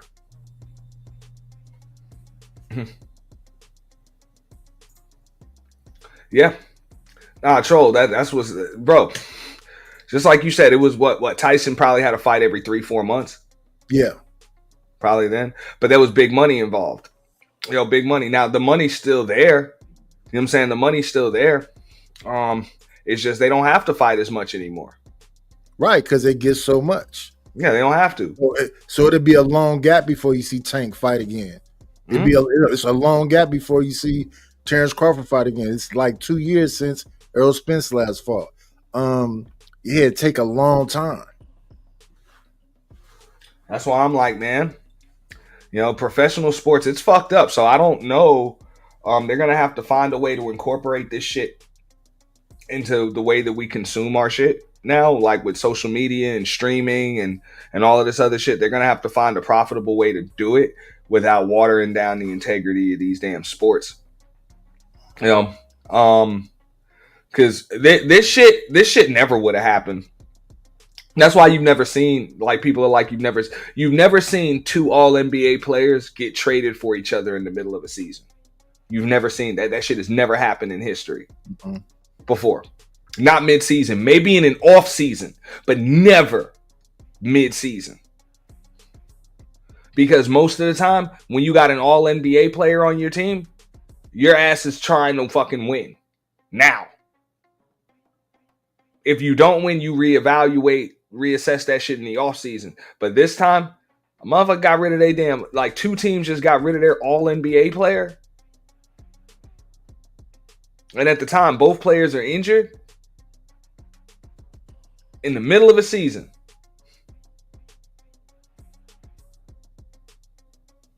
Yeah. You know, one of them got rid of their all NBA player to pair him with a 41-year-old. Now, granted, the 41-year-old is LeBron James, but come on. A 41-year-old that literally plays the same position he does. And the other team brought in a man that's been injury prone his whole fucking career. and gave up their 25-year-old superstar to do it. It doesn't make sense. You know, I mean, on like when you look at it with the naked eye, it doesn't make sense. But like I said, when I break it down with the numbers and everything, I get it. It does. That's why I was like, yo, even if you're playing a fucking video game, that shit would work in a trade simulator.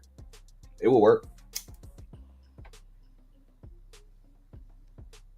And shout out to sports. But I mean, bro, the teams have a right to do what they believe is best for them. That's what I said. I was like, how you gonna call for that dude to be fired? He's supposed to look out for the best interest of the Dallas Mavericks and even the fan base, even if the fan base doesn't know what's best for them. Yeah, but it's what you said earlier. Then it gives him too much power. You said gives him too much power? Well, I was like, you can't give all that power to Luka. Like to the player. And I don't blame him with that shit. Exactly. So for them, the best decision would be to do this, right? Yeah. I mean, unless they feel like they can win a championship with Luka like now. And they didn't feel like that. Or even in the next 5 years, they felt like shit was just going to get worse. Yeah. And if shit gets worse, he's more likely to hold them hostage. Yeah. They're not going to be in a position to do this right here again. Because the money's not going to match up. So pretty much it's like they got to rebuild and they need that money to rebuild.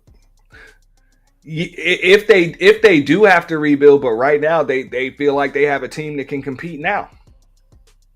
Like without Luka. Like I said, they still got Klay Thompson. They still have Kyrie Irving. They still have those two big centers, you know, Gafford and Lively. They were able to bring over Max Christie with Anthony Davis. You know what I'm saying? They've still got PJ Washington, you know, Brittany Renner's baby daddy. You know, they still got him over there. And still have I'm forgetting a couple of players that they got coming off the bench, but they still have a team that was in the NBA Finals, just minus Luka Doncic.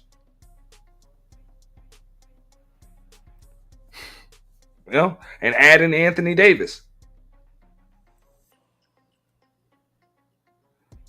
So, I mean, it makes sense for them, but they have to win. It just because a lot of people see it like, yo, if it ain't broke, don't fix it. Like, is the team really broken? Only one team's gonna win a championship every year anyway. Second place ain't bad.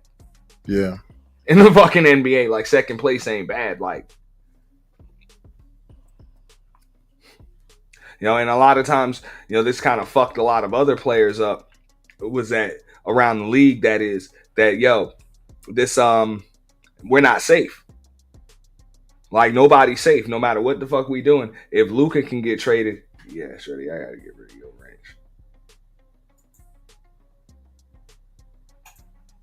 range. Yeah, but yeah, if he can get traded, averaging damn 30 points a fucking game. They're averaging 30 points a game. Just had his team in the NBA Finals, 25 damn years old. Yeah. Franchise superstar. If he can get traded, anybody get traded. Yeah. Anybody get fucking traded, man. And on top of that, it makes you wonder, right? How the fuck does this always happen for the LA Lakers? Like teams like the LA Lakers. I don't know. I would think that the Lakers are spoiled, all right? Bro, I remember David Stern said this shit back when he was alive. They said, if you can choose, what would be your ideal NBA Finals? Like, pick two teams. David Stern said the Lakers and the Lakers. He said that would be the two teams he would pick. The Lakers and the Lakers. We need some of you sports people up here to have this conversation. The old man. There's big money in the Lakers winning championships. Yeah. You know, it just is what it is. I'm pretty sure Major League Baseball is kind of like that too. Like they would prefer to have the Yankees and the Yankees. Yeah. You know, in there. I'm pretty sure, you know, this past World Series was pretty good for Major League Baseball. Just having you know, the Yankees and the Dodgers. You know, in the World Series. And those teams give a bunch of small businesses money.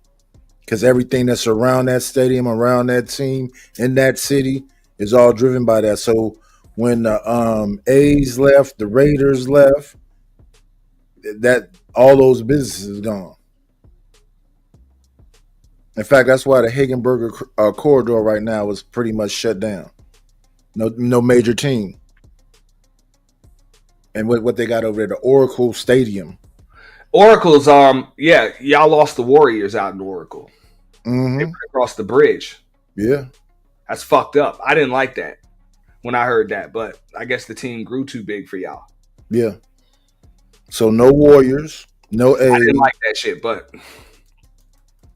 because to be honest, I don't think that team can sustain in fucking San Francisco without Steph Curry. Yeah. And they ain't gonna have Steph Curry forever.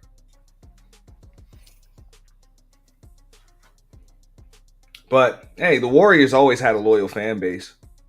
Oh yeah. I'll be real about that. Like, you know what I'm saying? Yeah, we was Golden losing State Warriors were in the toilet for a while. Yes. A while, and y'all still some serious loyal fans. When it came out, to Oracle, but I'm like, are a lot of those fans driving over to San Fran? No, I think people got pissed off when all that stuff happened. Because they play in the Chase Center now. Yeah. Which is I'm not gonna say what it's been open for 2-3 years or some shit. I think it's been open for like 2-3 years. Yeah. Or a matter of fact, probably about 4 or 5 years. Because the Warriors won in 2022, and I think that was in the Chase Center. Oracle was done. Mm-hmm. Well, they were done. I don't know what the fuck is going on in Oracle now. Nothing. That's fucked up. Nothing really. And that's what I'm saying. These franchises are not going to be loyal to you guys, even as fans. That's why these fans bug me the fuck out. It's like, what the fuck you going to do? They talking about moving this Dallas team to Las Vegas, which is highly unlikely. Highly unlikely. Yeah, I don't think so. Huh? Well, what they're saying is 2019. Okay. Well, so here's the conspiracy theory in Dallas, right? This is a conspiracy theory because the owners have some casino stake. You know what I'm saying? They have some casino stake in Vegas. So they said they tried to do their own casino stake some favors by sending Luka to LA, thinking that'll help drive some more traffic to Vegas, but that's minuscule. You know what I'm saying? So their goal is not to just move Dallas to Vegas, not to move the Mavericks to Vegas, but to pretty much threaten the state of Texas to move the Mavericks to Vegas in exchange for legalizing gambling.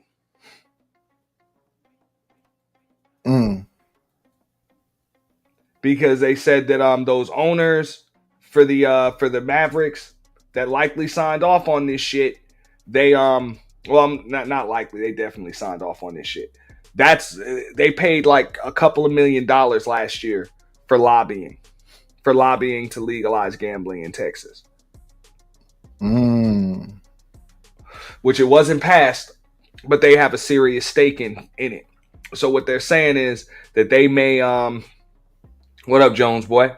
What they may do is pretty much just hold the Mavericks hostage. Like, yo, here's the deal. Y'all legalize gambling out here, or else we're moving the Mavericks.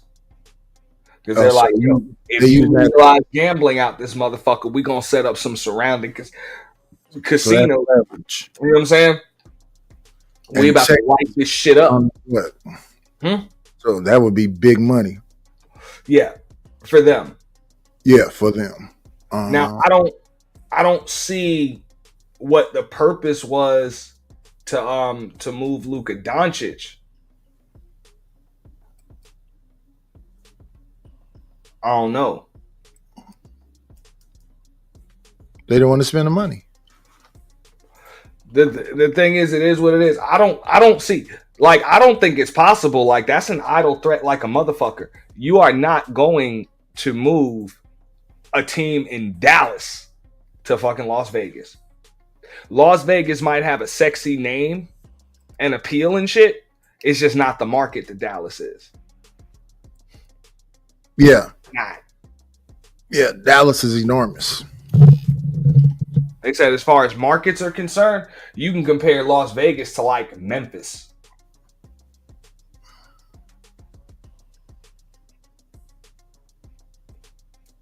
So I'm like, miss me with the bullshit. Y'all won't do that. I would call that bluff. A fucking heartbeat. Like, I wouldn't do that. If I was the state of Texas, I would call that fucking bluff. I'd be like, you're more likely to sell your team to another fucking billionaire than you are to move this team to Las Vegas.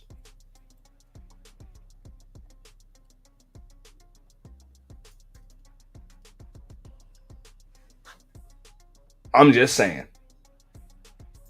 The Raiders are in Vegas, though, right? Yeah. But you remember, they had to move the Raiders back to Oakland before they could move their asses to Vegas.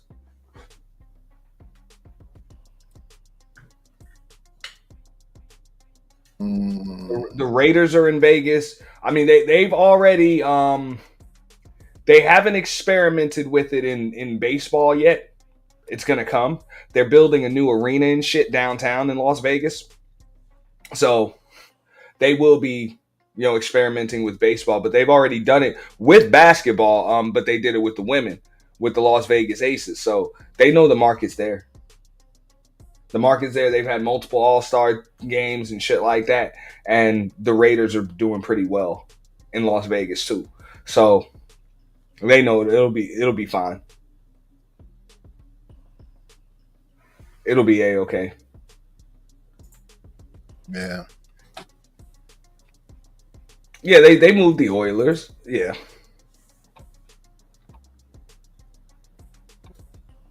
I would call the bluff.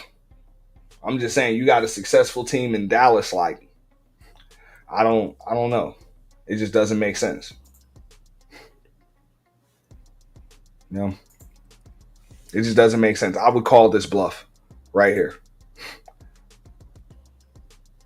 But this motherfucker in the chicken suit is pretty goddamn funny. Like, he showed up with a chicken suit. Oh yeah, dude. I want him to hoop, man. He's gonna hoop. Pursuit, man. Nothing against AD. We like AD, but the problem's with Nico. Yeah. Exactly. We love AD. Yeah. We like him. We're happy to have him aboard. AD is welcome in the city. We welcome anyone who will gladly wear a Dallas Mavericks jersey. But Luka was a generational talent. I'm not saying I don't love AD. AD is a talent as well. But Luka wanted to be here. He was the reason for all of this. Luka was the next Dirk, and we loved him like our son. The city of Dallas loved him. We named a day after him. So, all right. You know what? I hope AD shows up today. He will show up, and we're happy to have him aboard. You want to give some parting words, Nightish? Oh, he's out. All right, shout out to Nightish. I ain't going to be up here much longer. This was a cool one. I'm about to enjoy the Super Bowl, but we're going to finish this video right here. But we want Luka back, and we want Nico gone. Sorry? Like, you hear that shit? Bring Luka back. No, motherfucker, it's over.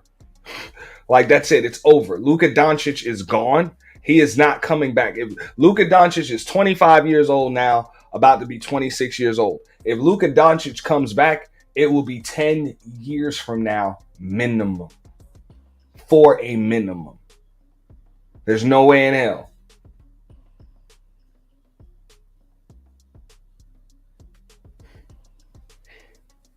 No way in hell. Now, he ain't coming back there. I don't think he cool with your franchise anyway, because they did kind of fuck him over a little bit. But I'm like, y'all are more pissed than I believe he is. Watching this, what is something you can tell us? Nico, you think you did what was best for the city? This was best for you. You know nothing about basketball, okay? Personally, as a Mavs fan, you did the one stupid thing in this world. You traded a generational talent who is still in his prime, and you're giving all these excuses about his physical condition. It's just so stupid. You need to resign now. See, it is what it is, right? This is why I don't believe he's in. Bro, look at where he's at. He is with the Los Angeles Lakers. That's it. There ain't no more stops. There ain't no more.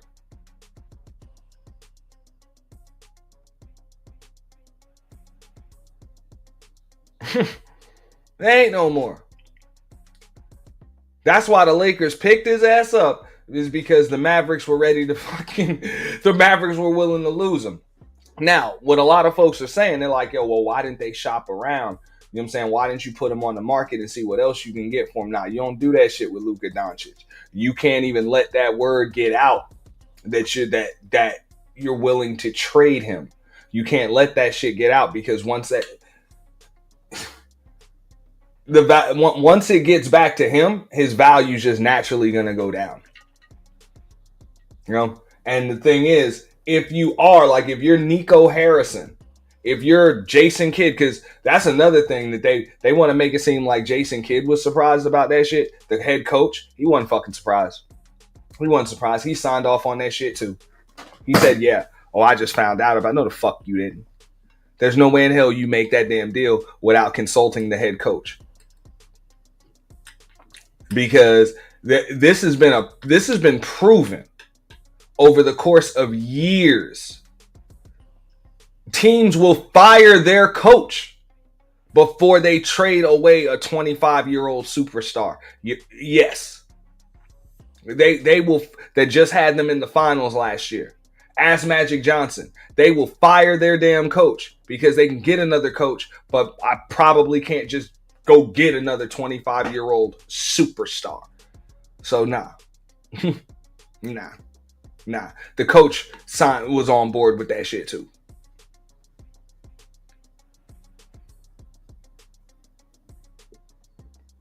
You know? So the main reason why I believe he wouldn't come back, nah. The organization don't want him, and that shit's obvious. That's obvious. They didn't want him. I don't know why. I don't. But they know more about that motherfucker than I do. We don't want you here. Sell the team. Sell the team. Sell the team. Sell the team. Sell the team. Sell the team. Sell the team. Sell the team. Sell the team. Sell the team. Sell the team. Sell the team. Sell the team. Sell the team. Man, they trying to get the owners out of there. They trying to get the general manager fired. They like, yo, fire him and then y'all sell the team. I'm like, yo, the shit that people just be demanding is fucking funny as hell to me, man. Real shit. That shit is fucking hilarious. Let me see what else I got with this.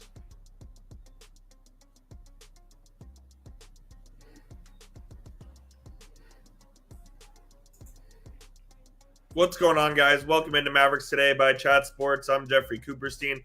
Just wanted to get the pulse of how everybody's feeling after yesterday. It was a big win against the Houston Rockets. The Mavs have won 2 in a row now, defeating the Boston Celtics and the Rockets in back-to-back games. Patrick Dumont, who is the Dallas Mavericks governor, and also the son-in-law of the owner, the Adelson family, has spoken out now about the Luka Doncic trade. I just want to read out some of the stuff that he said now about this move. I'm going to read it out right now. So here's his reasoning for trading out Doncic. So according to this article, Patrick Dumont revealed his reasons for making this bold decision, citing factors like culture, character, and focus. Okay. Yo, hey, 345 million fucking reasons. That's it. There's 345 million reasons. I don't want to give it to him.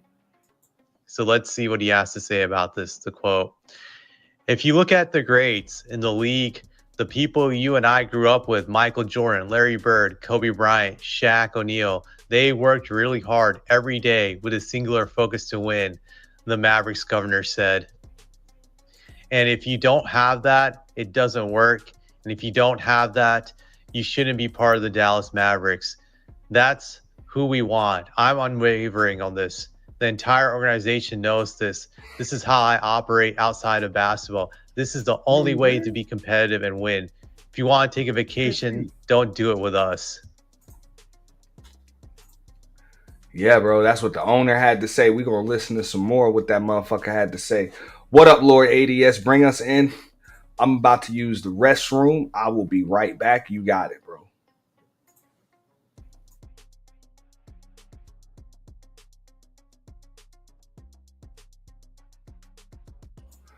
Or are we just going to let this play for a second? Okay, all right. And so that's what he said was the reasoning. Now he wants to respond back to the Mavericks not willing to pay the Supermax to Doncic. Here's what he said about this. This is not a resource consideration, Dumas said. For people who understand the NBA, and I know you do, the salary cap is basically the cap. So this is just a risk allocation decision, right? No problem signing someone to the Supermax. I want to address what he said about the Supermax. He says that he has no problem signing someone to the Supermax, but we really don't know that. Obviously, he's not put in a position now to even entertain the idea of offering a Supermax because he doesn't have a player that can qualify for a Supermax right now. So it's easy for him to cover that up, but that I still believe was a strong reason why they traded Doncic, because he didn't want to give him that Supermax deal, and that's why he did it. So I just don't fully believe that. But then again, it's just his word against mine. But I just theoretically believe that was a huge, huge factor in doing this trade. We'll see whenever the Mavericks have a chance to offer a Supermax. I don't know when that will be now, when they'll get the next star who qualifies for that, maybe 10, 15 years from now. We'll see if he's telling the truth about that, but I have a feeling he wasn't. Now, when you cite these examples of guys who have great work ethic and who are focused on winning, Shaquille O'Neal does not come to my mind as a guy who had a great work ethic. If anything, Shaq was the first player I've ever seen in my life who was able to be out of shape and win championships and not take it seriously. He was the first guy I saw that. Granted, during the first Lakers championship run, he was in shape. He was in the best shape of his life. And after that first title, he decided he didn't care anymore about being in shape. But he was able to, unfortunately, pull that off and win 2 more titles. Shaq really didn't have a good work ethic. He had a terrible work ethic. Only 1 year did he have a great work ethic in his career, and he won the MVP. So using that example really shows to me that Dumont is a clown. And he signed like one of the worst people when it comes to having a culture and work ethic. Shaq was a culture killer. He was lazy. He was terrible when it came to sustaining a winning team long term. Look how the Lakers fell apart after the 3P once he stopped being in shape or just got even in worse shape, I should say, because he stopped being in shape after a first title. So who is this?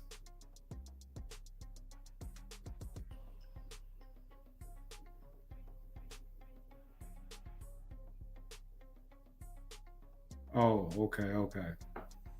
I'll say Shaq wasn't in shape. This guy who's never played an NBA game is hypercritical of others who have successfully actually had some accolades, right? Like Shaq. Those guys have done pretty big things in the NBA. For him to go around saying that they lazy, and him not to play. All right. Now, bro, you were the one that came in, mentioned it at the birthday stream, and you remember at first I was a little drunk. I was like, "What they trading for, LeBron?" And then it dawned on me, I'm like, "Nah, LeBron's 40, so they wouldn't have did that. Must have been AD." And he was like, "Yeah, him plus another one." Bam. So it was pretty obvious. Like when you heard Luka got traded to the Lakers, you knew what the fuck was in the package. So like we were talking about last week, this was a pretty basic, straight up trade. I get it. It sounds crazy because this is a 25-year-old superstar too, but makes sense. I mean, I don't think you can't give him that contract and then make this move. I don't think that we know for sure what it really was with Luka at this point, because they're not going to tell us what really happened. They're just going to tell us some of the stuff that they want us to know, right? But I honestly think that there's a lot more to this story than what they want to tell us, because you didn't just give him away. I mean, you gave him away for a 31-year-old Anthony Davis in a first-round draft pick. Max Christie too. I know Max Christie as a DC, he's a good player, but I mean, we're talking about if you're getting Luka Doncic, right? The only real exchange that you have is probably AD and a LeBron James. Well, think about it. Well, actually, no. What you're giving away when you really bust it down. Now, listen to me here. You're giving away about 3 to 4 months of a 25-year-old Luka Doncic, $345 million that you would have to pay him. Yeah. And you're getting Anthony Davis in return. But he can't get the Supermax, can he? Because of he of can't. his trade. Well, not now he can't. But I'm just saying now Dallas ain't got that. All they thinking about is that they ain't got to pay it. Like, bro, keep in mind, if as soon as you give this player this deal, he has your balls in a vice. Like all of that cap flexibility out the window, done. You know? Even if the team is winning, you got luxury tax money because you got to bring guys back, all that other shit. So that's luxury tax money. If the team doesn't fucking win, you have no real room to make any deals because this guy takes up so much of your cap and he's damn near untradeable because of his contract. That's guaranteed. So if you are going to get rid of him, yeah, get rid of him now. Like if you see yourself getting rid of the motherfucker in 3 or 4 years, you would have to get rid of him now. It just makes sense. He just took him to a final last year, Auntie. I mean, I agree, bro. I wouldn't have done it either. I ain't gonna lie. I mean, I wouldn't have done like that. I mean, I could see if it's been a whole season of injuries with Luka, a full season of injuries, this, that, and the other, right? To the point where you were just exasperated with the brothers saying, hey, oh, man, we can't, have you out. Well, we can't have you on injured reserve like this, like all the time, right? It's just too much. But in the middle of the season, after you go to a championship game, that just kind of seems a little odd and awkward to me, Auntie. Like and bro, odd and awkward, bro. That shit is unprecedented. This shit ain't never been. It's never happened. An All-NBA player has never been traded in the middle of the season for another All-NBA player, ever. Especially with the dynamics like they are, the differentials is what sticks out to me. Anthony Davis is 31, also has his share of injuries, right? And he can't lead you to a chance. I mean, Anthony Davis is a great kind of 2, but as a 1, he just doesn't have – he's not as good enough to take you to a championship. Kyrie is an excellent 2. If he got somebody at the 1, right? So you got 2 2s trying to make a 1 or 1.5 out of the deal. That's the logic. No, you also have a proven winner in Klay Thompson too. Like you got champions. Oh my goodness, you brought up Klay Thompson, really, Anthony? You got 4 titles. Oh my goodness, 4 titles, 6 trips to the finals. This guy knows how to win. Like Anthony, ain't no lights too bright for these guys, bro. At least not for 2 of those 3.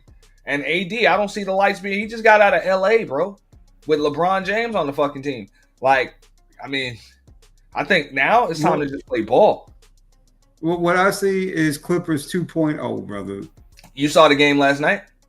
Yeah, whatever. They beat Houston, man. They looked pretty fucking good, man. Before Anthony Davis went Anthony Davis, I ain't gonna lie, man. It looked like they was out there having fun, which is the most important thing. And it looked like all bases were covered. Like all bases were covered. We'll see in about 6 games. We'll see in about 2 months what they really look I'm like. just saying, because I don't necessarily look at who we got as opposed to how we play. So I mean, even from an X's and O's standpoint, I can see why it does kind of look like had you had this team in the finals last year, you probably would have been a little more competitive. Without Luka, they wouldn't even made it to the finals last year. That's the point that people are saying. But then again, I mean, I think this team creates more matchup problems than with Luka. Like, just creates like way more matchup problems for other teams on both sides of the ball. I don't think they stand much a chance against Denver, no Oklahoma State. I think they beat Denver. I don't think they can beat Denver. Probably. I think they beat Denver. I'm gonna tell you why. That's the reason why AD said, "What up, Kevin Kelly?" AD said he don't want to play the 5. Is because he don't want to have to guard Nikola Jokic all fucking night. He wants to be able to roam and help on that motherfucker, man. So he's tired of being punished to the point where he wants a whole nother position now. I mean, he's always wanted to play power forward. He wants to pretty much pull the Tim Duncan shit. Just put me at power forward, knowing goddamn well I'm overqualified for this position. Okay, especially in today's NBA. Okay. Who you got tonight for the Super Bowl? Philly. Okay, that makes sense. I think if Philly can establish the run, I mean maybe part of this shit is like history for me. I've never seen a team win 3 Super Bowls in a row. You know, I mean, I just saw Kansas City win 3 out of 4 years. We've seen the Patriots do some close shit. What up, Shadow Dragon? Barb. But no, I've seen that. But as far as 3 in a row, never seen that in my lifetime because I guess it's never been done. So I just don't think this Kansas City team is that team. Oh, shout out to Team Fatty. You know, sending y'all through. Appreciate that. No. Feel free to come up. We're talking about everything. We're talking about the Super Bowl. We're talking about the Dallas Mavericks protesting. You know, protesting, threatening Nico Harrison's life. You know what I'm saying? Threatening Nico Harrison's life. And we talking about Chad OchoCinco and his extension surgery. So we got all them topics. You heard about that? Oh, I heard about it this morning, man. That's some weird oh my God. What? So he had to get his dick extended? That's what he did, bro. Here, check me out. She got to the point where we were in action and she said in my ear, "Go deeper. Stay with me now." And what hurt me is I was already all the way in. So I had ran out of pee-pee. Uh-oh. That porn, so I could perfect my craft in the pelvic area so I would never have to hear that again. I'm here to share my stories and my shortcomings. Back then, I've had surgery since then. So I'm good. So what you're trying to say is that who you are now completely different. Is manufactured because it was surgically enhanced. Yes, sir. Yes, sir. And and I'm comfortable saying that. And I can tell you that it's just something you would never be able to get on TV. That's why we on your show. Surgical enhancement. We usually hear about females with that stuff. Right. So why can't we? Why can't we? I want to feel better about myself. Can you stop the video? I want to be able to walk around the beach in my Speedo without being laughed at. And you're saying that at one time you were being laughed at until you had surgery. Do you know what that feels like? Like I'm not one who needed surgery, okay, Chad. You don't understand how it feels. Like, I don't. And listen, I just. How long was the surgery, man? It took about 15 minutes. Surgery was 15 minutes? Yeah, only $8,000. Excuse me? Only $8,000. So I went from 3 to 11 inches like this. So you just gonna tell the world you were 3 inches? I didn't ask you that question. I know. You didn't have to say that. I'm just trying to get better context on where I was to where I am now. How the hell could that happen in 15 minutes? It got me curious now, and I don't have that problem. I don't understand. But how did that happen in 15 minutes? I don't understand technology. I don't know how that works. I just know from the time I went in, anesthesia. What is wrong with some of these black men nowadays? Wow. What is wrong with this brother? Dollar Washer. He said, wow, man, 15 minutes, man. He paid about a rack an inch. Bam. He went from yank to yank. Weird ass stories, man. We had a whole conversation earlier, man. Miss Polly was up here talking about it. We had an adult conversation about this shit, man, earlier. Yo, bro, be comfortable with what you got. Kevin Kelly, you see this shit? What's up? And shout out to Just My 5 Cents in the building, man. I feel you on that. It kills. Fuck it. Do you, man? Do you? Brother, that is gross. And this, so he literally let them like, man, it's pretty fucked to up. extend it with some rubber hose. Brother, what's wrong with these? What's wrong with these men? What the hell is going on here? What God gave me is what God gave me. If you don't like it, I'll find me somebody else who do. I'm rich. Bro, he said, hey, you heard her. He said he got into amateur pornography. You know what I'm saying? She said deeper, and he couldn't go no deeper. That's what he said. He's like, I'm already as deep as I can go. Look. She got to the point where we were in action, and she said in my ear, go deeper. Stay with me now. And what hurt me is I was already all the way in.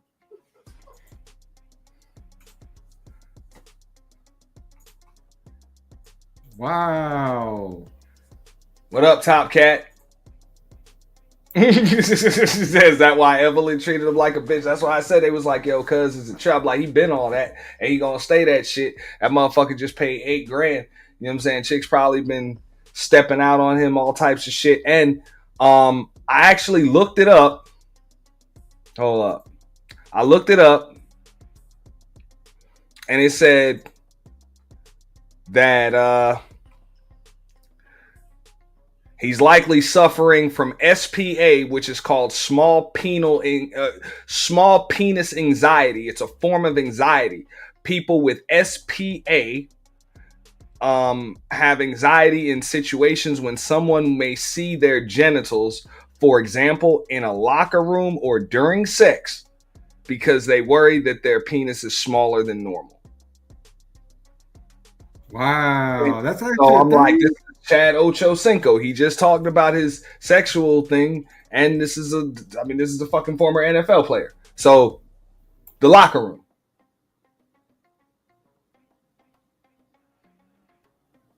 But it's kind of a weirdo type deal, right?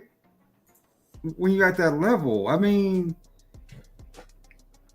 you need to check that brother for CTE. Make sure his brain ain't cracked all the way fuck open by one of these dudes. Because that's just weird as hell, man, to say, okay, you know, I'm rich. I'm worth up to $1 million, right? And this one chick I'm hitting right now telling me to go deeper and I can't touch bottom. Well, that's more of a her problem versus a me problem. Let me find somebody I can touch bottom on. You know, right? Versus just, you know, saying getting a whole surgery done. That is weird. I doubt it's after one chick. You done had this shit attached to your ass your whole life. Like I said, he's likely been stepped out on, laughed at. He said he was talking about he wants to be able to wear a Speedo without being laughed at. So, motherfucker, hey, he probably had to deal with a few giggles before. I don't think it's after one chick. He just saying that. And he also said like that hurt him. And she said go deeper. And it's like I can't go no further. You know? Like for real. He's like, I might not have hit the back of it, but you did. That's fucked up.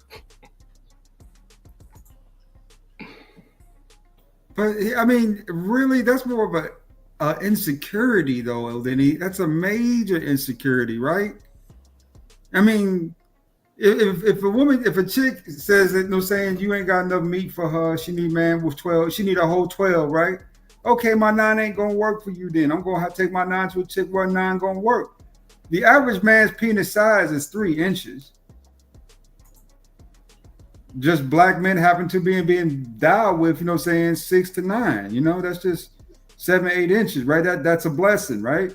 Versus, letting some chicks say that's the standard. I mean, I don't understand where the weirdness comes from with that. You know what I'm saying? This I'm gonna get a whole surgery done though, Auntie. They gonna chop man. No, they ain't chopping off my penis to add no extension to it. No. Yeah, I'm like, he said it only took 15 minutes too. So I'm like, what the fuck did they do to you in 15 minutes for your shit to grow like that? I'm good. I'm good. Duct tape on that shit. You get that done in Medico? 15 minutes. That's like going to a drive-through. That sounds like enough time to inject something. That's about it. I'm good. I'm good. He didn't have the meat for the motion. Yeah. I mean, it is what it is. He's serious about it. It's a whole entire video on it, right? Because he said he had what surgery to make his love life better. Yeah, but he should be, damn it. He was a bad brother for the Cincinnati Bengals. Now he's a bad brother in us.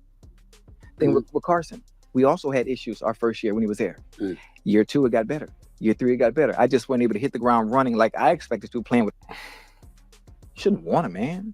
What sense of ownership? That's true. A long time. 20, 25 years in the game. I'm fun.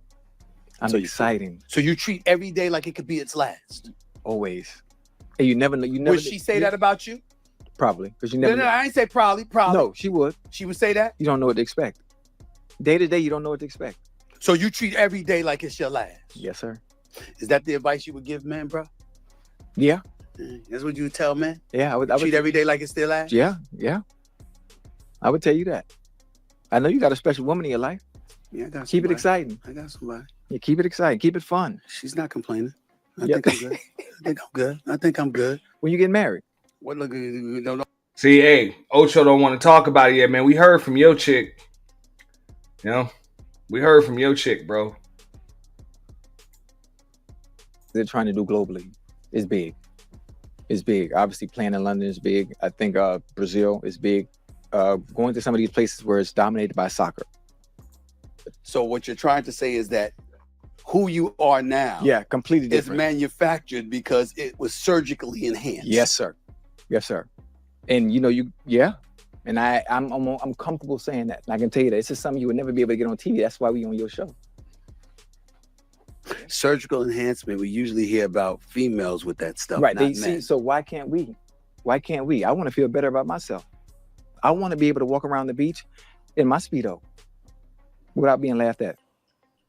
And you're saying that well, now that everyone knows this, they really gonna laugh. Do you know what that feels like? Like I'm not one who needed surgery, okay, Chad. You don't understand how it feels. No, I don't. And listen, I just, some women they get enhancements to feel better about themselves, and I need to do the same thing. Do you know what that does to me mentally? That hurts. It hurt. That I'm talking about here. Now you have to understand. Some would look at you and they would say, "Hey, we saw you crying over the Bengals." So you talk about what hurt you. Do you talk about what hurt you? Yeah. I mean, when something like this hurts you, it's not that big of a deal because every damn thing seems to hurt you. If you're crying over the Bengals, right? So I can't fix that. I can't go play for the Bengals right now, but I can fix myself. How long was the surgery, man? It took about 15 minutes. Surgery was 15 minutes. Yeah, only $8,000. Excuse me? Only $8,000. So I went from 3 to 11 inches like this. So you just gonna tell the world you were 3 inches? I didn't ask you that question. I know. You didn't have to say that. I'm just trying to get better context on where I was to where I am now. How the hell could that happen in 15 minutes? It got me curious now, and I don't have that problem. I don't understand. But how did that happen in 15 minutes? I don't understand technology. I don't know how that works. I just know from the time I went in, anesthesia, Man, I'll be goddamned if I let them do anything to my shit and I don't know how that shit works. I mean, I've heard quite a few troubling statements out of OchoCinco today. If you was willing to just get that shit done, not giving a fuck how it worked, you must have been real unhappy with what the fuck you had. I'm just saying. Not even that. He is so like super emotional and self-conscious. I mean, he's super emotional for a man. This man changed his name to OchoCinco. I mean, super self-conscious. Like, come on.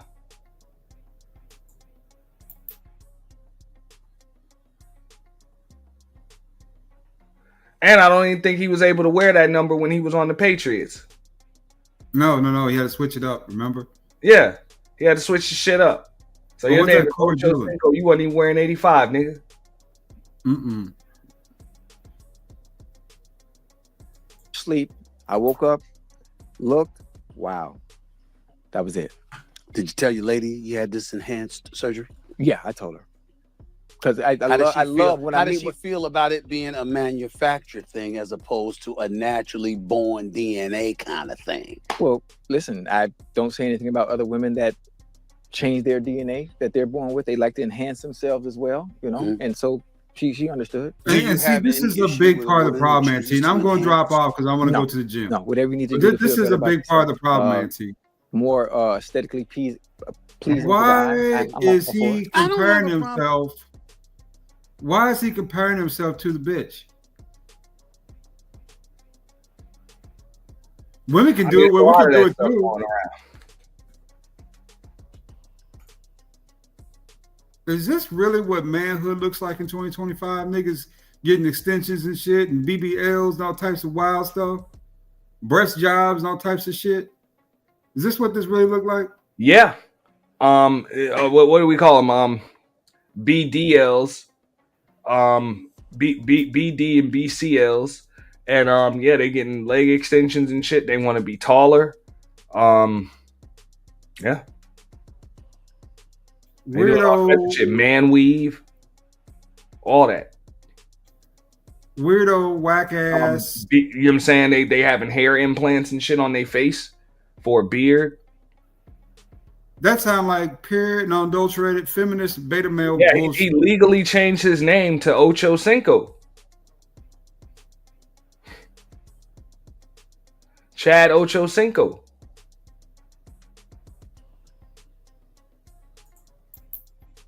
Yeah.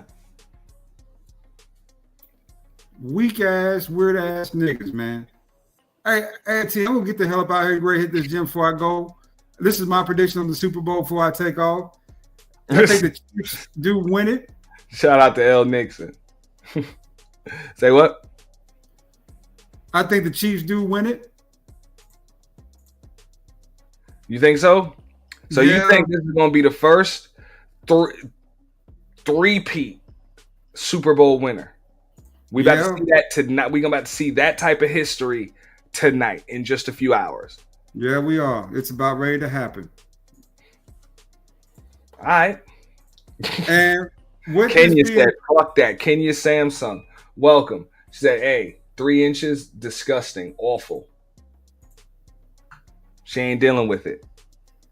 I mean, that's hard. You know, I'm quite sure there are plenty of women out here that, you know, say if a man has a, let's say, an appendage that isn't fully grown, or, you know, saying has growth challenges or issues, that, you know, I guarantee you, if you had 10, 15, 20, 30, 40, $50 million, you can find a woman who will work with that is of your ilk, the women that you want.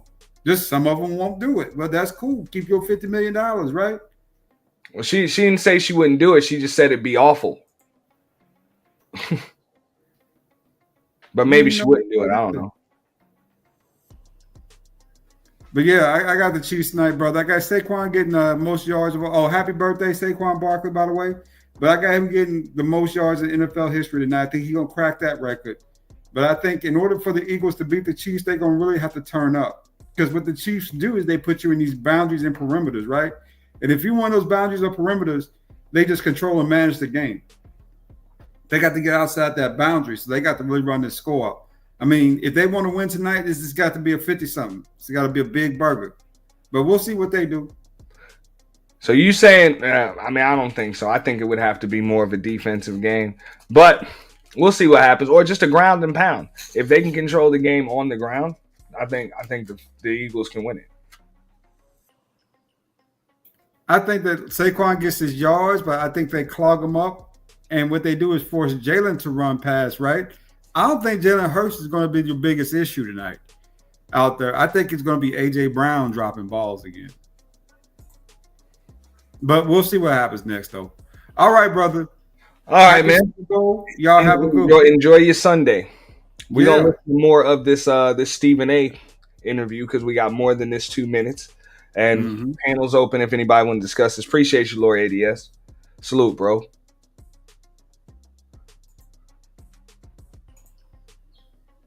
With it Yeah, I either. don't know. You sure? I mean, I don't. I mean, that's not what I'm with. Right. But I don't have a problem with Right. it as long as it's done right. Right. Right. It has to be done right. If you're gonna pay money Right. and have yourself enhanced in any way, Right. you understand? You gotta do it right. And Don't waste the time and the energy if you're gonna do it wrong. The best place to do it is in Houston. How come you didn't do it in Miami? Huh? How come you didn't do it in Miami? Miami or what? No, the guy in Houston, he's A1, A plus. Yes, sir. How old are you now, Chad? Me, 57. You're 57 years of age. How old or young do you feel? Right now, honestly, I know OchoCinco, 57 years old. Like 57 years old. Yeah, he said, hey, he went and got extended. You know, he went and got extended. about 24. Right. I look 24 too. Why is that? Why do you feel like you're 24 years of age? My skin routine. Mm-hmm. I'm talking energy and stuff like that because you got the wife, happy life. Right. I mean, I love the whole happy wife, happy life. But God's plan was a happy man. I mean, I think what you just heard right there. What's up, Sharon? What you just heard right there was a serious Freudian slip. You know? Like y'all saw a serious Freudian slip over there where he said, how old do you feel right now? He said 24. He was like, you feel 24?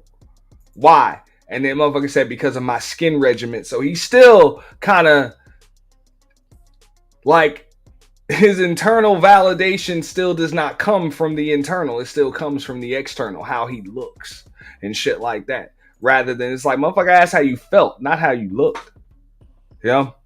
But in his mind, I think that, you know what I'm saying, the way others perceive him, that has a big, like a very big, a serious effect on how he feels.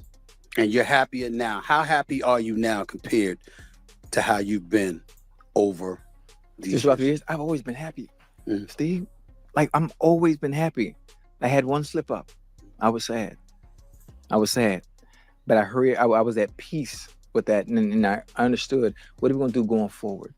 How do we bounce back? Without getting into it, I'll tell you what I felt. That one time when you were sad.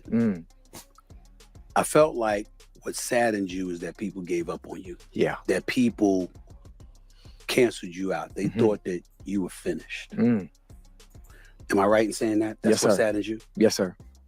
Yes, sir. And obviously during that time, the opportunities, well, no one could touch me. You just couldn't. Right. You couldn't. And I knew that wasn't me. And I don't want to give a table legs right now. I just absolutely. I'm not trying to. But God has favor. I'm not as overly religious, spiritual person, but I grew up in the church. Grandma prayed for me. Mama prayed for me. They passed on. They're going on. Now I have other people praying for me while the blessings are still coming.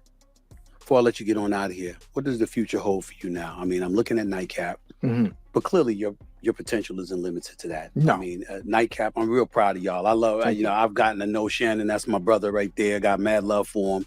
Oh, you and I go back years. You gave me, I was one of the few people you gave an interview. I came to your house in Cincinnati. Yeah, Remember that? yeah. Remember that? You know, so I'm thinking about the things that you're doing there, which is big. And obviously there's a Yeah.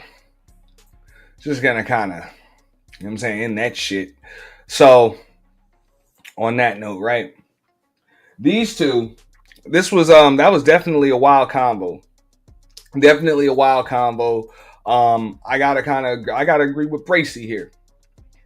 You know?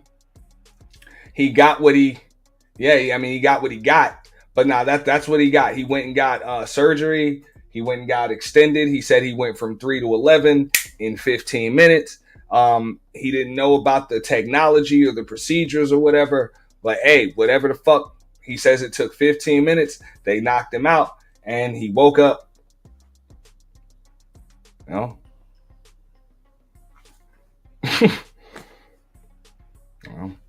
He went to sleep like this, woke up like this.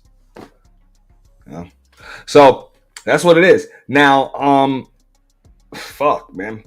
I think before you go and do that shit, get a fucking psych eval, especially if you're doing it for the reasons that OchoCinco's said that he did that shit. She got to the point where we were in action, and she said in my ear, "Go deeper.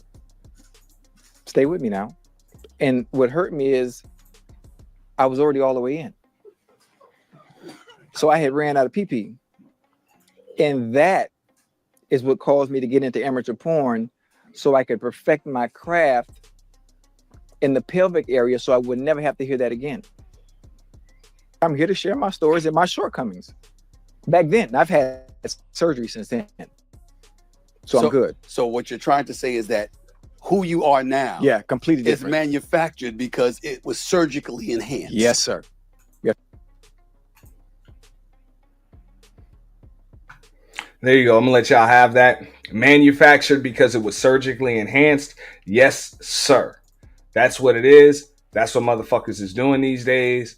It's not just about getting taller and all of that other shit. Motherfuckers want to get taller, longer, you know what I'm saying, wider. Hey, it ain't even about just getting fucking stronger and doing your thing. Yeah, it is pretty crazy. It is pretty crazy. I'm about to enjoy the rest of my day. You know what I'm saying? I got to get up out of here. This was a fun one. We almost went to full 5, but definitely a pleasure. This was a wild one. Shout out to Big Brenda Clark with the shits. You know what I'm saying? She was the first one that I saw break this story. You know what I'm saying? I had heard about that shit. It came up in my feed. I was like, this is definitely one of them Sunday discussions right here, because I wanted to talk about it. Now, for the most part, I don't know what y'all ladies think about that. Oh, the poll. Please vote in the poll. You know what I'm saying? Real quick. That's going on at the boiler room right now. So, 53%, 47%. They saying the Eagles. I'm with you, Doris, on this one. I'm going to take the Eagles. You know, they're in my division. I usually can't stand the Eagles, but I am rooting for the Eagles tonight. You know, I am rooting for the Eagles. I'd like to see them win. You know, she said that's why they shame women. They wanted to do all these beauty procedures. Hey, man, hey, if that's what you want, that's what you want. That's what the fuck you do. This is deep. You know, this is deep. So, this is deep. Definitely needs another show. You know, I think I need to talk about this a little bit more. You know what I'm saying? Open up the panel for this. I'd like to hear some more opinions as far as, I mean, should have been, could have been. But hey, you know what's up. If you're a Bills fan, you got to beat the Chiefs. You know? For real. That seems to be where the NFL championships come from. You know? You're going to have to go through the Kansas City Chiefs. It's kind of been like that for the last 4 or 5 years or whatever. You want to win the Super Bowl, you got to beat the Chiefs. You know, got to. So, because we be stomping on the midgets. Yeah. This is just bad. Like, OchoCinco, man, I guess he's kind of, yeah, he woke up straight. You know? He woke up straight. So, I mean, I can't tell people what the fuck to do with their bodies and with their money and whatever. I personally don't agree with it, but I guess if that's what the fuck you got to do, that's what you got to do. His concern and goal is to please or not be laughed at or whatever the fuck. I don't know. Matter of fact, let's finish this shit. Yes, sir. And you know, and I'm comfortable saying that. And I can tell you that this is something you would never be able to get on TV. That's why we on your show. Surgical enhancement, we usually hear about females with that stuff. Right. Not See, men. so why can't we? Why can't we? I want to feel better about myself. I want to be able to walk around the beach in my Speedo without being laughed at. And you're saying that at one time you were being laughed at until you had surgery. Do you and know now what you're that no longer, feels like? Like I mean, I didn't. I'm not one who needed surgery, okay, Chad. I I so just you did don't, it. you don't understand. You don't understand how it feels. No, Like, I listen, don't. I don't. And listen, I just. How long was the surgery, man? It took about 15 minutes. Surgery was 15 minutes. Yeah, only $8,000. Excuse me? Only $8,000. So I went from 3 to 11 inches like this. So you just gonna tell the world you were 3 inches? I didn't ask you that. 1,000 an inch. Easy money. 1,000 an inch. That question, I know. You didn't have to say that. I'm just trying to get better context on where I was to where I am now. How the hell could that happen in 15 minutes? It got me curious I now, don't and I don't have that problem. I don't understand. But how did that happen in 15 minutes? I don't understand technology. I don't know how that works. I just know from the time I went in, anesthesia, I was asleep, I woke up, looked, wow. Wow. I don't believe him either. God only knows how long his ass was out. God only knows how long that motherfucker was out, man. No, I'm with you, guys. Yo, this is some wild shit. Like wild shit. Yo. So yeah. Definitely won't be a conversation tonight. I'm about to enjoy the Super Bowl. Have fun with that. I hope everybody else enjoys it, man. Check it out. No matter where the fuck you are in the world, the Super Bowl is always a spectacle. Please do enjoy it. For all you Mavericks fans that are protesting this shit, y'all need to get with all the the people with Trump derangement syndrome and keep on protesting shit that you can't fucking change. That just is what it is. Like Luka got traded, get the fuck over it.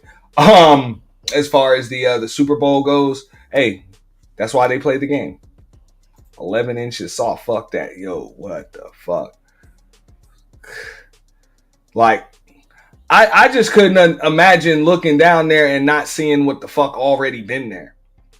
Like, what's been there. Anything other than what the fuck has been there would scare the whole entire living fuck out of me. Whether I woke up and the shit was bigger or I woke up and the shit was like less than, I would be scared to death. You know? I'm kind of, at this point, I'm kind of stuck where the fuck I'm stuck. So I'm not gonna, that's it. You know, he was talking like it was magic. Hey, $8,000 worth of magic. It was to several hours, depending on the type of procedure. Patients can usually go home the same day.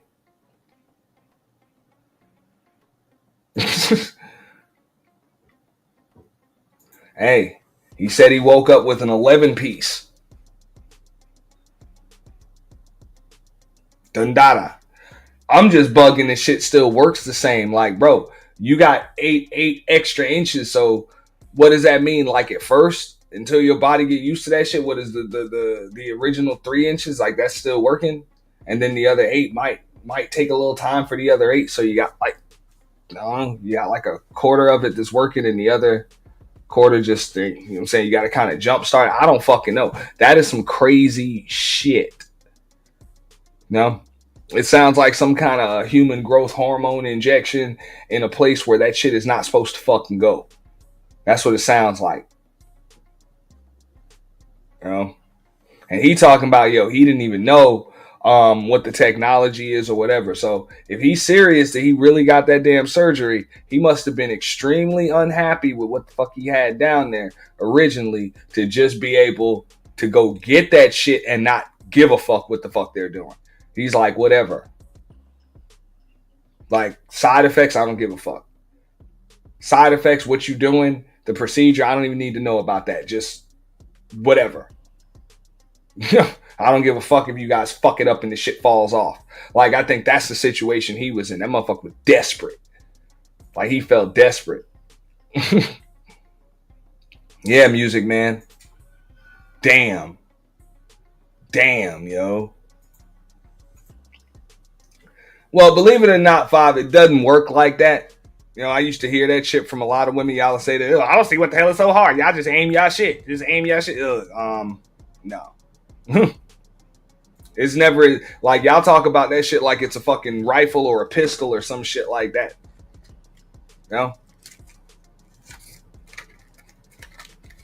Let's see you attach a damn rifle or a pistol to the center of your fucking pelvis and aim that shit at whatever the fuck you want to hit. and see how easy that shit is to you, for you. Now, it's not as simple as just aiming it. No.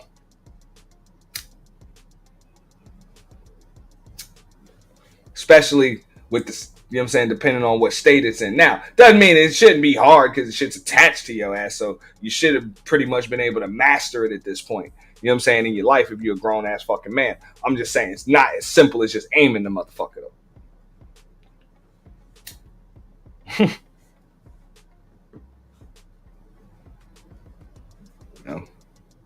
He said women would have destroyed his reputation since he was in the spotlight, so he wanted to avoid it. I think it's a little late for that. I think his reputation was already destroyed. Remember, he was on Basketball Wives or whatever the fuck that was with the Evelyn chick and then the other chick, and then he talked about he was with another chick and doing this shit and that, and then he got into amateur porn and some other shit. It ain't crazy, man. You know? That's what I'm saying, man. Cuz just went and got a 3-11. Just went and pulled a 3-11 shit. You know what I'm saying? 8,000 for a 3-11 shaft, whatever. What the fuck, yo?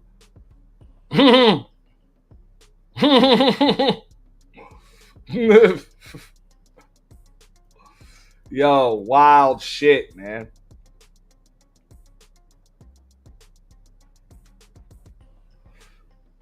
There you go, Sugar Bum. We'll give it to you. Matter of fact, I don't think Sugar Bum would give a fuck. What's this? Always coming in late. You always late. She got to the point where we were in action, and she said in my ear, "Go deeper. Stay with me now." And what hurt me is I was already all the way in. So I had ran out of pee-pee. And that is what caused me to get into amateur porn so I could perfect my craft in the pelvic area so I would never have to hear that again. I'm here to share my stories and my shortcomings. Back then, I've had surgery since then. So I'm good. So what you're trying to say is that who you are now, yeah, completely is different. manufactured because it was surgically enhanced. Yes, sir. Yes, sir.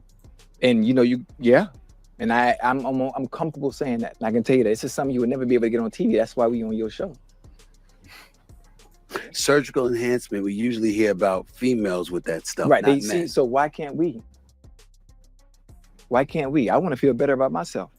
I want to be able to walk around the beach in my Speedo without being laughed at. And you're saying that at one time you were being laughed at until you had surgery. Do you and know now what you that no longer feels like? Like I'm not one who needed surgery. Okay, Chad. I just so did you don't, it. you don't I understand. mean, You don't understand how it feels. I don't. I don't. I listen. I just. How long was the surgery, man? It took about 15 minutes. Surgery was 15 minutes. Yeah, only $8,000. Excuse me? Only $8,000. So I went from 3 to 11 inches like this. So you just gonna tell the world you were 3 inches? I didn't ask you that question. You know, I know. You didn't have to say that. I'm just trying to get better context on where I was to where I am now. How the hell could that happen in 15 minutes? It got me curious now, and I don't have that problem. I don't understand. But how did that happen in 15 minutes? I don't understand technology. I don't know how that works. I just know from the time I went in, anesthesia, I was asleep, I woke up, looked, wow. She got to the point where. There you go, Sugar Bum. That's what that is.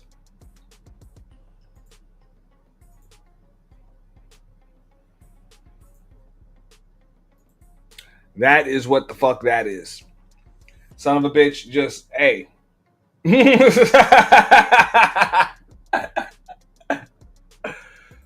Why you laughing? It's not funny. You know? I'm just like, yo. I mean, the fact that he's actually willing to just talk about it like that, but, you know, I don't know. Maybe, I mean, he said you got to go to Houston to get it done. They're the only doctors that know how to do that shit. Yeah, I guess it is kind of funny. But, oof. It's like, I don't even know if I could use the term deep shit for this.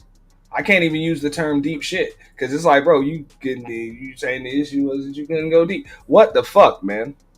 See what y'all doing to these niggas? That's why I don't even want to hear shit. You know, Bracy was over at the Purge channel a minute ago. I don't know if you're still over there, you know, but Bracy was talking about he got what? Now, dudes are supposed to stop shaming these women and all types of other shit and making them feel or have less self-confidence and self-esteem, which is why they doing all of this shit to themselves and going and getting BBLs and getting this sucked out and put over here and getting these injections and these things put here and all of that other shit. Look at what the fuck you doing to these niggas, man. They going and getting BDLs. They getting BDLs.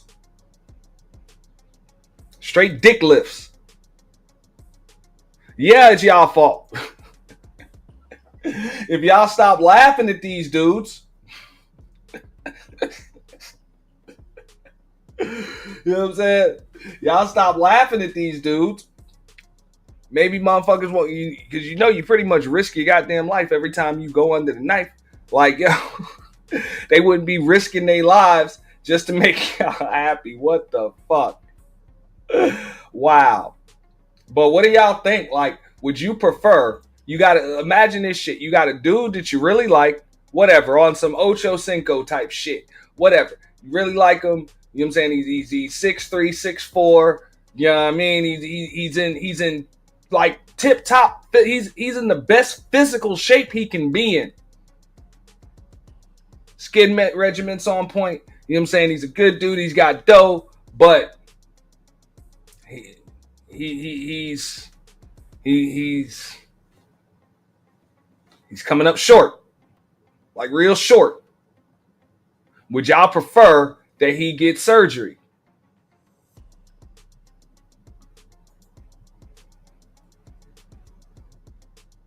Would you make it work?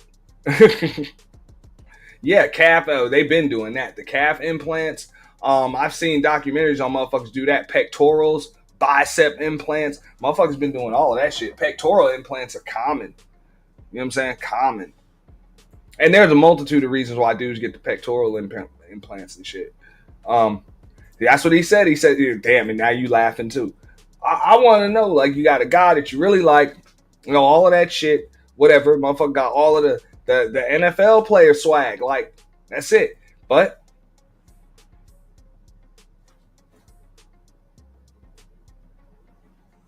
he can't hit the back of it. You hit the back of it before he do.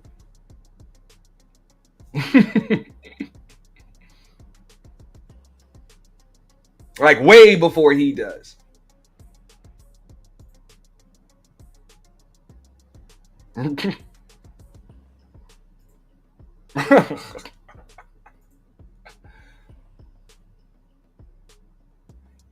Oh. I mean, hey, if he wants to satisfy his chick, I guess he's able to do that. But god damn, she said 3 or 4 inches. Yeah, Kenya said, "Fuck that." Yeah, go get it. Go get help. Go get help. You need help. Go get you some help. Be love. What would you be okay with that?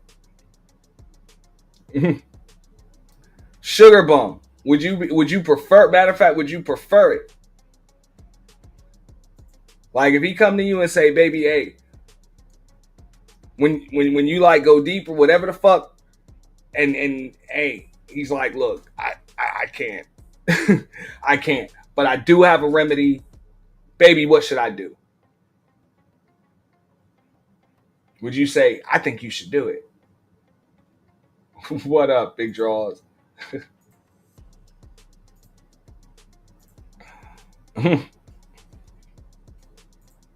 All right, and that seems to be the consensus. You would prefer the real thing. So let me ask you: would you just leave that motherfucker? Would you just cheat on that motherfucker? Would you stay because he rich? You know what I'm saying? He Chad OchoCinco. He rich. He famous and shit like that. Would you just, hey, you just gonna step out? I'm curious. No? Or you just gonna, hey, you gonna work with it?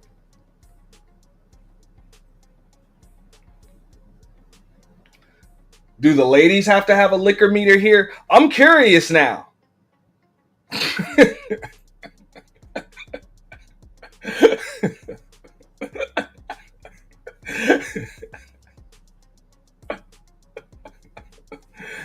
Hey, I got a laugh out of Sugar Bum today. She said that shit don't count. If it's bad, it don't count as a body.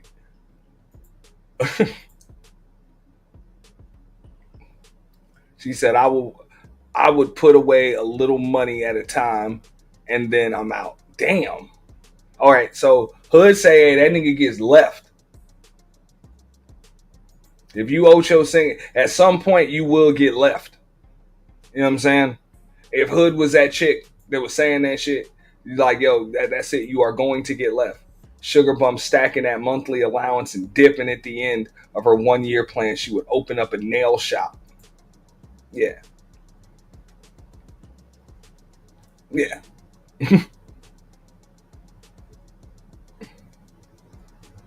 That's what I'm talking. I'm like, man, that's one of them. I'm not doing. I don't give a fuck. You know? Like, nah. But, hey, the way he saw it, hey, that shit wasn't working any motherfucking way. So, can't get much worse. That's the way he saw it. You know? That is why women sitting around with 100 ghost bodies.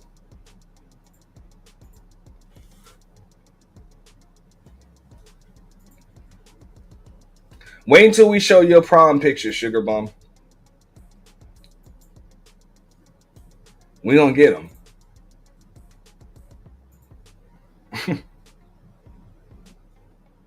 Wild shit, man.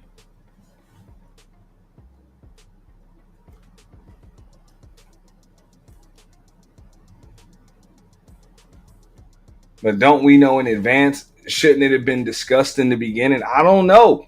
You know, what the ladies were saying is the ladies are pretty much saying the consensus is you look at this dude and you don't assume.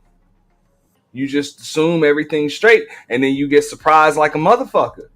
And I guess if you get surprised, your reaction is genuine. So he had to deal with some serious surprised laughs.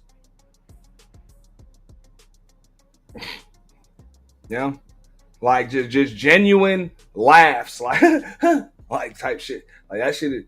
I mean, I guess that would be pretty fucked up. I don't know. I would prefer a 6 or 7 inch real one than a big old fake one. And where did the skin come from? Well, I guess it would probably already fucking be there. I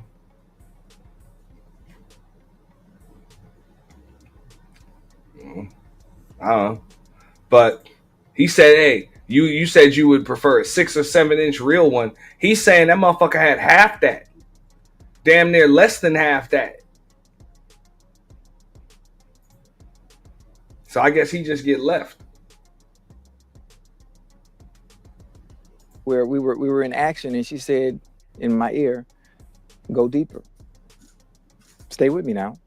And what hurt me is I was already all the way in. And he said that shit hurt him. Like it hurt him. It crushed his spirit so much that motherfucker went under the knife, went and allowed them to syringe him. That's it. Just in whatever the fuck they did. I don't know if they did a fucking fat transfer, some kind of crazy ass lipo or whatever man. Hey, if every time you move your leg and it falls out, that's a problem.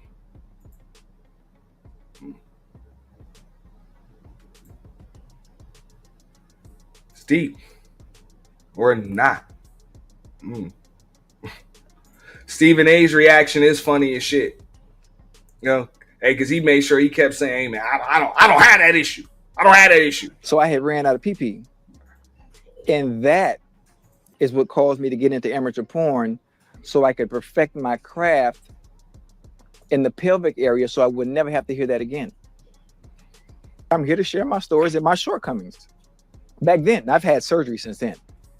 So I'm good. So what you're trying to say is that who you are now completely different. Is manufactured because it was surgically enhanced. Yes, sir. Yes, sir. And you know, And I'm comfortable saying that. And I can tell you that this is something you would never be able to get on TV. That's why we on your show. Surgical enhancement, we usually hear about females with that stuff, Right. not They men. see, so why can't we? Why can't we? I want to feel better about myself. I want to be able to walk around the beach in my Speedo without being laughed at. And you're saying that at one time you were being laughed at until you had surgery. Do you and know now what you're that no longer feels like? Like I mean, I didn't. I'm not one who needed surgery, okay, Chad. I mean, so just you did don't, you don't understand. You don't understand how it feels. No, Like, I listen, don't. I don't. And listen, I just. How long was the surgery, man? It took about 15 minutes. Surgery was 15 minutes. Yeah, only $8,000. Excuse me? Only $8,000. So I went from 3 to 11 inches like this. So you just gonna tell the world you were 3 inches? I didn't ask you that question. He ain't just telling the world he was 3 inches. He telling the world he is 11. That's what he doing. He proud of that shit. He wouldn't even be talking about this shit if this was pre-op. But since it's post-op, that's why he willing to talk about it. He like, I ain't got a fucking thing to be ashamed of now. And yeah, that could have something to do with it too. Could be some kind of steroid use and shit like that. A lot of them damn professional athletes, even though they get tested for performance enhancing drugs, a lot of the team trainers and shit put them on all types of drugs and steroids and shit for recovery, and when they take injuries and all types of shit just to keep them playing and keep them on the field. So I wouldn't be surprised. I wouldn't be surprised at all. You didn't have to say that. I'm just trying to get better context on where I was to where I am now. How the hell could that happen in 15 minutes? It got me curious now, and I don't have that problem. I don't understand. But how did that happen in 15 Well, minutes? steroids can also redistribute and fuck up your testosterone levels and shit like that. So, you know, I've heard stories about folks on steroids, and you know, their you know, scrotums and fucking other muscles get smaller. I've heard stories like that. Yeah.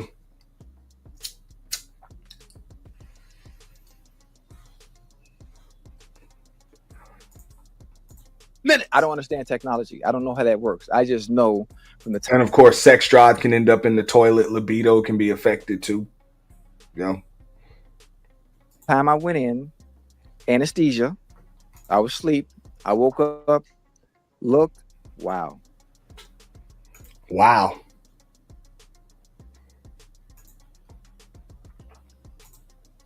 Wow. I don't know if he's trolling. I really don't know. Huh? But definitely another combo. We're going to have to get this one popping. I'm about to get all the way the fuck up out of here. It was definitely a pleasure. You know, definitely a pleasure. So on that note, shout out to L. Nixon. You know what I'm saying? Support through the Cash App. Y'all make sure if you want to, support through Super Thanks too. Shout out to Team Fatty. You know what I'm saying? For that redirect. Shout out to Lord ADS. You know what I'm saying? Miss Polly that came up here. Bridget. Everybody that hooked us up in the chat with all of this help with the commentary and everything. Good luck to whoever the fuck. Well, I'm sorry. Good luck to the Kansas City Chiefs. Good luck to the Philadelphia Eagles.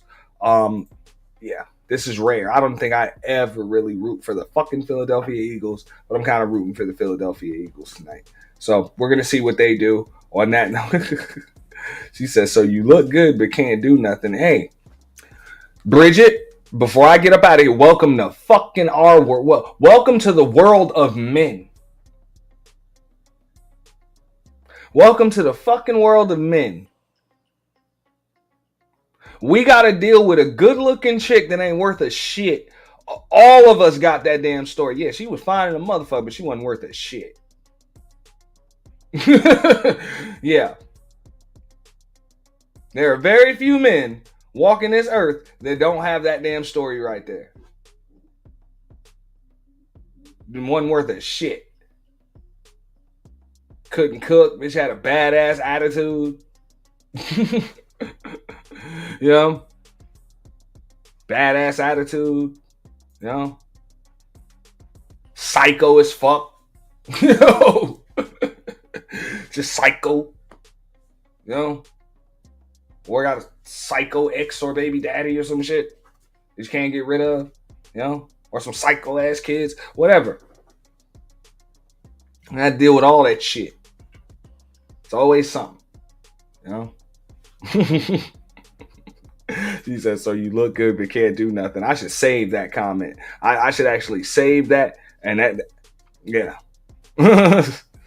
I should save that, and yeah, that shit can be my next damn thumbnail right there. So you look good but can't do nothing. Sucks, don't it? Sucks, don't it? It's for real. Or you got a chick that just looks good, but just dumb as a fucking empty box of rocks. It's like, are you serious? Like, hey, they call that the 80-20 rule. Happens like that sometimes. You can't have it all, you know. But nah, pretty bitches are crazy. Hey, them average at best and ugly chicks ain't too much fucking, like, they ain't too sane either. So just be real. Pretty bitches are crazy because they're always being told yes. So when they get a no, it does not compute. That probably has something to do with it. That might be one of the reasons why they can be crazier. But you know what? Just my 5. I'm gonna make sure I clip some of that shit where we see some more chicks go off on cops and their boyfriends and all types of other shit. You know, some of them good looking, some of them not too good looking. Doesn't really matter. That shit don't stop any of these chicks from just going absolute batshit fucking crazy. And hey, I've accepted that. I told y'all I don't trip about that shit. If y'all gonna be a little on the crazy side, it's okay. It's okay, because to not be willing to deal with crazy is to not deal with women. So I wouldn't even. That's not an option, you know. So I don't know. I can't give away all the game. What up, Lexi? I mean, if you lucky and you find the right person, you do get it all. You know, you do get all of that. So I believe it's possible, but it's only possible if you only looking for one. You know what I'm saying? If you're on all of the statistics and the empirical data and all of that shit, and you worried about what the majority of people are doing, and you know, you fucking with all of these damn people, then yeah, I mean, shit's gonna be tough. Shit's gonna be tough. But when you only looking for that one, it's really supposed to be so many folks that don't even qualify. Like, don't qualify off rip. Because I know some people would be like, oh, my standards are too high. It's like, your standards aren't too high. It's just that your standards are specific. So everybody doesn't fit into that shit. And that's really the way it's supposed to be as far as relationships are concerned. You know?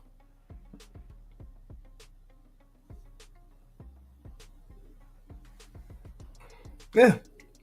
I mean, stop looking. That's an option too. What up, Big J? That's an option too. But, you know, your standards just have to be specific, I guess. You know? Not necessarily high to the point where nobody can meet them, but just specific. So that way only that one person or a certain type of person can meet them.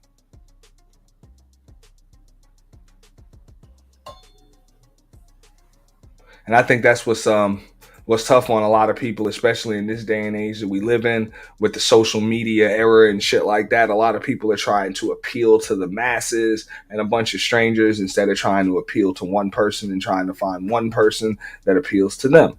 You know, if you're just looking for, because I'm like, I don't really hear most of these dudes or women on here talking about polyamorous and polygamous fucking relationships and shit like that. I know we had Miss Polly up here, but very few people are actually talking about that shit. So I'm like, unless you're trying to have multiple motherfuckers with you, I don't see why the hell you're trying to appeal to the masses of motherfuckers. You know? Because for a lot of these folks, they don't have the options and the choices that they think they fucking have. And those that do, it's just too many choices and options for them to even pick one.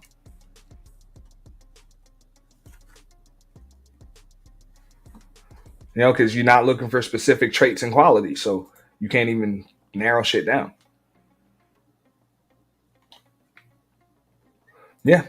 You're not supposed to be worried about what everyone else thinks, but you're living in 2025 where everybody's wired into a damn device. So people give a fuck what people think. It's just kind of the world that we live in. So if you can get to that level where your validation comes from within, then I guess you're in good shape. But on that note, those are our good words for today. I'm about to get all the way the fuck up out of here. Make sure I'm ready for kickoff. Y'all have a wonderful day. Like, share, subscribe, Cash App, notification bell. Super thanks if you're catching the replay. Peace.